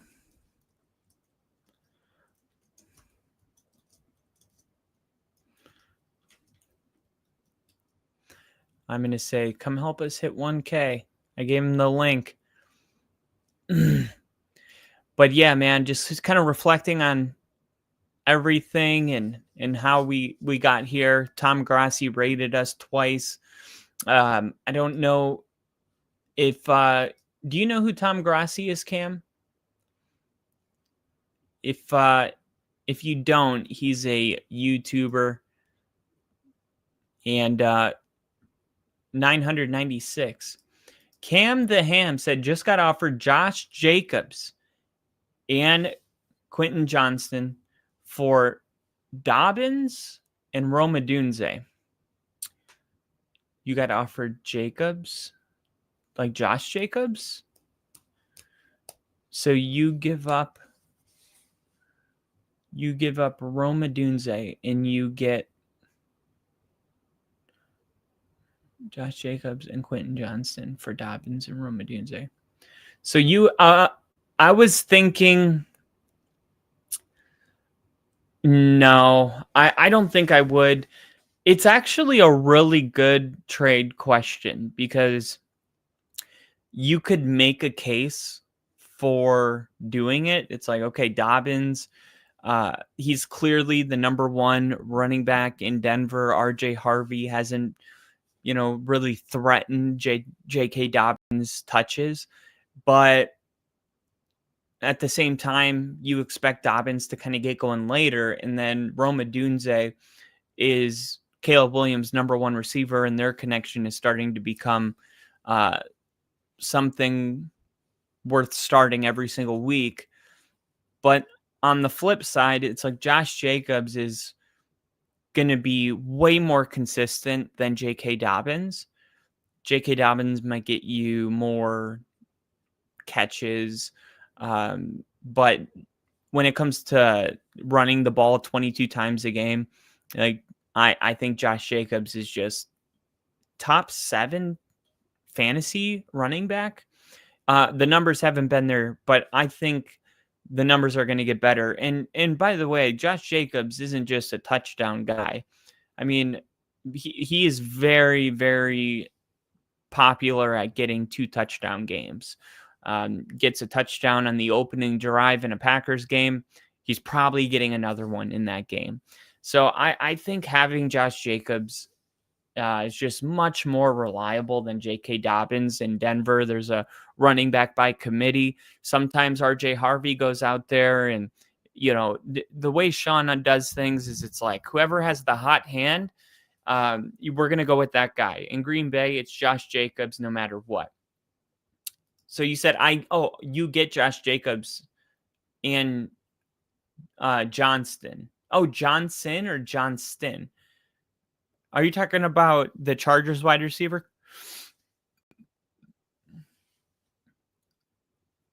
If you're getting Josh Jacobs, I would make that trade.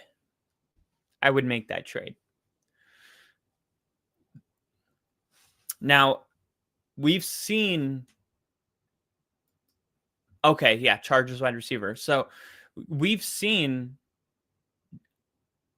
Johnston have, his breakout season. Let me pull it up. Johnston.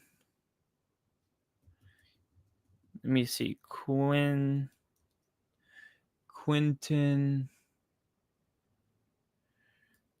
How do I spell this guy's name? Let me see.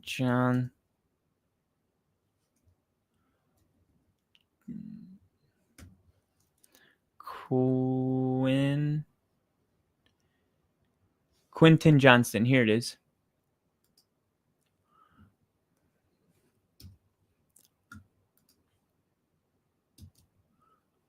All right, Quinton Johnston. So 24 fantasy points, week 1, 15.9, almost 16. Yeah, do it. Absolutely. Look, the number one thing I'm looking at right now in why I would say absolutely make the move is because you got 7, 14, 24 targets in 3 weeks of football. 24 targets. Does anybody have 24 targets in the NFL right now? I mean, this is absolutely incredible stuff. He's got 24 targets, but he also has 14 catches. 5 catches week 1, only 3 catches week 2, but then he had a touchdown to make up for it. And then he had 6 catches against Denver, 10 targets, 6 catches, 89 yards.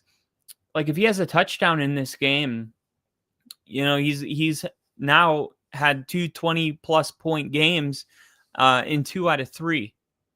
And there was an opportunity for a touchdown in this game. So, yeah, I mean, the Josh Jacobs is like one of those guys you just don't trade. But in my opinion, Josh Jacobs is the buy low guy, right? He hasn't had like the greatest start to the season. But really, I mean, he had 2 touchdowns week 1 and week 2. And then week 3, the whole entire Packers offense as a whole didn't play good against Cleveland.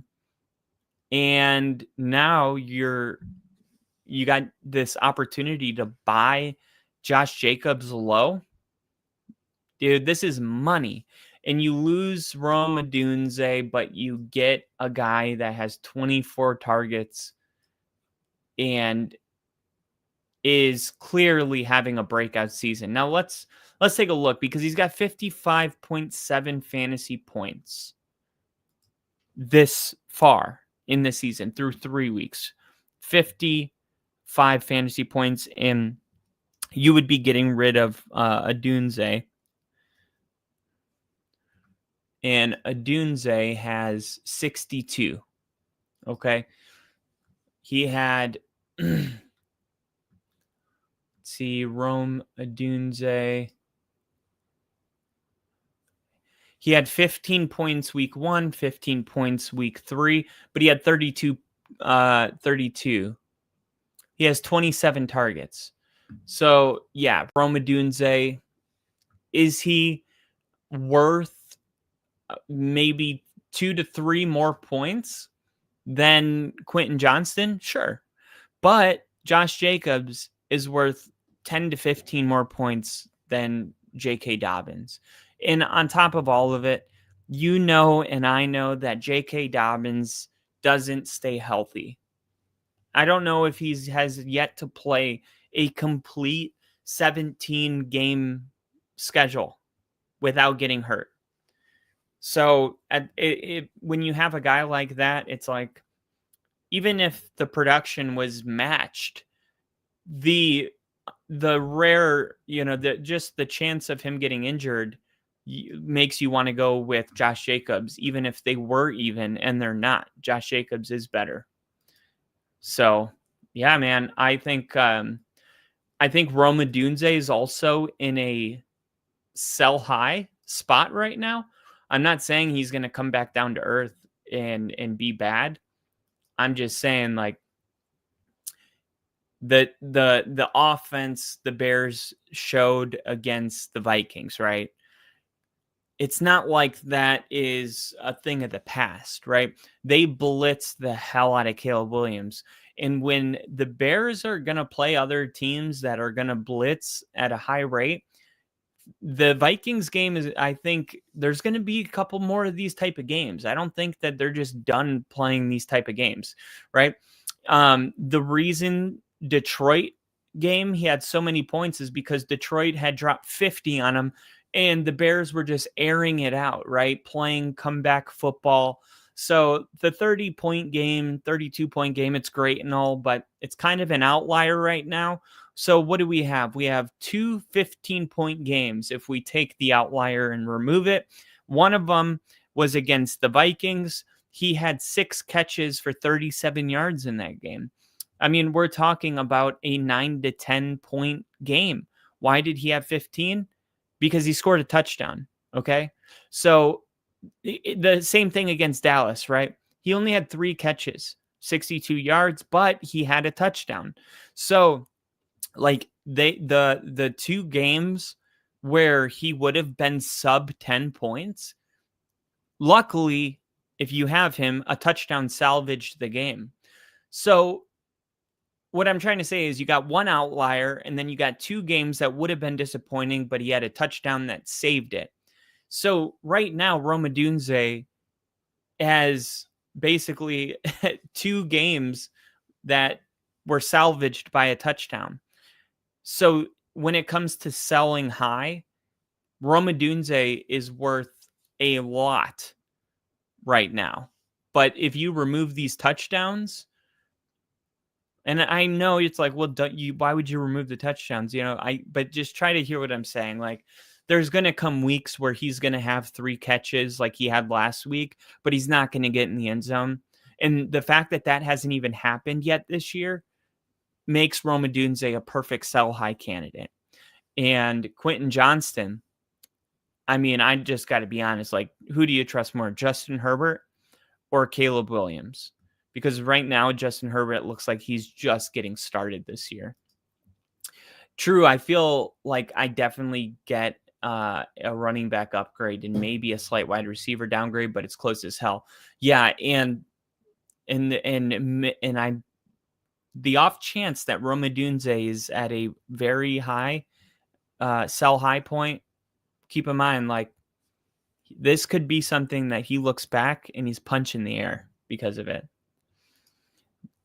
And I'm glad you agree. I'm glad you enjoyed it, because I look at it and I think to myself, man, if he didn't have those 2 touchdowns, would Rome Odunze even be somebody that he would, be willing to give up Josh Jacobs for? Probably not. Probably not. But so, yeah, I would take advantage of it, because, yeah, maybe the boomer bust with Quentin Johnston's not as great, but I still think we got to give credit to Quentin Johnston, right?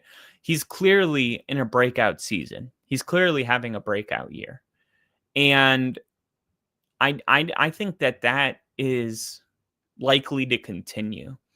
The Chargers are playing the who are they playing? The Giants, I believe. So, I mean, even if you accepted the trade, it probably wouldn't go through until Tuesday.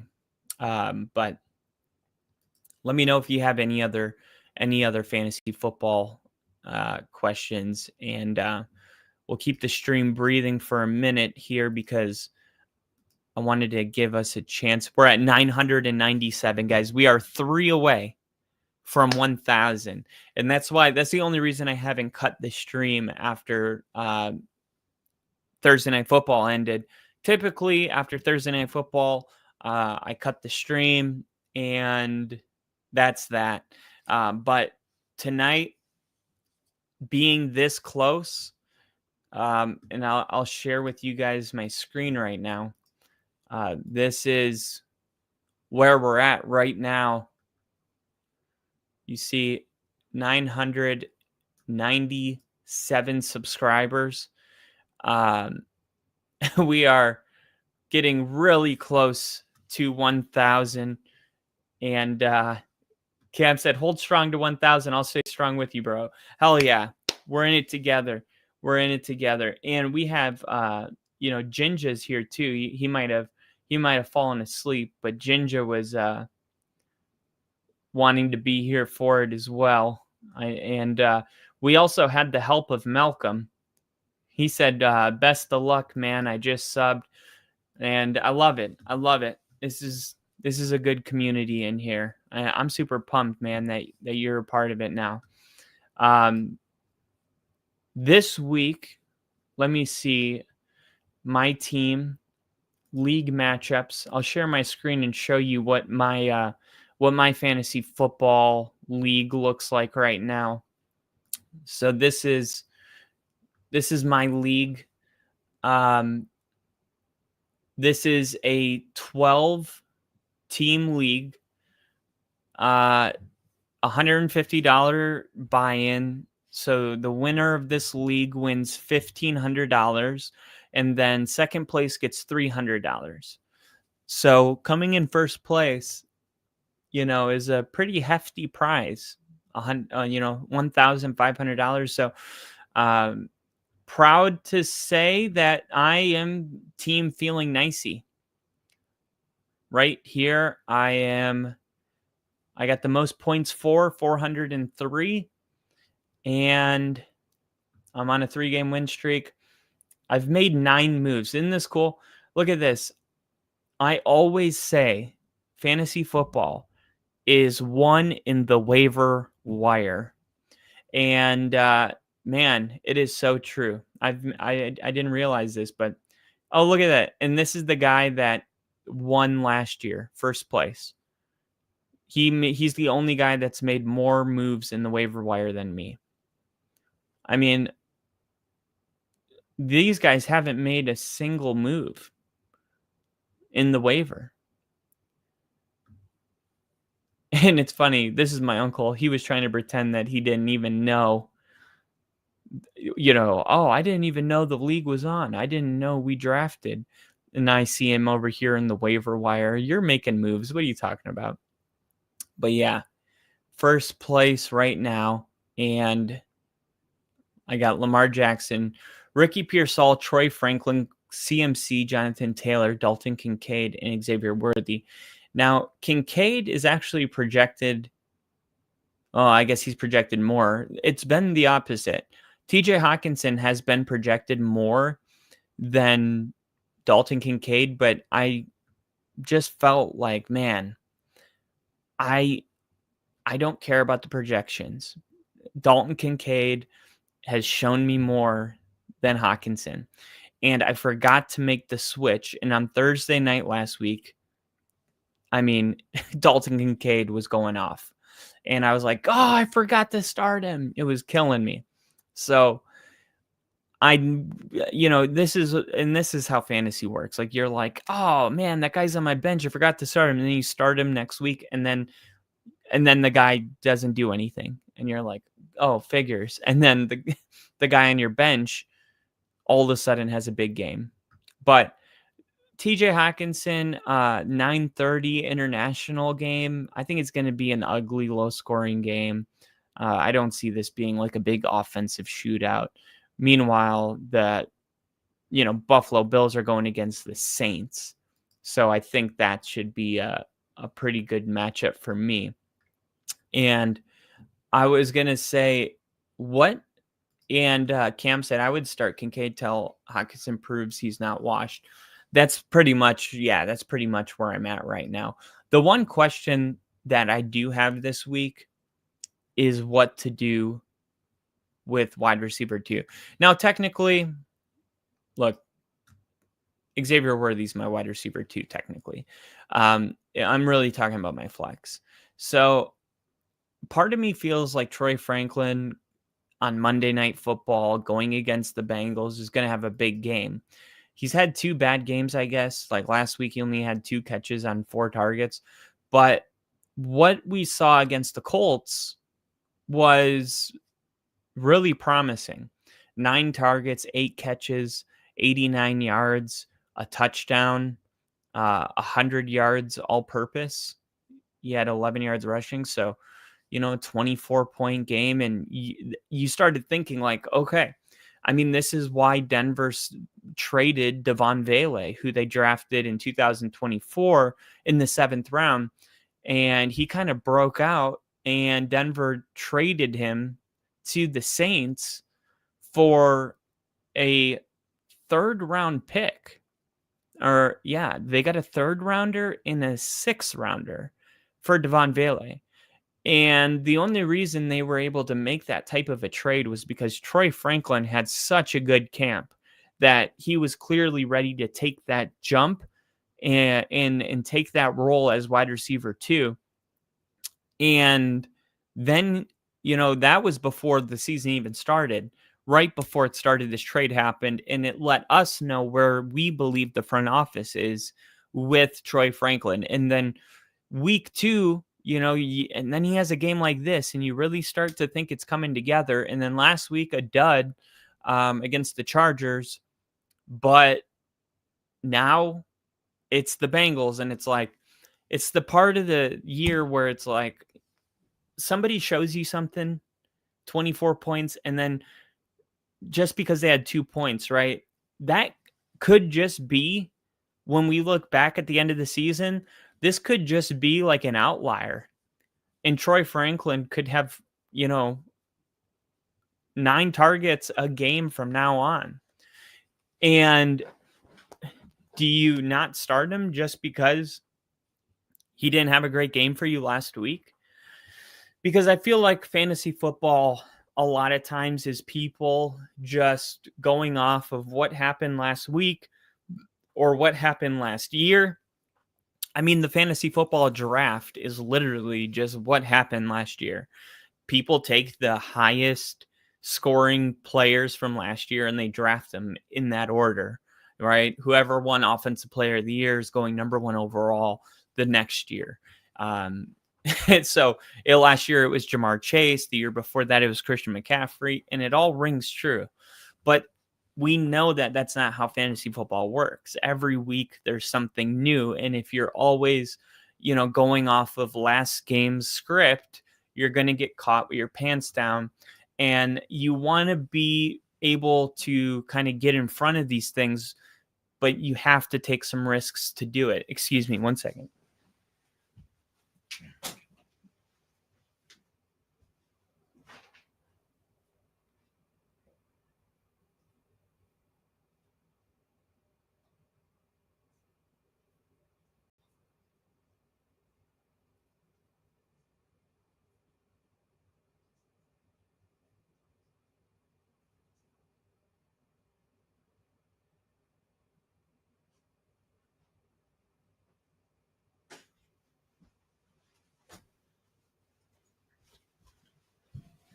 Isn't this Peyton Manning jersey awesome?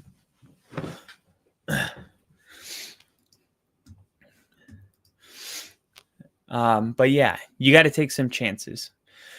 And this week, my gut's telling me to take a chance on Troy Franklin Monday night. But I'm also thinking I'm going to make a move right now.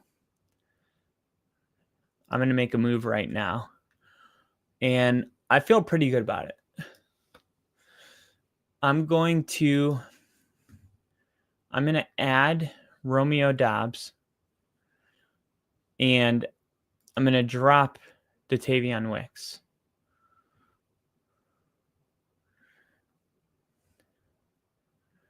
And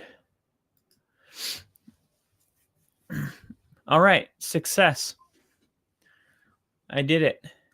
I added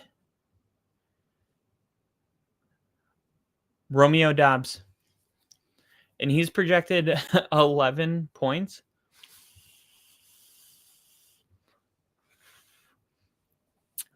I think I'm going to flex Romeo Doubs. I don't know. I mean, is Terry McLaurin really going to be healthy?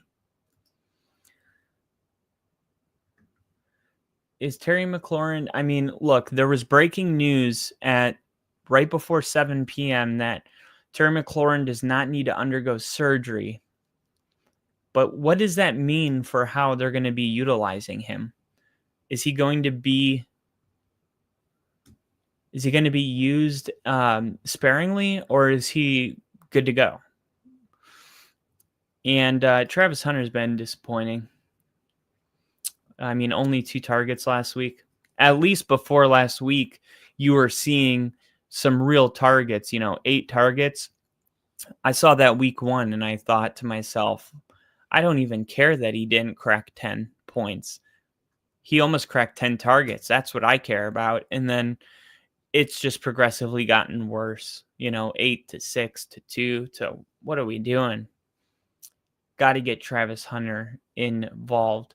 Liam Cohen said injuries to other players won't change Travis Hunter's role on offense or defense.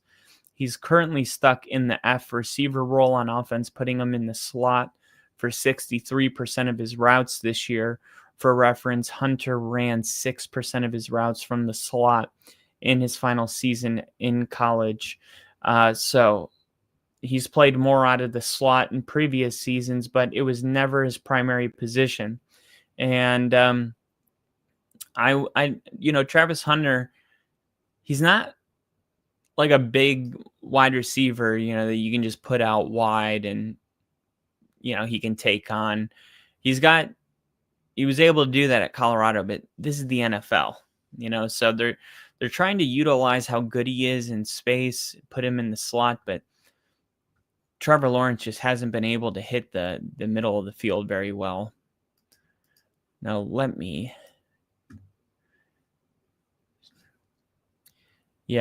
part of me is like, you know what? I'm doing it. Especially because of the backup. I'm going to go Romeo Doubs is going to be my flex this week. I think that's the right move. And man, sometimes there's just not a there's not a magic 8 ball that you can just look into. No matter how much you look at these numbers, you just got to go with whatever feels best. And the guy I'm playing, he's got 43 points out of 2 players. So Marvin Harrison and Kyler Murray, they gave him a pretty good performance, right? About 43 points. He's got Cortland Sutton. He's going with Junkins was a guy that was available for a lot of people. He's clearly the lead guy now.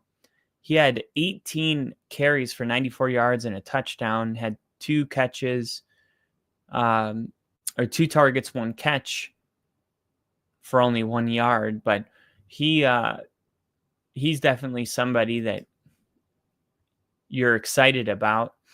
Going against Detroit's going to be tough. He's got Amari Hampton going against the Giants. How has Amari Hampton been? Wow. I hate to see this.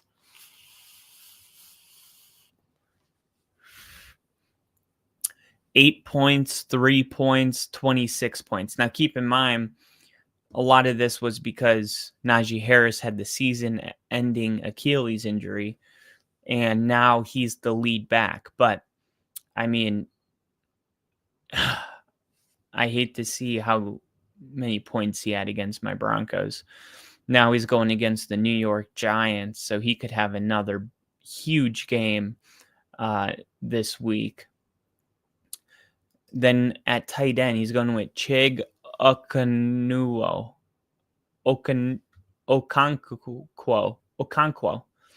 He recorded 5 receptions on 6 targets for 66 yards. That's kind of an interesting tight end start, I got to say. 6 targets. I mean, his best game. He's coming off his best game, so maybe he just started him this week. Let's see who he's got on his bench. Jawan Jennings. He's going to flex Chase Brown this week. Chase Brown is ridiculous, dude. Look at this. 21 rushing attempts for 43 yards. That's crazy. That's 2 yards per carry. I mean, that's insane. Look at this. 16 carries for 47 yards. 10 carries for 3 yards. He's got... What does he have? How many carries is this? 10, 26, 46, 56, 26, 46, 47. So he's got 47 carries on 40, 80, 93. On 93 yards. 47 carries on 93 yards. 47 times 2. He's averaging less than 2 yards per carry right now.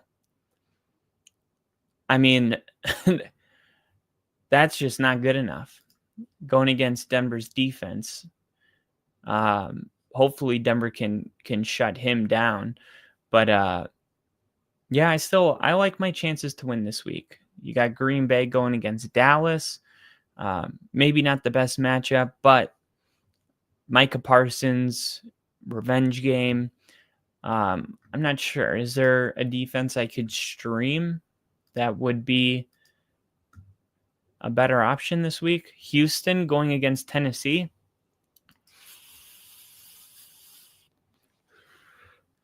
Yeah, I'm doing that. I'm adding Houston going against Tennessee for sure. But who do I drop?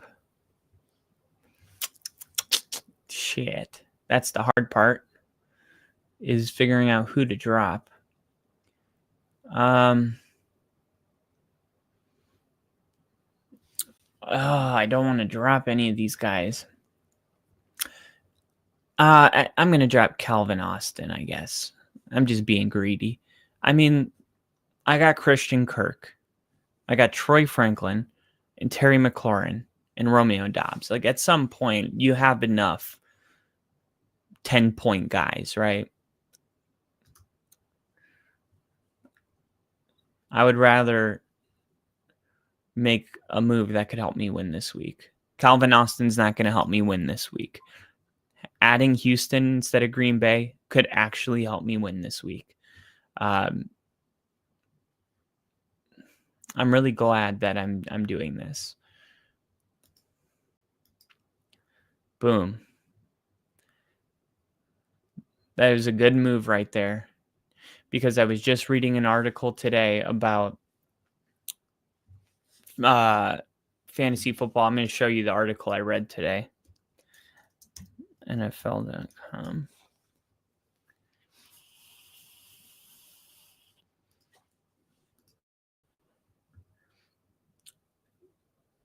Let's see.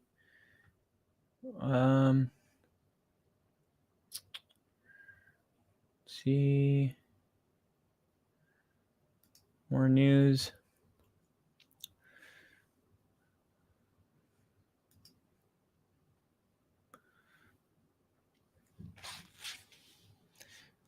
Here it is. Week 4 fantasy sleepers. So quarterback, Jordan Love, I mentioned that. Justin Fields, running back, Alvin Kamara, Trayvon Henderson, Tootin, and then wide receiver Romeo Doubs, right? And I just picked up Doubs. And there's a good chance I regret this on Sunday, but I'm currently riding the high that comes with taking a calculated risk, like testing that weak pizza in the fridge. It may give you a case of the bubble guts, or it may be better than you could imagine. With that, I give you Doubs. Using stats to project Packers receivers is like trying to hold sand on a windy day. But I can tell you that Doubs leads the team in routes run and air yards per target. That makes him as close to a wide receiver one as the offense can boast. It also makes Doubs a prime candidate to post a big number against this woeful Dallas secondary. And if it turns out that Matthew Golden, Tavion Wicks, or Malik Heath has a big day against the Cowboys, pretend I wrote about one of them. But yeah, that's the chance you're taking. Like Romeo Doubs, he's definitely a guy that can go out there and get you 26 points and never do that again this year. And yeah, it's possible that that's this week. But let me take you to the defense, right? Because this is where I saw Houston when I was reading this morning. Here it is. Forget to talk about the Texans' lack of offense. Let's talk about their defense. Unsurprisingly, D'Amico Ryans has created a stop unit in his image. Intense, physical, stingy. Despite an 0-3 record, the Texans are tied for the 5th fewest points allowed. That includes holding the Rams of all teams to 14 points in the season opener. Okay? It's fortuitous for fantasy. I've never used that word. Fortuitous for fantasy managers who string defenses that they host. It's beneficial, I guess. It's behoove of fantasy managers that they're hosting the Titans. It's a defense that doesn't give up points, especially when facing an offense that struggles to score them. The Titans' 51 points through 3 games ranks 28th. Sure, it's 4 spots above the Texans' last-ranked scoring offense, but we're not talking about that right now. After a few mediocre performances, the Texans could find themselves as a top 12 defense in Week 4. And then you got the Green Bay game, which I don't know. I mean, it's tough. It's a tough call, but I think the Green Bay game, like the Dak Prescott, Dallas Cowboy fans, like they're gonna want to play a game, and I don't see Dallas stopping Green Bay from scoring points. So Dallas is going to have to score points to keep up with them, and I think Dak Prescott's good enough to keep it a close game. I know what happened in the playoffs 2 years ago, but I think this game is going to be like both teams. I think, honestly, it could be one of those games where both teams score in every quarter. All right. And if that's the case, I don't want to be holding the Packers defense starting when the game turns into that type of a game. And that's kind of what my gut feeling is telling me this week, is that we're in that type of a game. All right, let's take a look at our channel. 998 subscribers, you guys. We are 2 subscribers away from 1,000 subscribers. I can't believe it. I cannot believe it. 2 subscribers away from 1,000 subs. If you're part of the reason why, thank you from the bottom of my heart. I am just so grateful. We just had a comment come in 25 minutes ago. Cowboys, ? They ain't making playoffs. Gumby, Washington, and the Birds again. Well, 3 teams can go to the playoffs. The Broncos, Chargers, and Chiefs all went to the playoffs last year. I think that's my comment here.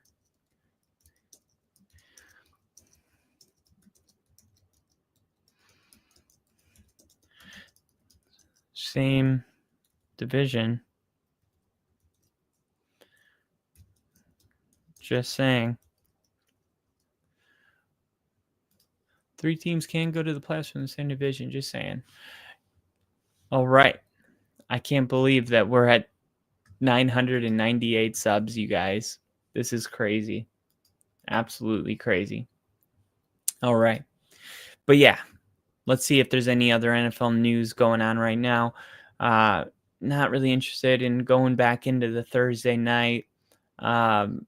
Week 4 picks. Let's see what the week 4 picks look like. We made our predictions at noon today.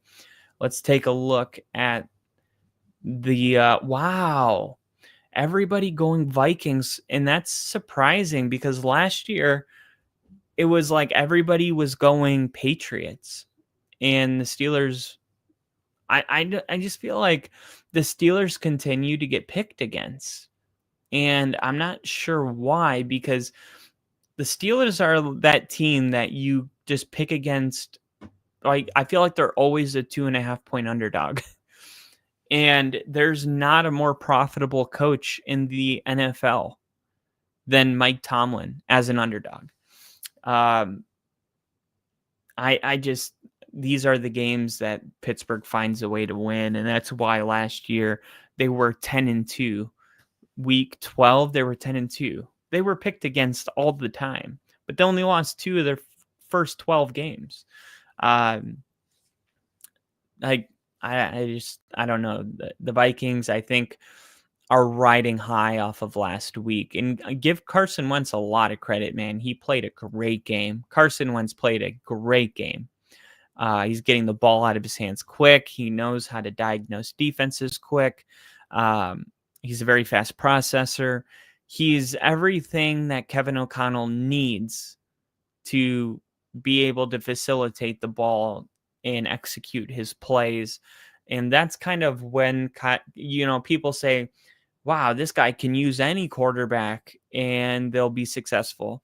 That's only true if the quarterback is able to execute Kevin O'Connell's genius. That's a big reason why the Colts, just 2 years after drafting a quarterback with the 3rd overall pick, had to pivot to Daniel Jones, is because Shane Steichen's like, look, if my job's on the line here, I need a quarterback that can call my plays, because you guys took my playbook, you ripped out 75% of it, and then you told me to go win. I can't win with 25%. I need 75 or 100. And then he said, all right, Daniel Jones, he can execute 75 or 100% of my playbook. I need to go with that guy. And Kevin O'Connell's no different, man. It's like these coaches, even these great coaches, they can't win with any quarterback, but they can win with quarterbacks that have those few gifts or capabilities. Fast processors, can get in and out of the huddle quick, can call the plays, right? Understand the plays, like the intent behind the play. You see a lot of times with young quarterbacks that sometimes there'll be a clean pocket and they'll take off running before the intent of the play has even, unfolded on the field. And you can be a great play caller all you want, but if you have a quarterback that's doing that, it's all for nothing. It was a big reason why Sean had to get rid of Russell Wilson, was because it was the same thing where it's like he's taking off and running. He's not even looking in the middle of the field. He's not playing quarterback. He's just relying on backyard football. And that was the same thing with Caleb Williams. And it was like, is Ben Johnson going to be able to coach that out of Caleb Williams? Right. That was part of the reason why during the offseason, when you saw Caleb throwing into that drill where he had to throw into the hole and then he had a temper tantrum after throwing like 3 bad throws. Caleb said when he was asked about that drill, that drill is specifically because Ben Johnson was making it a focal point of getting the ball out of his hands quick. So they set up that drill to be, how quick can you get the ball out of your hands?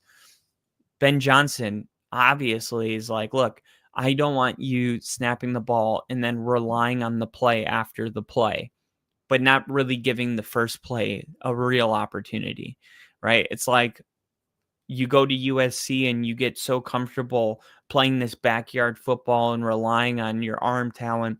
He's like, I just need you to Jared Goff, okay? I need you to snap the ball and hit the receiver, right? 3-step drop. You're going to see a lot of under center. Ben Johnson loves his quarterbacks to be under center. And it was always going to be whether or not Caleb Williams was going to be able to grow and adapt to Ben Johnson's style. Because it doesn't matter how good Ben Johnson is. If Caleb Williams, is out there and just relying on backyard football and he's not actually giving what Ben Johnson called a chance, it's all for nothing.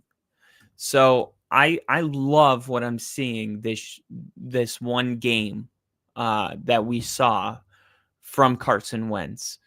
But don't you think we're overreacting a little bit to just be like, oh yeah, the Vikings, favorite over the Pittsburgh Steelers by almost a field goal? I think this game should be 1.5 at the most. And Cam the Ham said, you don't need a great QB. You need a smart QB. That is one of the most truest things I've ever read. I mean, that's it right there. You don't need a highly gifted QB. You just need a smart QB that understands what he's doing out there and why he's doing it. 998 subs. Come on, let's get there. We got 2 more to go.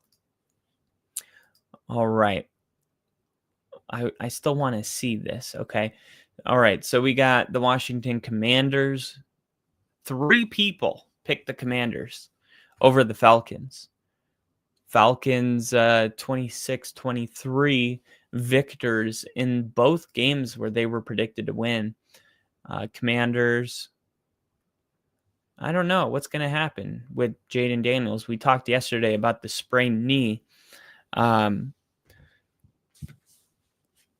Are we going to see Jaden Daniels? Because he wanted to play last week. And I mentioned yesterday, Jaden said, it's up to the doctors. It's not my decision. And then they asked him, how did you take the news when Dan Quinn told you you're not playing? And he was like, let's keep that between me and Dan. So, things aren't great right now. And, Jaden had a really bad game against Green Bay. And then he doesn't even get an opportunity to redeem himself. And then he has to watch Marcus Mariota drop 40. And, just the combination of those 3 things has Jaden Daniels itching to get back in this game. Okay. And we know Jaden Daniels is special, but he, for whatever reason, hasn't looked it yet. I think a part of that reason is Terry McLaurin skipping out on the entire offseason program, because Terry McLaurin, for how bad he wanted to get paid, he hasn't done anything. Hammer Commanders. I love it. And I mean, I'm for one upset about it. I drafted Terry McLaurin with my 3rd pick, not overall, but my 3rd round pick. I mean, it went CMC, Jonathan Taylor, Terry McLaurin. So, whenever you have a 3rd round pick having, 9, 8, 7-point weeks, it's disappointing. And then I don't even know what's going on with him this week. I don't even know what's going on with his quarterback. So the whole situation, I'm just like, man, how much would I love to just see Jaden Daniels start and Terry McLaurin have a 100-yard game with a touchdown, and let's just move forward and be like, that was a weird start, but we're through it, right? We got past it, and then I can just plug him in at wide receiver 2 for the rest of the year and get off of this whole who's going to be my wide receiver every week, kind of thing that I'm going through right now. So interesting that they're giving Atlanta. Look, Atlanta's a weird team right now as well. Atlanta's only won one football game in their last, if you include the preseason, their last 6 games, they've won one. And after they won it, everybody was writing that Atlanta might be a really good football team. Atlanta might be the new 49ers. And it's like they won one in their last 6. They didn't look good in the preseason. They didn't look good week 1. They finally got a win week 2. And then they got beat 40-0. Don't talk to me about the 49ers, okay? Raheem Morris, questions about him being on the hot seat are starting to rise up. Michael Penix Jr., anytime you get shut out, people are going to start questioning you.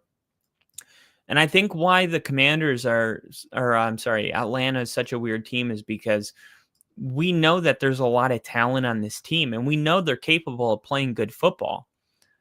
But you just can't get blown out by a Panthers team, right? You can lose, right? You can lose. You can have a bad day in the office. But you can't lose 30-0 to Carolina. That can't happen, period, ever. That just makes me immediately go, it's not a playoff team. Playoff teams, they have bad day at the office, right? Denver's got 2 losses in their first 3 games, but by a combined 6 points to a combined record of 6-0. So, I mean, if Denver went out there and lost 30-0 to the Panthers, I would immediately be like, that's not a playoff team, right? And we tend to be more realistic, I think, with our own teams. Like a lot of people, they're too optimistic when you're winning, but when you're losing, you're very realistic, right? Like you're if anything, you're like overly. Now, I'm not talking about like fans that don't care, but they say they care, but sometimes they watch the game, sometimes they don't. I'm talking about your fans that have never missed a game, right? It's like as soon as you start losing, because they care so much, they want to protect themselves. So they just say, we're not a playoff team. Because then I can't be disappointed because I got in front of it. You know what I'm saying? This is why I say, like, if this 30-0 happened to my team, I would definitely be like, this is not a playoff team, period. But because it's somebody else's team and I'm not emotionally connected, I think there's a lot of people that are like, it was just a bad day at the office. I don't know about that. I think it was a little more than a bad day at the office, if you ask me. Michael Penix was benched in this game. It was so bad. It's important to note Washington's health issues go beyond Dallas. If Terry McLaurin's unable to go, that helps the Falcons secondary. That'll likely be missing A.J. Terrell with a hamstring for a second straight game. While the Commanders' defense looks pretty good on paper, I think the stats are inflated by lackluster offensive competition 2 of the first 3 weeks. With Atlanta's early bye on tap right after this game, Raheem Morris rallies the troops, gets the response he's anticipating from Penix, and denies Dan Quinn the satisfaction of beating his old team. That's right, I forgot about that part. Dan Quinn's old team, the Atlanta Falcons, I think a lot of people forgot about that. That was an insane team. Matt Ryan all the way to the Super Bowl. I mean, that coaching staff was incredible. But they had Kyle Shanahan. Wasn't Sean McVay there too? Kyle Shanahan, Sean McVay, Dan Quinn. I don't know if there's ever been a... No. I'm thinking of the Washington, the old Washington, when they were the Redskins with Mike Shanahan. That was the coaching staff I'm thinking of. Let's see. Ooh, still at 998. Still at 998. Ooh. We're going to get there. It's going to happen. It is going to happen. And we're going to be here for it.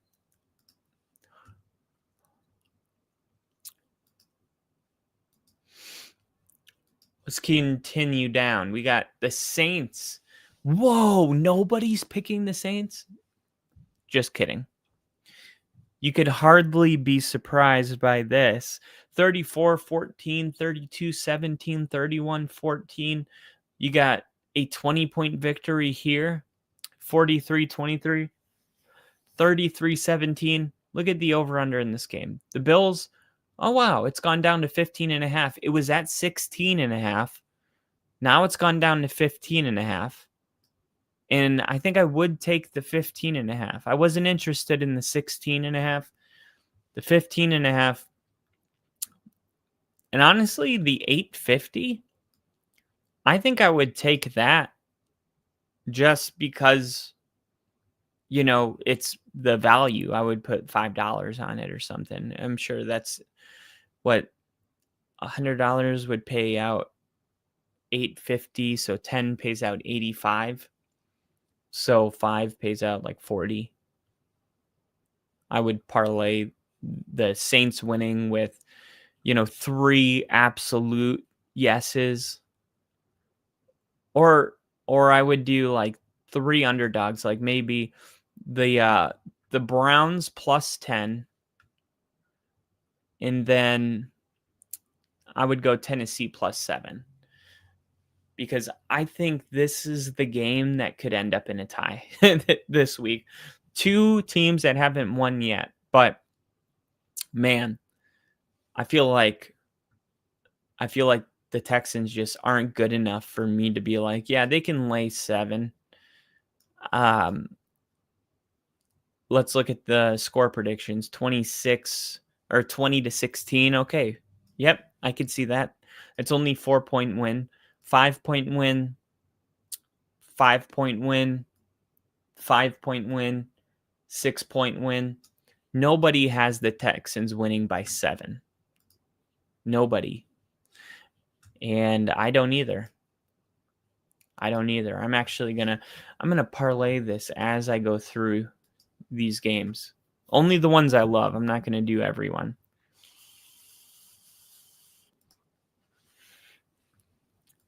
See, Jonathan Taylor.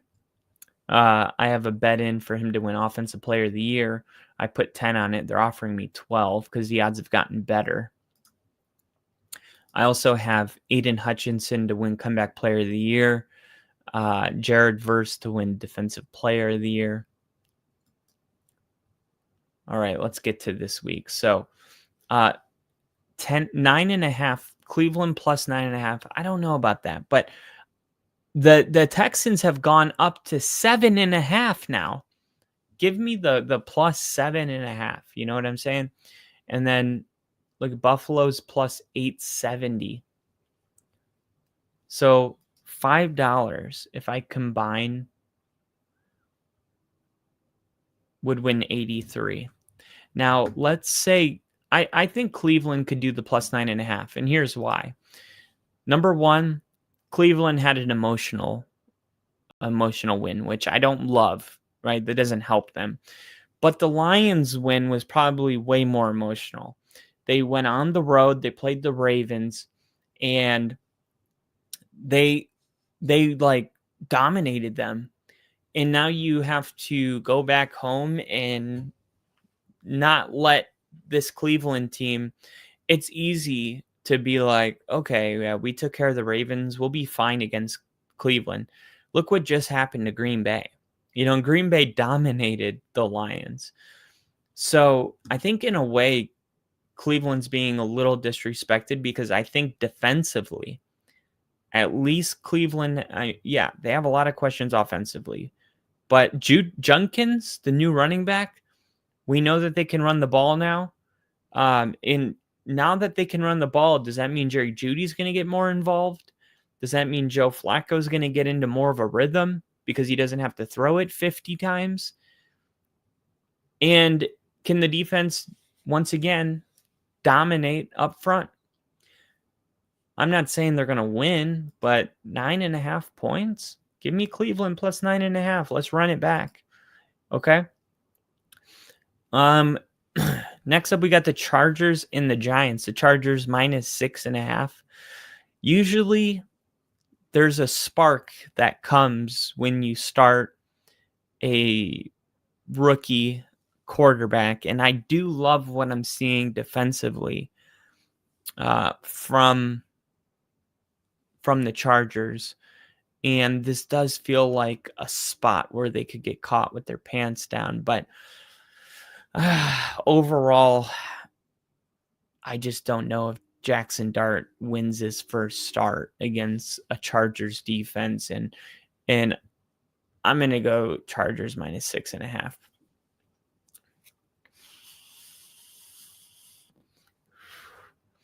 And you said hammer the Commanders at minus 1.5.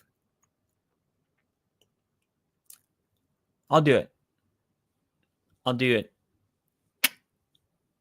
I'm doing it for you because I'm not like I don't have a strong conviction in that game one way or another. Here's one that it's interesting. Carolina, after winning 30-0, is now 5.5 point underdog on the road against New England, who we may see Trayvon Henderson play a bigger role than we saw.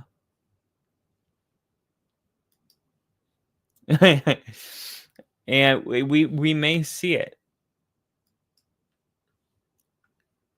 Let's see what they're saying about this one. Everyone's taking the Chargers, and looks like we have one person here saying it could be a 4-point game. But looks like everybody feels confident that the Chargers are going to be able to cover the 6.5. Let's go. I want to see the Panthers and the Patriots because that's the one I'm kind of stuck on right now. Panthers, Patriots. Oh, here it is. Everyone's got the Patriots winning in a 3-point, a 3-point, a 2-point. So Patriots in a close one. Panthers are getting 5.5. Look, the Panthers got a really good defense. Their defensive coordinator, Ejiro Evero, he's going to be a head coach. Like, that's how good they are. I thought they shut out Atlanta last week. I'm going to take Panthers plus 5. I think the Patriots win, but I don't feel like, I don't know. I'm a little torn on this because remember, they fumbled twice inside the 10-yard line, right? They could have beaten Pittsburgh. And then it's like, you would feel differently about this game. And I don't know if Trayvon Henderson fumbles those balls, and he might be the one carrying them this week. Something I'm gonna put this bet in both ways. I'm gonna have the same list of games, but I'm gonna reuse my selections and switch it with the Patriots. Here's one that is crazy for me: the Colts and the Rams. The Rams are coming off a game where they were up 26-6, and they lost, and now they have to come back home and play a red-hot Colts team. And Jonathan Taylor's playing so well. The Colts, I think they lose this game, but at 3.5, I think I'm going Colts plus 3.5. That is a really good offense right now. We have to come to grips with that. And it seems like the Colts are just going to be a team that continues to be like, this is the week they're going to fall. And it hasn't happened. So I'm going to, if it was 2.5, I wouldn't touch this. But at 3.5, I'm going to go ahead. And then the Jacksonville Jaguars getting 3.5 as well, going to San Francisco. This is tough. Let me see what they're saying about this one. Jacksonville. Actually, let me look at this one. So everybody picked the freaking Rams, right? 6-point win, 4-point win, 8-point win, 5-point win, 3-point win. Ali is the only one that picked the Colts covering the spread. So let's hear what he said. If you think Indianapolis' surprising start is a fluke, simply the result of favorable early schedule, you're severely shortchanging Shane Steichen and company. Sure, their opponents have gone a combined 1-8 so far. I hate when people do this. You know why? It's because, of course, your combined opponents have 3 losses at least, right? Because you beat all of them. So that's 3 losses out the gate. And Denver lost on a last-second field goal to the Chargers, who are undefeated. That's 4 losses. Tennessee, right? They might not be a good team, but who cares? The Colts didn't play a close game with Tennessee. They dominated them. So that leaves, like one other. Who did they play week 1? The Colts week 1. Was it the Colts played? I thought they played a good team. I can't remember. Was it the Commanders? Anyway, but it's really less about what the opposition has done poorly and more about what Indy has done really well. Yes, the Colts are extremely effective on the ground, efficient through the air. They play complementary defense. On Sunday, they'll face their toughest test so far. I think Broncos was their toughest test. Denver was, if Denver made that field goal, that chip shot field goal that went, phew, I've never seen a voodoo kick like that. The ball went straight, and then it just went, flew off and hit the doink. And then the leverage led to the field goal being a chip shot, and the Colts won.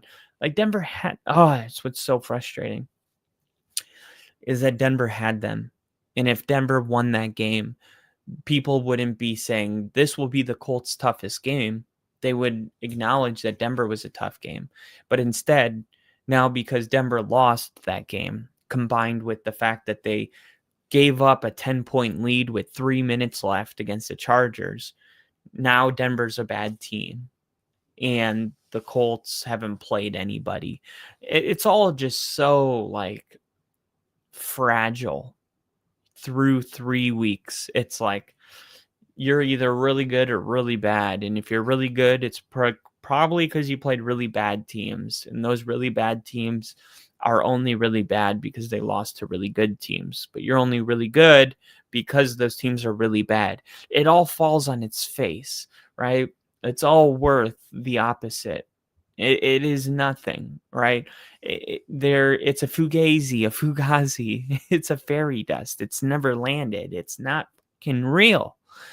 And that is why it's so frustrating that when people are making these predictions and they talk about these teams this way, you really need to just take a step back and say, is this a good team or a bad team? It's like the end of Along Came Polly when he's like, last name Reaper, first name Grim, or is this space jumping, crocodile wrestling, volcano illusion, shark diving, man gonna die?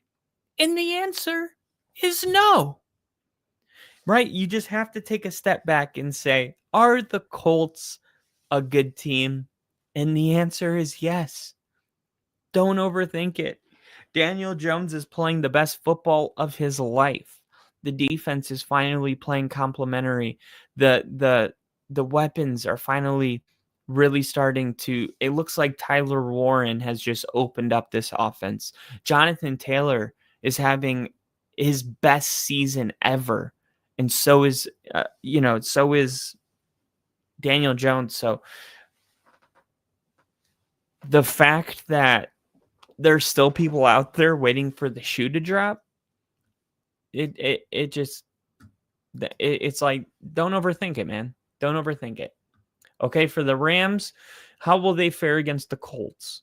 League leading production out of 12 personnel, 7.8 yards per play. Wow. The Colts are averaging 7.8 yards per play out of 12 personnel. That's crazy. Can they stop Indy's 2 tight end looks consistently? That's what's so dangerous.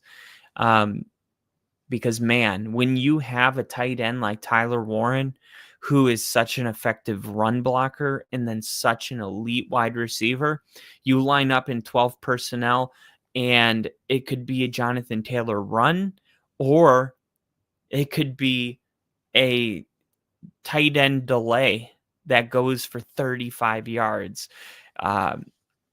They can do so much.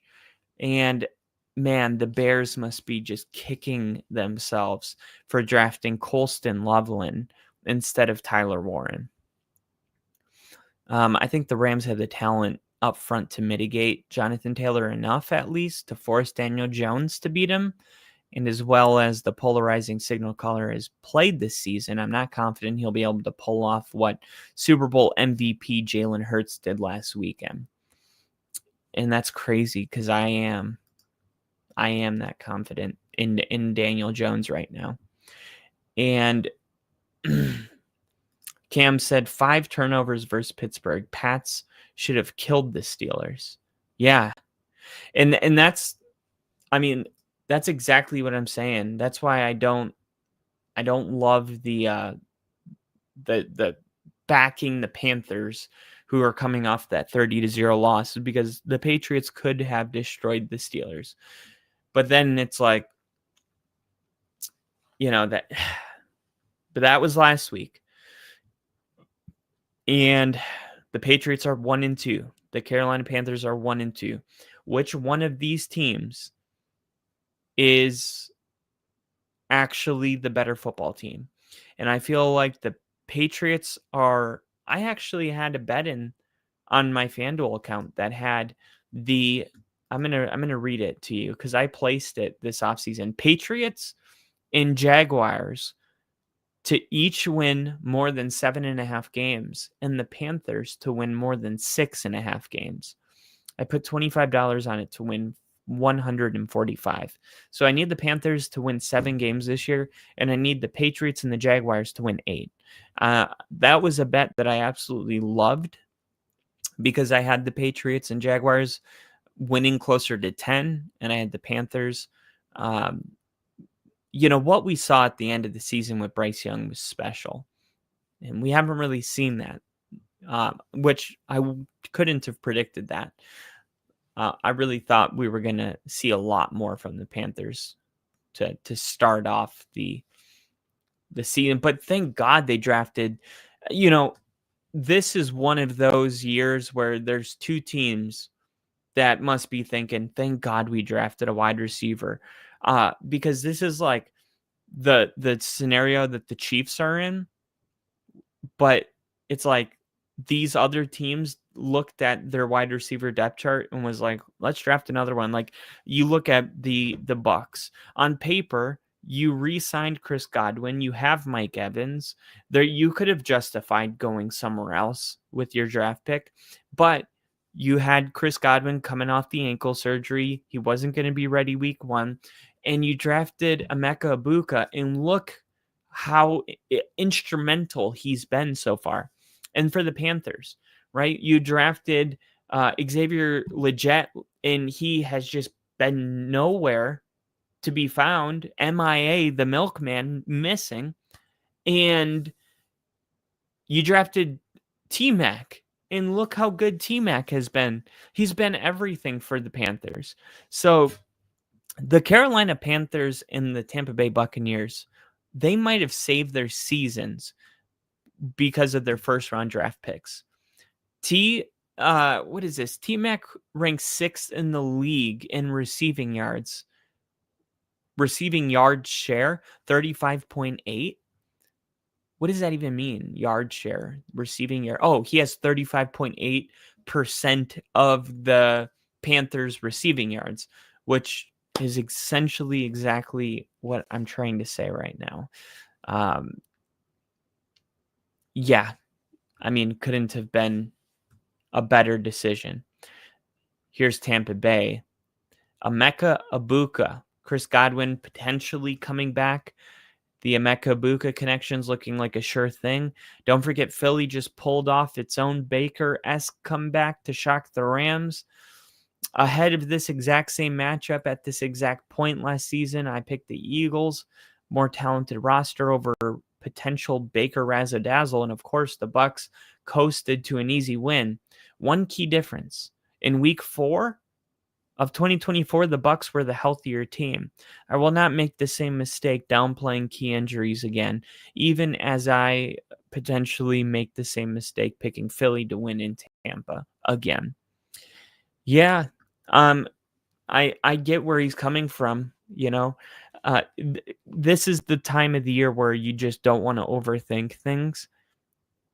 It's like, look, let me not talk myself out of it. Let me just go with what I think, naturally is going to happen in this game. And this one's kind of weird because the underlying question in order to predict who wins this game is what we saw when the Eagles were down 26-6, when their offense for the first time in 2025 clicked into high gear. Is that something that is going to be sustained from now on? Like, did they tap into something that they can now use weeks in the future? Or was that like a one-off and their offense is going to go back to getting one target to A.J. Brown like they did week 1 against the Cowboys? Because they lost, Kellen Moore, and anytime you lose an offensive coordinator, you kind of got to re-find your identity in your own way. Like the Bears, or not the Bears, like the Detroit Lions are having to do, which last week was their, I felt like their come out party to say, hey, we're still going to be an elite team. I don't care about the coordinator thing. You can put that to bed because we are still the best team in the NFL. And the Eagles' second half against the Rams was that moment. But was it just a moment, or is this going to be the offense from now on? And we don't know yet, but I think whether or not you're picking the Eagles, that's what you're betting on. Like, you're betting on what happened last week to be a sign of things to come from now on. And if you're taking Tampa, you're hoping that was a fluke, what you saw with the Eagles in the second half.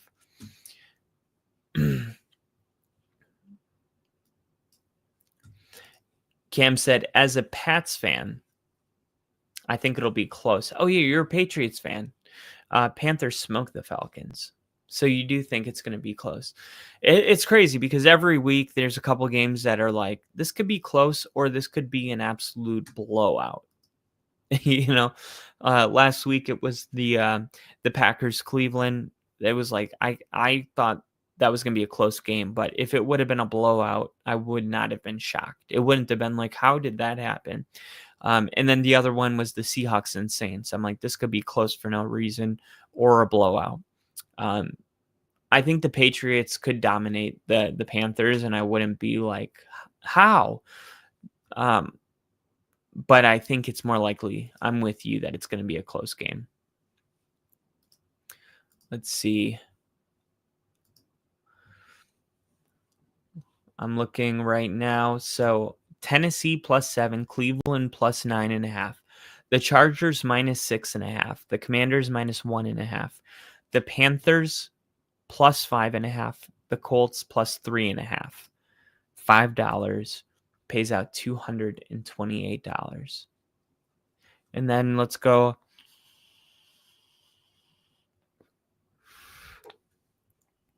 Wow, the Broncos are 4.5-point underdogs for the Eagles game next week. I love looking at the week ahead line, right? The lines for the week ahead. I really need the Eagles to win this week so that they're not pissed off when we play them next week. And I think if you're a football fan, you know exactly what I'm talking about. We are at 998. Come on. We just need 2 more subscribers. 2 more subscribers. I'm going to put some more. I'm going to put a link out on X. Here we go. I'm going to post the link. Come on.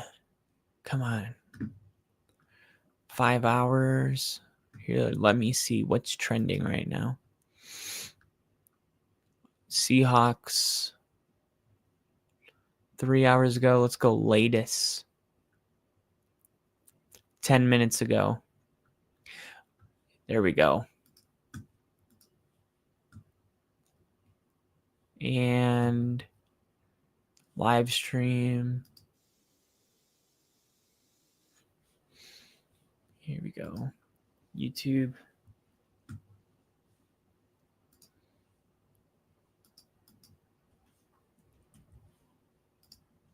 Let's see where this goes. Okay, got it. So I'm going to post this on X, Control C. I just went to latest.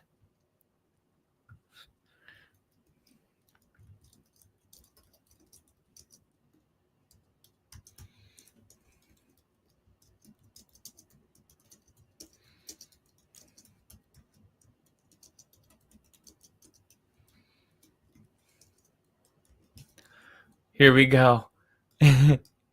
I just posted it on. Oh, like obviously these are football fans because they're posting about the football game. But I was like, help me get 2 more subs, please. Help a brother out. Help a brother out. We got 2 more to go. 2 more. And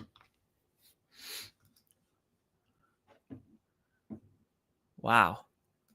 34 people watching on X right now. That's cool. Man, hopefully we can get there, man. We are almost there. We just got 2 more to go.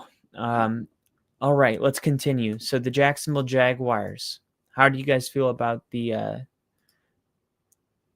Jacksonville Jaguars this week? Because I don't have a great feeling about them going to San Francisco to play the 49ers. But for some reason, I'm like, this is the kind of game Jacksonville will win for no reason, right? You're feeling like you know a team, the 49ers, they just traveled. Where did they go?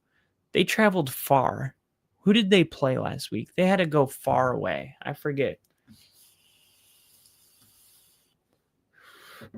Let me see. 49ers schedule. The 49ers last week played. No, they played the Cardinals. Okay. Maybe I'm thinking of Jacksonville, who's going a far way to the 49ers. Regardless, I think this is my, every week there's a couple upsets. I think Jacksonville's going to be my upset this week. I think Liam Cohen gets these guys ready to play. Remember, Liam Cohen, the Rams, Sean McVay, he's always had the upper hand against Kyle Shanahan. Liam Cohen comes from Sean McVay. He knows how to beat Kyle Shanahan. Kyle Shanahan is without Nick Bosa. He's without Brock Purdy. He's without Deebo Samuel and some other options. Jacksonville coming off a disappointing loss, I believe. They have potential. I'm going to go upset of the week. Jacksonville gets the win outright.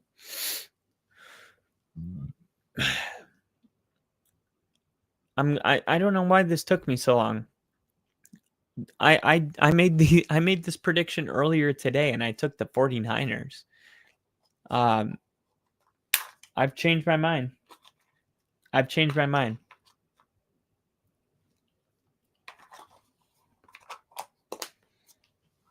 going Jacksonville. And $565. This is my parlay. Titans plus 7.5. Cleveland plus 9.5. The Chargers to win by 6.5, minus 6.5. The Commanders minus 1.5 against Atlanta. The Panthers plus 5.5 against New England. The Colts plus 3.5 against the Rams. Jacksonville straight up. And just to make it even more, let's see. How do you guys feel about Kansas City beating Baltimore? I don't feel great about it, but I mean, do you think it's possible? If they do, it would be like a 23-22 type of win. Let's see. I think it's crazy to think that one of these teams is going to be 1-3 next week. It's even crazier to think it'll be one that's played in 5 of the last 6 Super Bowls. And yet, that's the prediction here. Why? Because Kansas City has yet to deliver on its offseason promise of, wait a minute, but what if Xavier Worthy comes back? He suffered a shoulder injury on the first drive of the first season. Rashee Rice is still in the 6-game suspension. It's hard to watch Andy Reid. They did get something going with that receiver. I'm forgetting his name. The Patriots drafted him 3 years ago with the 50th overall pick in the second round. Thornton, I think it was. He had 2 amazing catches late in the game. If Xavier Worthy comes back, I'm gonna go with the Chiefs. If I can get the Chiefs at home as an underdog, I'm taking advantage of that. And now my $5 wins $1,285.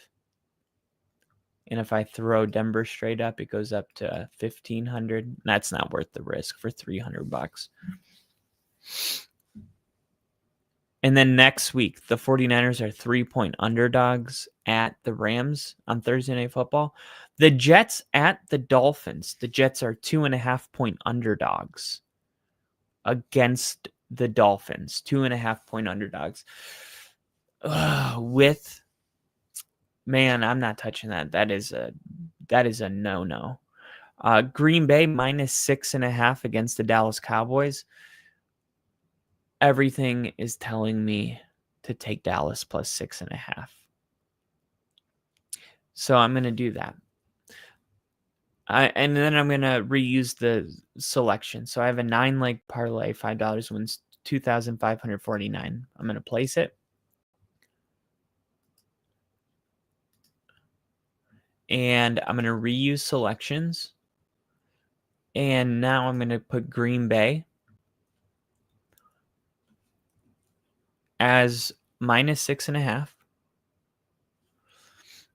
And I'm going to not just do that. I'm going to swap out the Commander or the Patriots. I'll leave the Commanders.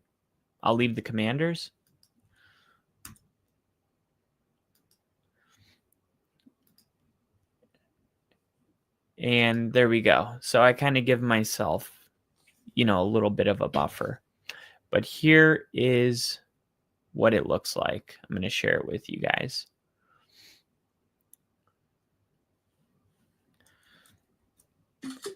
Here we go. Crop.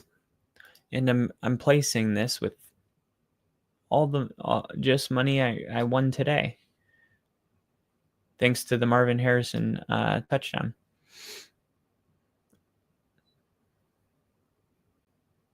I didn't even use my $10 bonus bet because I had what was it, a risk-free, no sweat bet. And here we go. Let's see. Background. No, I want it to be here. Okay. Add file. Recents screenshot. Open. Okay. Here's my bet. Boom. Let me move the banner. And okay, let me do this one more time.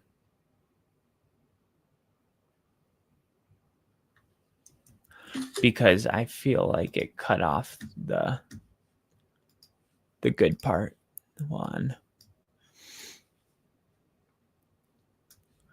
There's a lot of people out there that aren't as successful at betting as me that are like, subscribe here and I'll give you my bets for free. It's like, dude, get off of your high horse.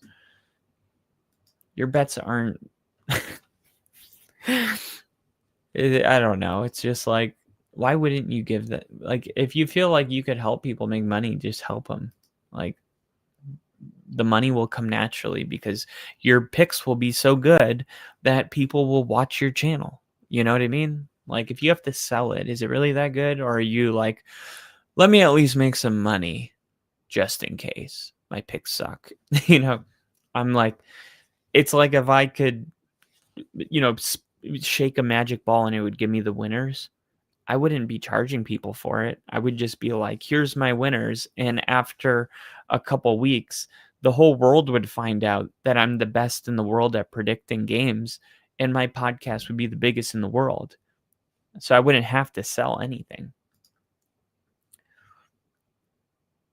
Here's that bet here. Let me take the ticker off here.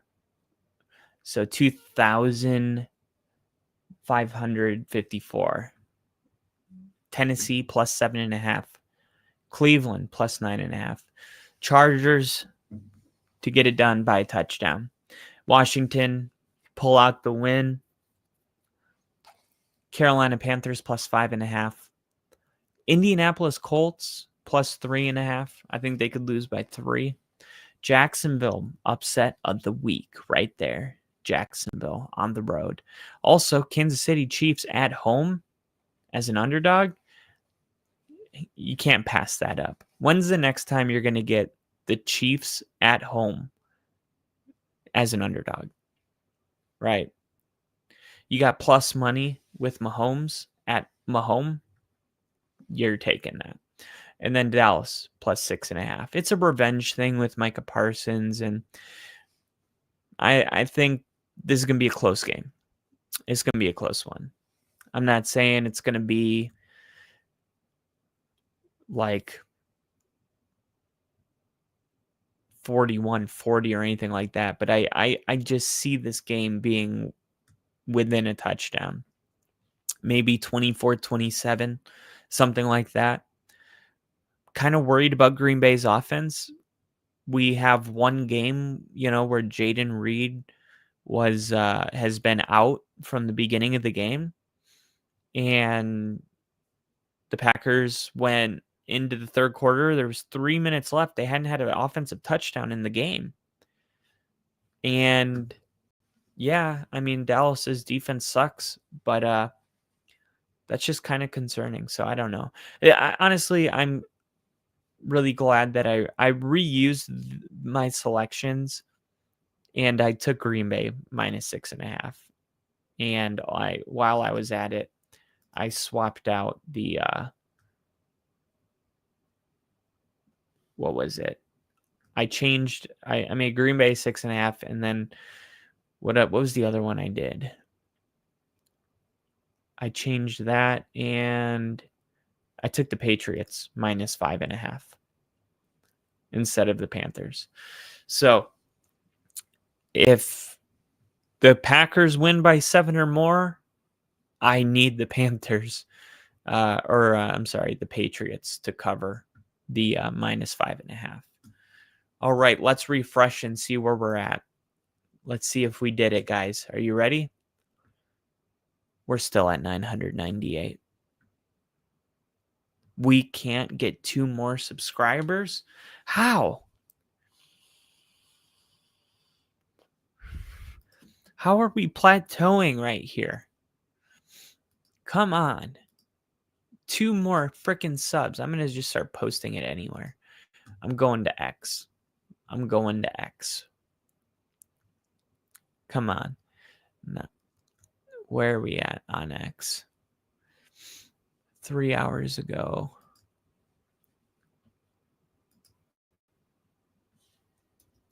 Help me get 2 more subs so we can hit 1,000 and I can end the stream.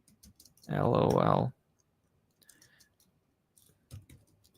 Tonight was our 1,000 subscribers live stream, and we're stuck at 998. LOL. All right.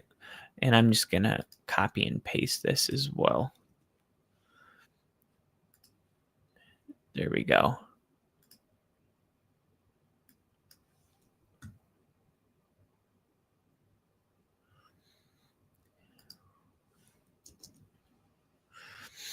There we go. Copy, Control C. Awesome. Oh, shit. There we go.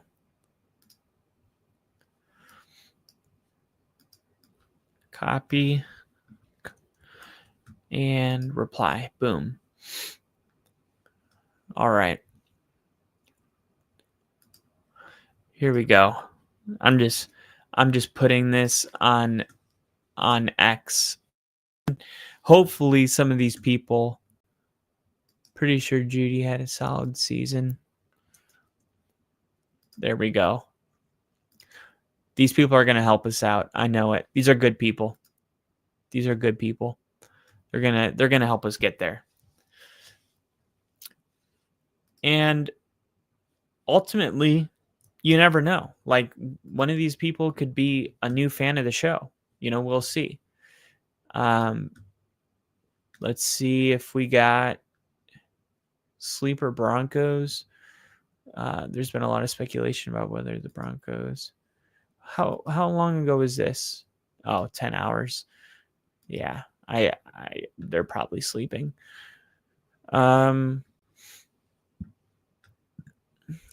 Let's go. Brown star rookie quarterback Shedeur Sanders knows he's better than some quarterbacks who play in the league right now. This is what he said in the locker room. I know if you see the quarterback play in the league right now, I know I'm capable of doing better than that. Special confidence. And here is Shedeur Sanders. I'm a fan of Shedeur Sanders, but I got to say, he hold on. I'm a fan of Shedeur Sanders, but once in a while you get, oh, I didn't realize my bet was still up. I'm a fan of Shedeur Sanders, but once in a while you get a student athlete that you're like, did this guy go to class or not? Like, he sounds like he struggles, just basic words, and I'm not, picking on him or anything. It's just when you hear him talk, he sounds like almost immature. I don't know how to explain it. Does anyone else hear this? It sounds like a 12-year-old's talking. And like I said, I'm a Colorado guy. I'm a big Shedeur Sanders fan, and I hope he works out. But he definitely doesn't sound like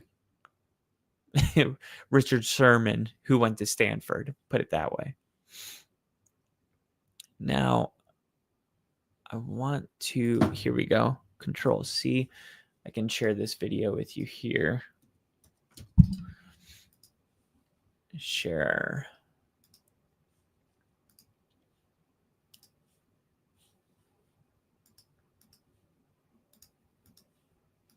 That's not nothing, in my place to answer. That's nothing I can't answer.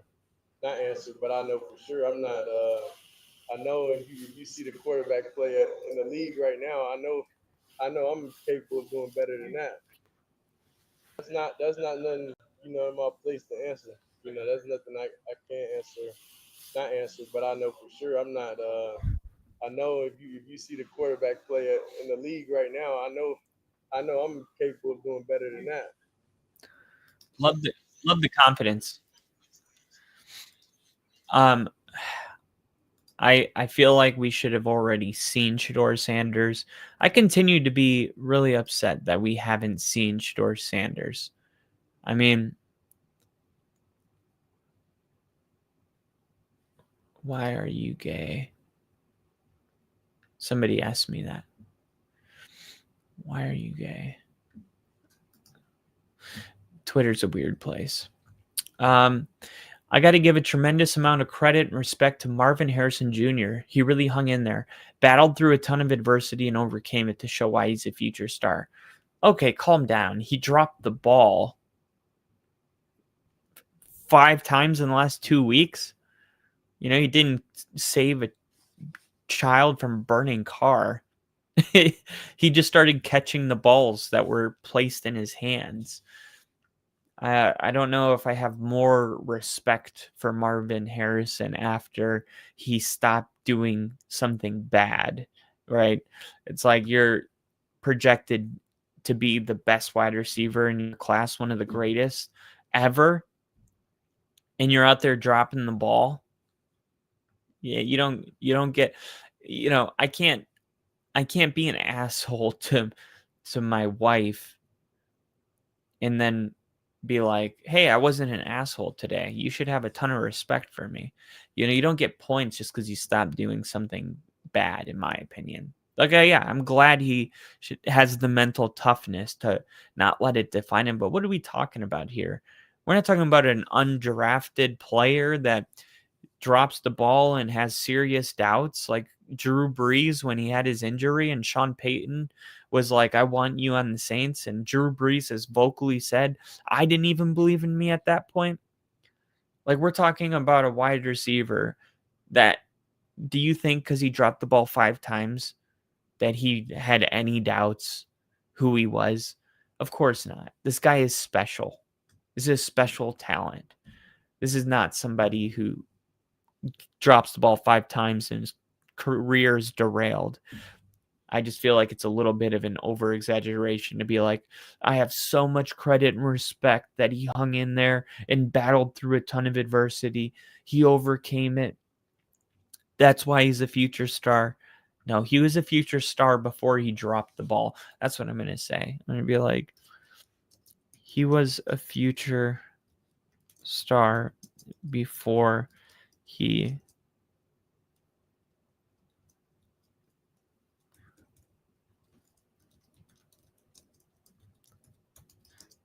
was a future star before he started dropping passes. I feel like that sums up exactly what I'm trying to say.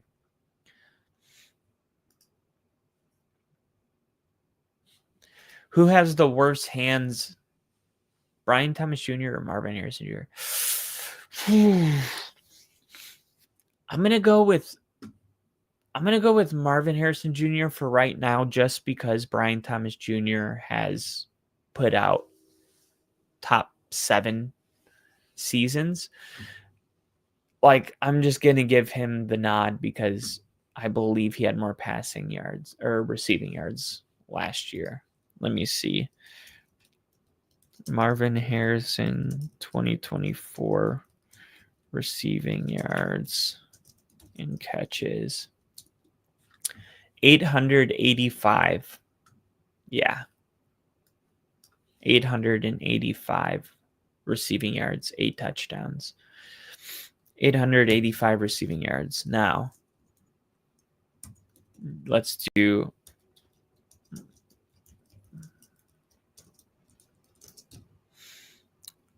1,282. So he had almost 500 yards, more receiving yards than Marvin Harrison Jr. And I know that's not really the question, but because I don't have a clear-cut answer, I'm going to go with Marvin Harrison because Brian Thomas Jr. has at least been able to counter his drops with, almost 1,300 yards as a rookie, which is pretty freaking amazing. I had him on my fantasy team last year.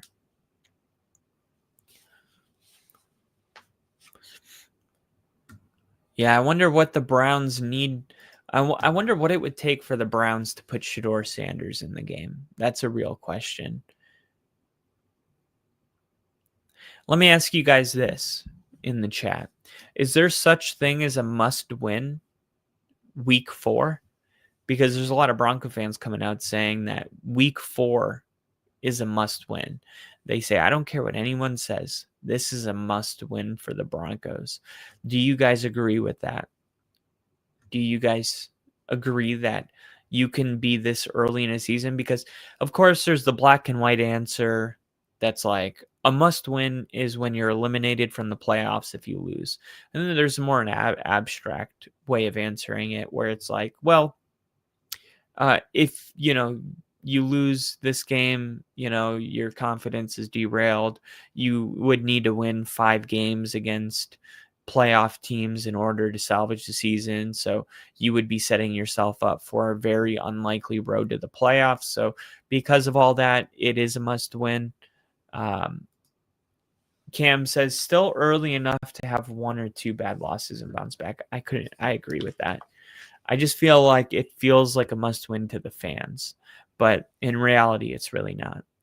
Like you said, I mean, look, if Denver lost, the fact that they could win, their next 2 games and be 500 is like, how is it a must win if you're 500? If you're 2 games away from 500, how is it a must win? And it's not even week 6.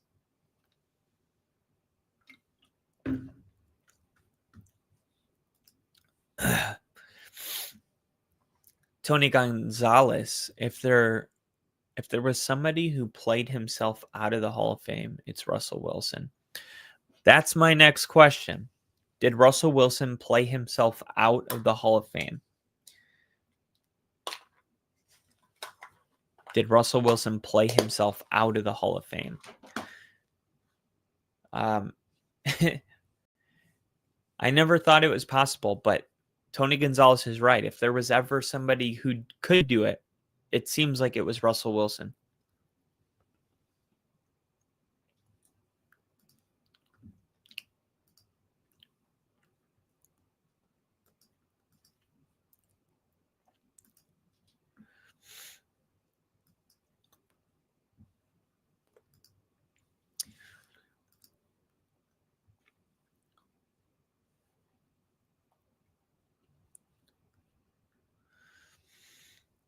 Broncos are wearing blue helmets. I repeat, Broncos are wearing blue helmets. The helmets they practice in are the helmets they'll wear for the game. I'm interested to see what color pants they choose. All blue is my preference, but white pants with blue socks is also acceptable.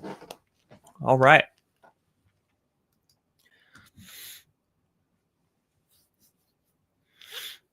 Evan Ingram not only practiced, but was flying around the field today. Good sign. I like it. I like the sense of urgency. Denver's going to be wearing the blue helmets. They're probably going to be wearing what we saw on Monday night against the Browns last year.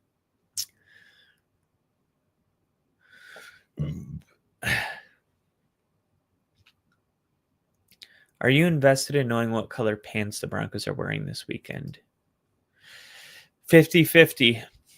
384 votes. Yes, no, I don't care. And it's exactly 50-50. Good things happen when Bo Nix sets his feet. Yeah. If you see a kicker ripping smelling salts, the game's already over. That was tonight. Seattle's kicker came out onto the field smelling salts and kicks the game winner. You got to love it. If Bo Nix connects with any one of his wide receivers or the Broncos don't get hosed by a leverage call, they're undefeated. Man, I know. I was just talking about it. Tua Tagovailoa on criticism from Cam Newton. I want to see anybody on the streets come play QB. It's easier to be able to hold the clicker and talk about it.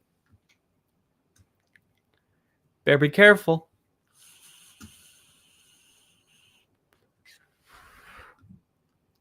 Holy shit. Richard Sherman and Tony Gonzalez go off on Russell Wilson saying that he's not a Hall of Famer.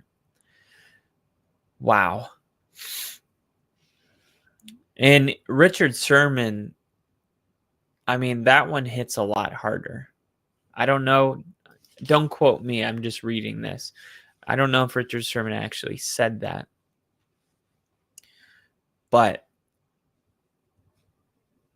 Tony Gonzalez never won a ring. So we'll just leave that there. I mean, but the same logic could go for Richard Sherman, you know, aside from the left outside linebacker, or, you know, aside from the legion of boom, you were just one player on that team. Like, I don't know, if you want to go nitpick people's successes and achievements, go for it. But, you know, what's done is done. Russell Wilson, fastest player in NFL history to win 100 games. No matter how many games he loses, cannot change that, you know? Cam said, I mean, think of Shaq. He was horrible his last 5-6 years. That's true. And nobody remembers it. You know, the last place I remember Shaq was with the Miami Heat. And they won the finals with Dwayne Wade. That's my last memory of Shaq. Winning the finals with Shaq.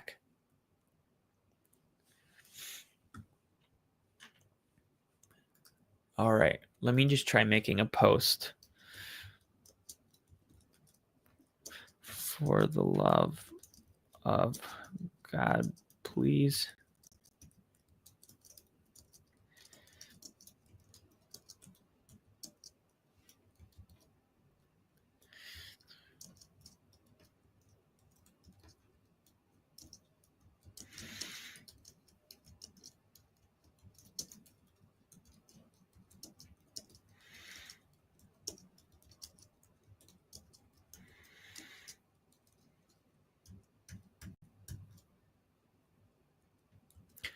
Okay.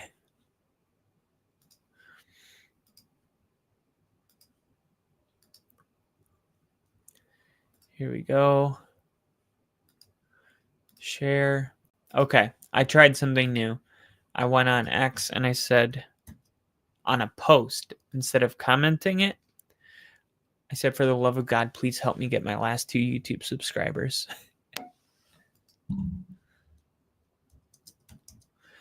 We are 2 subs away from 1,000. All right, we'll see if that gets us any luck. Let's see.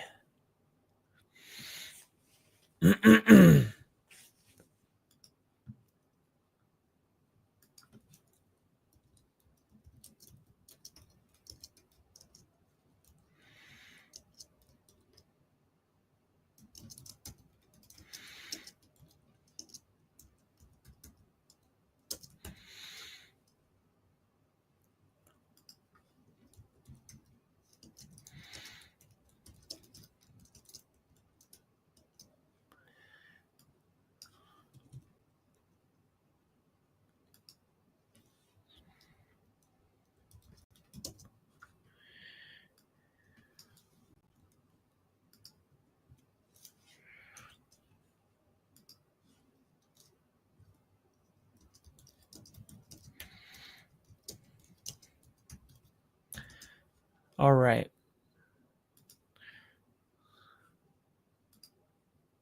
Here we go.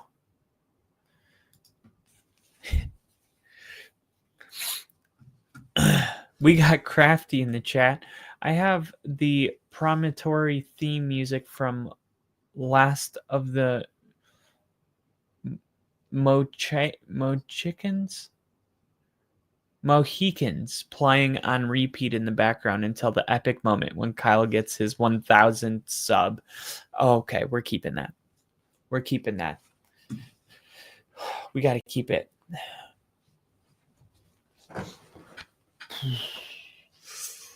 No, not yet. Not yet. But close. Do do do do do do do. Do do do do do.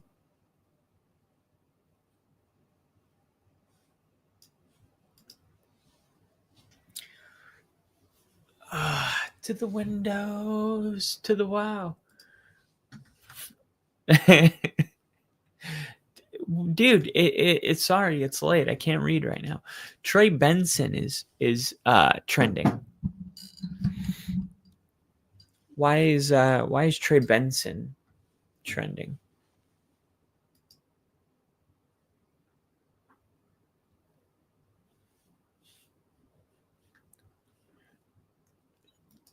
Oh, people were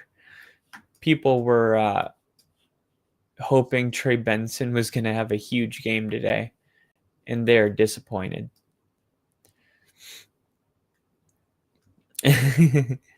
Watching DeMarcado score when I started Trey Benson. Yeah, I actually had him.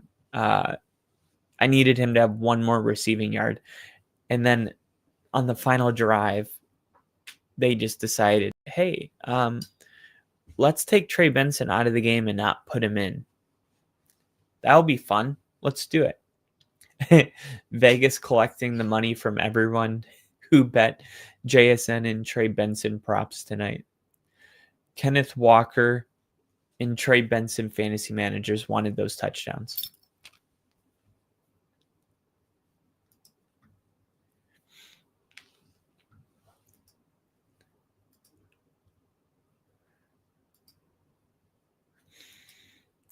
Uh-oh. 998.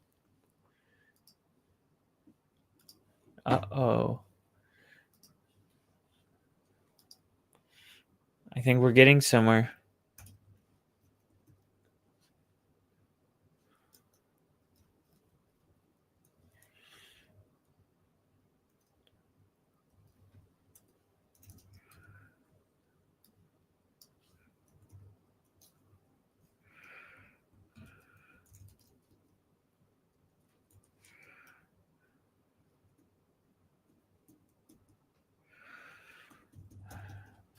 Let's see. Mm-hmm.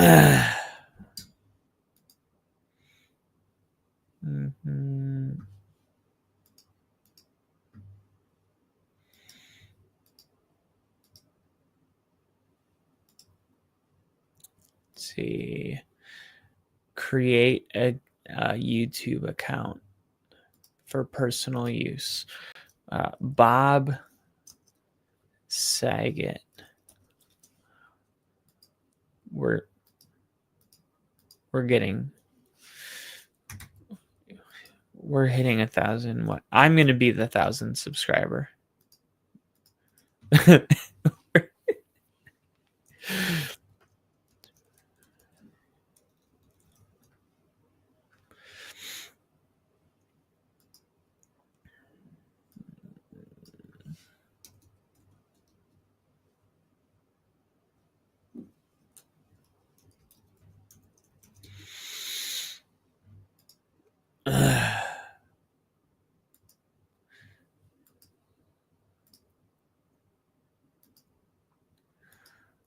All right. I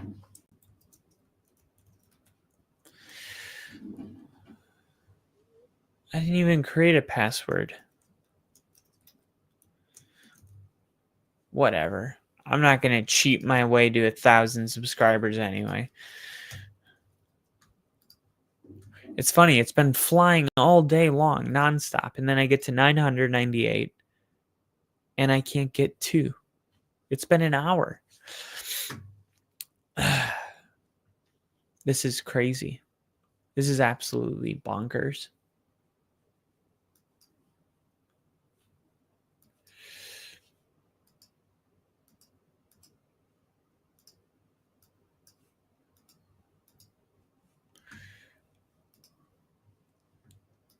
Kyle will be like, F it, I'll do it myself. Screw it, we're doing it live.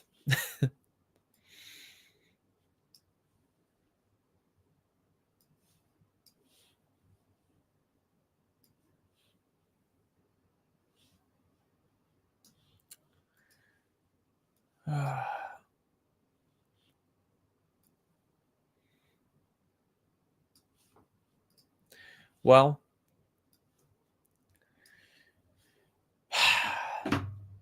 we tried. We did. We really tried. Unfortunately, we plateaued. I asked the internet to help me. They couldn't. They couldn't. I know people saw my message, but they said, you know what? This guy wants 2 subscribers. Fuck that guy. I don't know why they felt that way, but they did. And because of that, we didn't get it. But we're going to hit it tomorrow. So it doesn't really matter. I just thought it'd be cool to be live for that moment. But we're going to have a lot of cool moments, like hitting 2,000, hitting 10,000, hitting 50,000. You know, this is just another moment that is a part of a lot of bigger moments. Predictions on which coach goes after week 4. Surely McDaniels goes if he loses to the Jets. I think McDaniels, I think he's safe even if they lose to the Jets.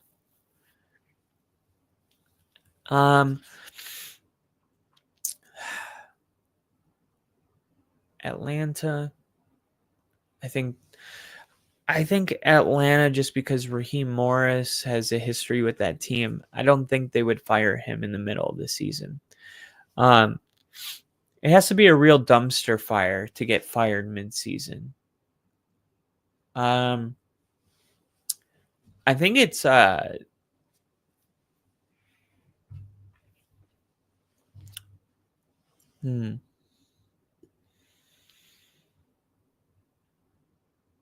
Okay, bold prediction. No head coach gets fired during the season this year. That's going to be my bold prediction this year, is that no head coach gets fired. Jinja, I fell asleep or worlds have accounted up. I fell asleep or I would have accounted up. Cam said so damn close. I know.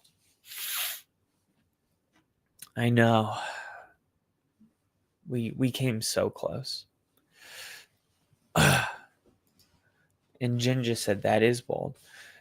Yeah, I just don't see it. Like Denver firing Nathaniel Hackett, they had to. It was his first year and he was such an embarrassment. But like, I feel like Raheem Morris is respected in Atlanta. I think they would fire him classy. They'd be classy about it. They're not going to just fire him mid-season. Mike McDaniels, I think him and Tua, like, they're connected. So even if they want to move off of Tua or Mike McDaniels, they have to do it at the same time, because it's like, if you fire Mike McDaniels, do you really believe that whoever you're replacing him with is going to get more out of Tua? No. Because we've already seen Mike McDaniel turn Tua into a Pro Bowl quarterback. So it's possible that they would pivot off of Mike McDaniels and Tua, but not during this season. And that leaves Dable, who you decided to go with him. You drafted Jackson Dart. You're at least going to see, for the sake of Jackson Dart, you want to give him the same head coach for at least one season. And any head coach that has a rookie quarterback starting, they get, that season's kind of like a pass where it's like, we know the head coach is dealing with a rookie quarterback. So he goes off of my list as well. And plus, I think Joe Sheehan, the GM for the Giants, is connected to Dable. I think they could both get fired together after the season, but I think they're connected. And then who does that leave?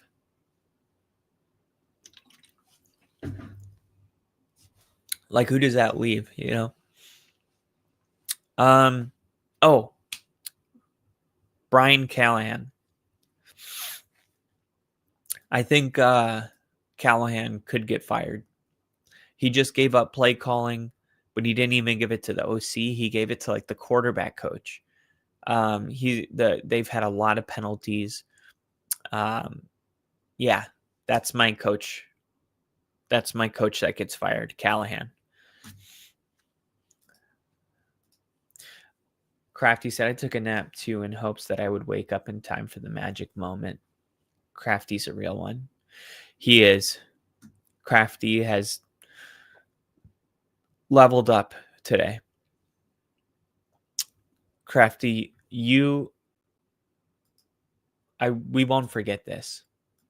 We won't forget this.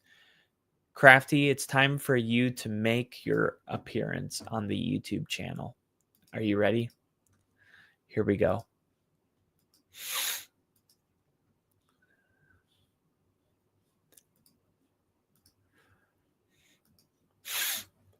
Customize channel.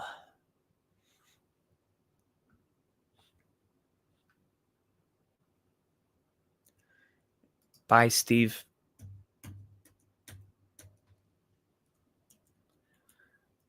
Crafty. There you go. I bet I should fix this anyway. On Mondays, we bring you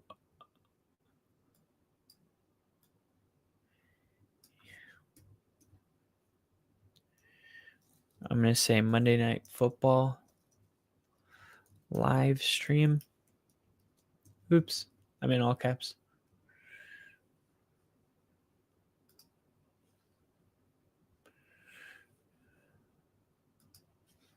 On Monday, we bring you Monday Night Football. On Tuesday, Kyle gives you a recap. And on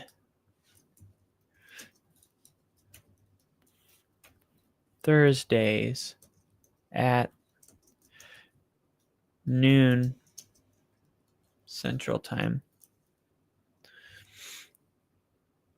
we make our predictions.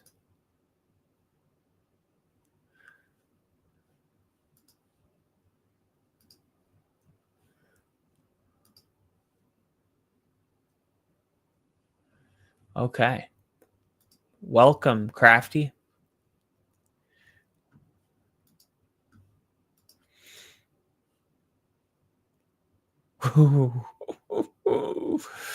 Let's see it. Crafty.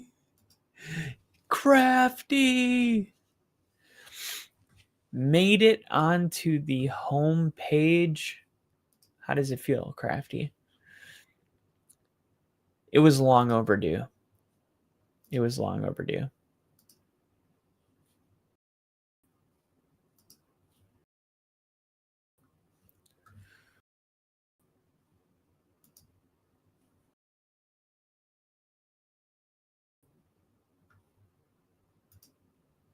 There we go.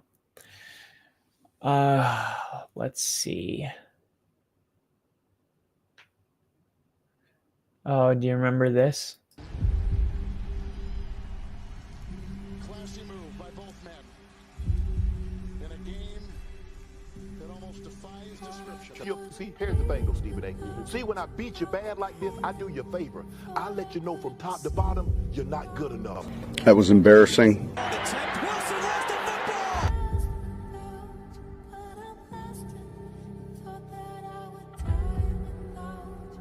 How does it end? Fair question. $85 million spread over 2 years in a historic move with the biggest dead cap hit to an NFL team in the history of the NFL. $85 million will not be available for the Denver Broncos because they have cut Russell Wilson. We went onto the field, and about throw 16, I just said to George, this is a guy. With the 12th pick in the 2024 NFL Draft, the Denver Broncos select Bo Nix. There it is. Well, I think it's too high for Bo Nix. If we like one of these guys a lot, then I'm unconcerned where people think we should draft him. Really. Get to a point, and I remember saying this in our ownership meeting, and I said, we can't be the only ones seeing this. I always thought Sean Payton was going to take him. All right, let's go. First off, the personalities are going to matter. Better arm than I think people think. Yeah. Are you ready to name him the starter? Yeah. And why haven't you? Listen, Why don't we just settle this right now? it's the first time for me. But I think it's like it's But a I bit think of your it's a bit question- of the jig is up though, coach. Like Yeah. it's like we know he's the guy. Why not hand him the keys like Chicago did with Caleb? It's in the book. Sean can say what he wants. Bo Nix is the starter. I would expect to hear that here in the next day or two. Bo Nix, starting quarterback. Were you right? So I'm super excited and, ready to get back to work again. I think he's going to adapt to the NFL really fast. Hot take. Bo Nix is the best quarterback this year. He's looking for Drew Brees. Yes, sure. Or he was looking for Patrick Mahomes, but he blew that. Have you found your Patrick Mahomes? And see how carefully he's choosing his words. I was higher on him than most. This felt pretty obvious if you watched him play in his preseason games. Scrambling behind the line of scrimmage to find people to throw to, only Caleb Williams is better than him in that department. You know, you kind of feel the poise when he's playing. He looks the part. That's what we look for in rookie quarterbacks. You're out there on the field. Do you look the part? Every single year, there's a pop team. And I'm watching Bo Nix, and I've had a couple of texts with Sean Payton. I just think Denver's better. What are your impressions after you've seen Bo Nix play preseason football? I think it's been 2 pretty good weeks in a row, Bucci. I really think he's done a good job. PFF has their personnel near the bottom of the league, and I'm like, Bo Nix, I mean, it's 2 weeks in a row. It's incredible. Were you right? Yeah. Absolutely. You want to win a Super Bowl?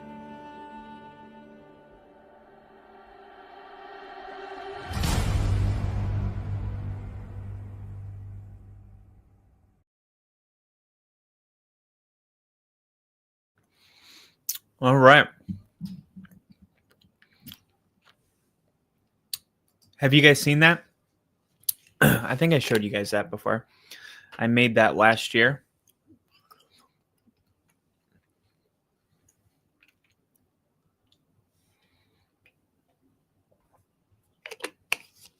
Right before the season started. All right. Let's see where we're at, ladies and gentlemen. Moment of truth. Here we go. The Only Football Podcast has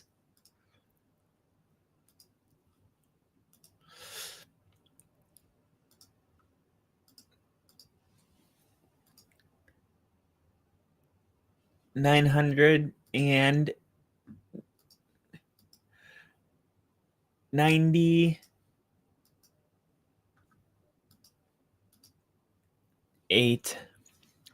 man. I feel like as soon as I get off, we're going to hit it. I feel it. Still showing 998 for me. Do you guys have like your sister's phone or something that you can just like... It's so crazy. It's like because I'm asking people to help me, no one will do it.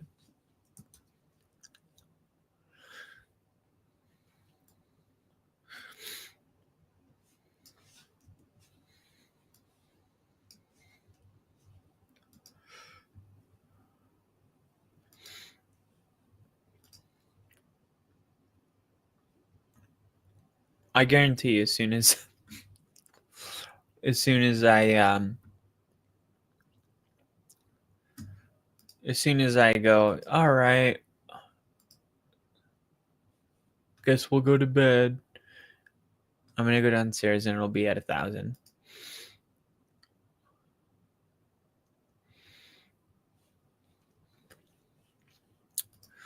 That's what's killing me. 998. Look, there's nothing wrong with 998. All right, we're gonna hit 1,000. We're gonna hit 1,000 tomorrow.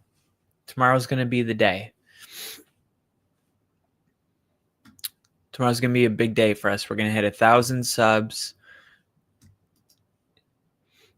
And Crafty said, "Well, I do have my sister's phone number, but she might not appreciate getting woken up at 3:30 a.m. where I live." Yeah, that's fair. That's fair. Crafty said, "It's an honor, Ginger, but what did poor Steve do to lose favor?" I don't know. I don't know where Steve is. Steve hasn't been here in years. I just hope he's okay. Really. I just hope Steve is happy. Whatever he's doing, I just hope he's happy. I hope he found love. I hope he's got an awesome Peyton Manning Tennessee jersey like this.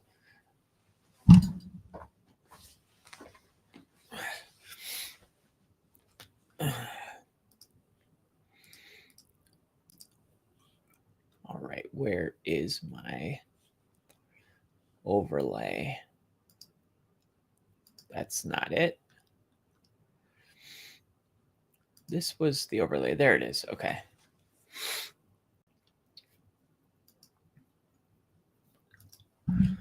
Welcome inside of the Denver Broncos locker room. I take you inside of the Broncos locker room for the first time with Danger Russ. Yeah, let's cover that up. All right.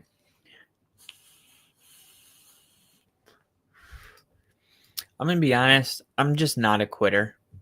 I'm not a quitter. But I want to quit. But that's when, I mean, how can you say you're not a quitter if you're never, like, when you want to quit is when you find out whether or not you're a quitter. Like, if you don't want to quit, like, there's no virtue in not quitting when you don't want to quit, it's like a man that is not capable of violence. There's no virtue in his ability to have self-control if he's not capable of violence, right? This is when people say I'm not a quitter. These are the moments right here. If only Russ had invested as much effort into team leadership as his wardrobe. The messed up thing is he probably has. He probably has.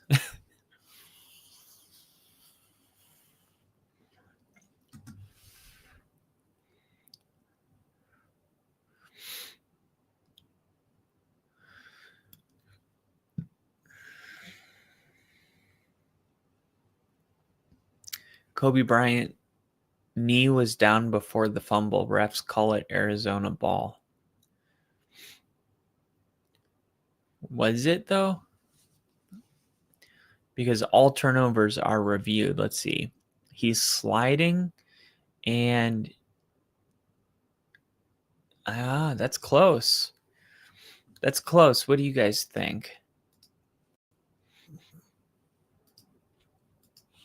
What do you guys think about this? Is this a fumble? Or is he down? Down. Was he touched?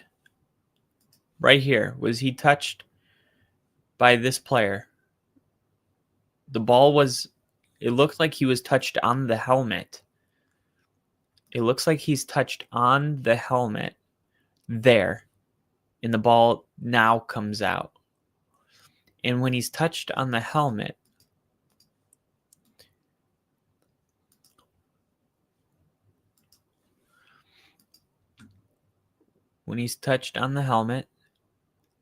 okay, ball. He has the ball. He has the ball. He has the ball. We can't see, though. Is the ball coming out? Touched. Here's his knee.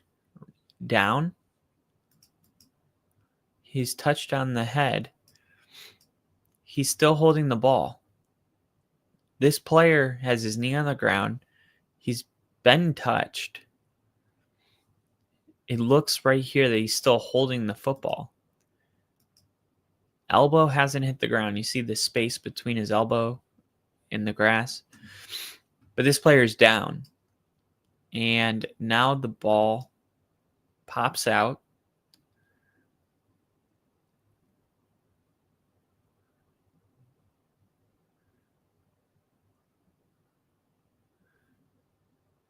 What happened? Did he get knocked out? No. He just had his eyes closed. Brace for impact. This was called Arizona ball.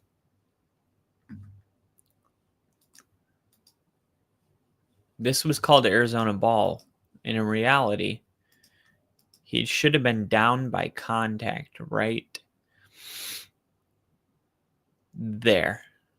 Down by contact.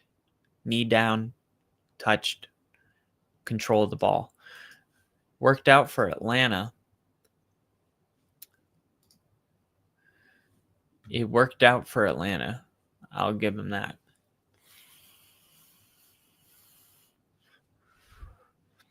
Cardi B confirms that Patriots star wide receiver Stephon Diggs eats her BBL and that it doesn't stink.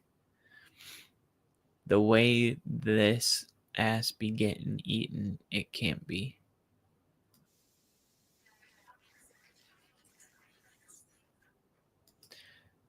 What's a BBL?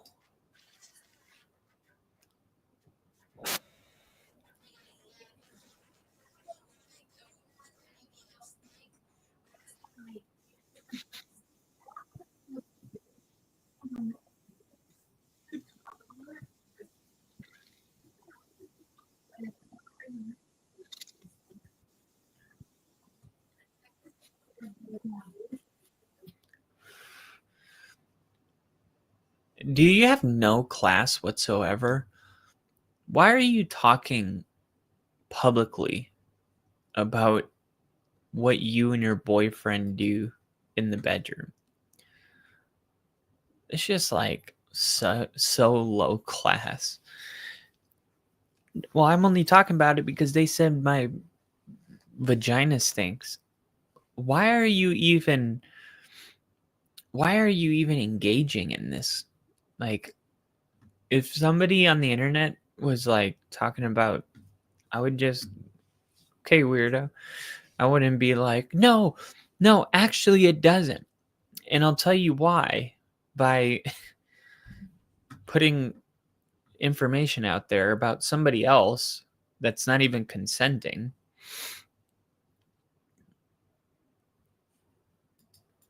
A match made in purgatory. If ever two people were made for each other, it's Cardi and Diggs. Ref's just trying to keep the game competitive. I'm actually surprised about that because all turnovers are reviewed.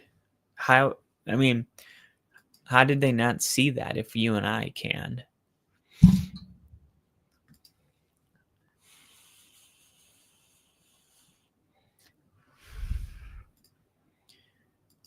Somebody retweeted my post, which I appreciate.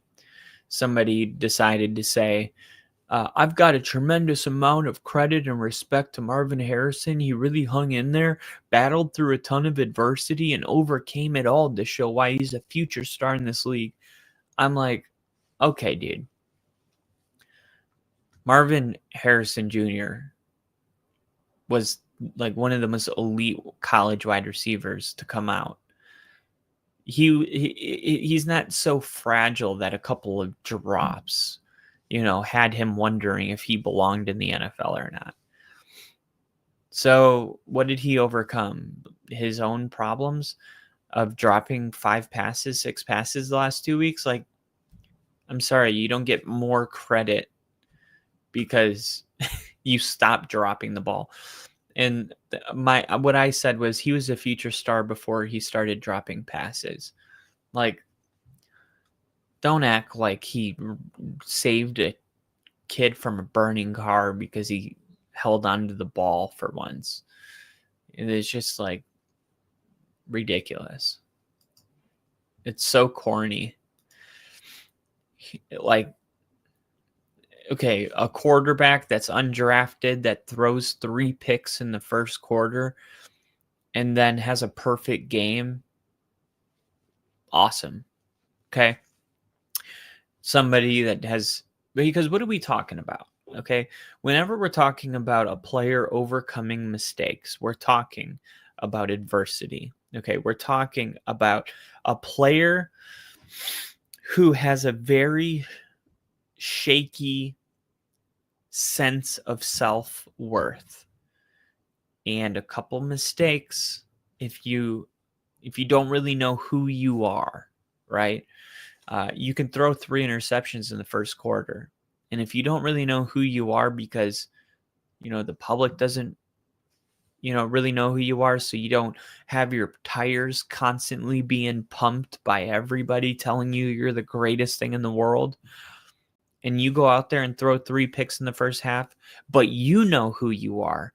They don't know who I am, but I know who I am.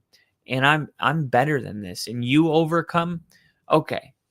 Then you can make a post saying how special that, somebody that this could have been a moment that derailed your career. But, this guy really knows who he is. He didn't lose his confidence one bit. That's a story. One of the most prolific wide receivers to enter the NFL in the last 5 years, dropping the ball 6 times in the last 2 weeks and then not dropping the ball is not like a breakout adversity moment. I'm sorry to rain on your parade, but it's just not what you're painting it to be. I just realized what you meant, a match made in purgatory. I don't know why I didn't understand the first time what you were saying. All right. Well, ladies and gentlemen, we got 998 subscribers. We didn't make it to 1,000 because everyone's sleeping. That's why. It's not because we didn't do our job, right? We came in here, we brought the vibe, we brought the energy. Tomorrow I'm going to be live, and we're going to hit 1,000 because I'm going to be going live. And man, I'm just bummed out that we couldn't get to 1,000. We got to 998 subscribers. We came so close, and unfortunately, we came 2 subscribers short. But that doesn't mean that we're not going to hit it tomorrow. Tomorrow, we're going to hit 1,000, and it's going to be an amazing moment. So, how selfish of them. Don't they know they can sleep when they're dead? I know, especially knowing that we haven't hit 1,000 yet. How can you even sleep? But if you were part of us getting to 1,000 today, thank you. I'm sorry that we were too short. I'm sorry we were 2 subscribers short from hitting 1,000. But it was not because you guys didn't try. You guys were here. You guys brought the energy. we had, let's see, our short is up to 675,000 views. Okay. So look, tomorrow we're probably gonna be at 1,100 tomorrow. And we're gonna be like, remember when you got 100 subs while you were sleeping, but you stayed live for 5 hours because you were trying to get 2? Ha ha ha ha. That's that's what's so ridiculous about this, is that tomorrow we're probably going to have like 50 more subs. But for whatever reason, it is not going to happen right this hour. So thank you guys for helping be a part of this. Tomorrow I'm going to be going live. I hope Crafty, I hope you're there. I hope Ginger, you're there. We had our new buddy who has been 2 nights in a row. He's been here, Cam the Ham. Look, we're building a family here. We're building a community. We had Malcolm. Look, he doesn't even know us. He said just subbed. Best of luck, man. You know, that's the kind of thing that tells me, you know, did we hit 1,000? No, but it was never a wasted moment because we built what we had. We built more, one person at a time, brick by brick. We're building this channel, and you don't get to 1,000 overnight. That's the message. 1,000 subscribers doesn't happen overnight. It happens over 2 nights. Oh, man. I'm just kidding, but seriously. I will see you guys tomorrow. Have a good night, Crafty, Ginger. Love you guys. I will see you tomorrow. Be safe. All right? Good to see you guys, as always. I'll see you tomorrow morning. See ya.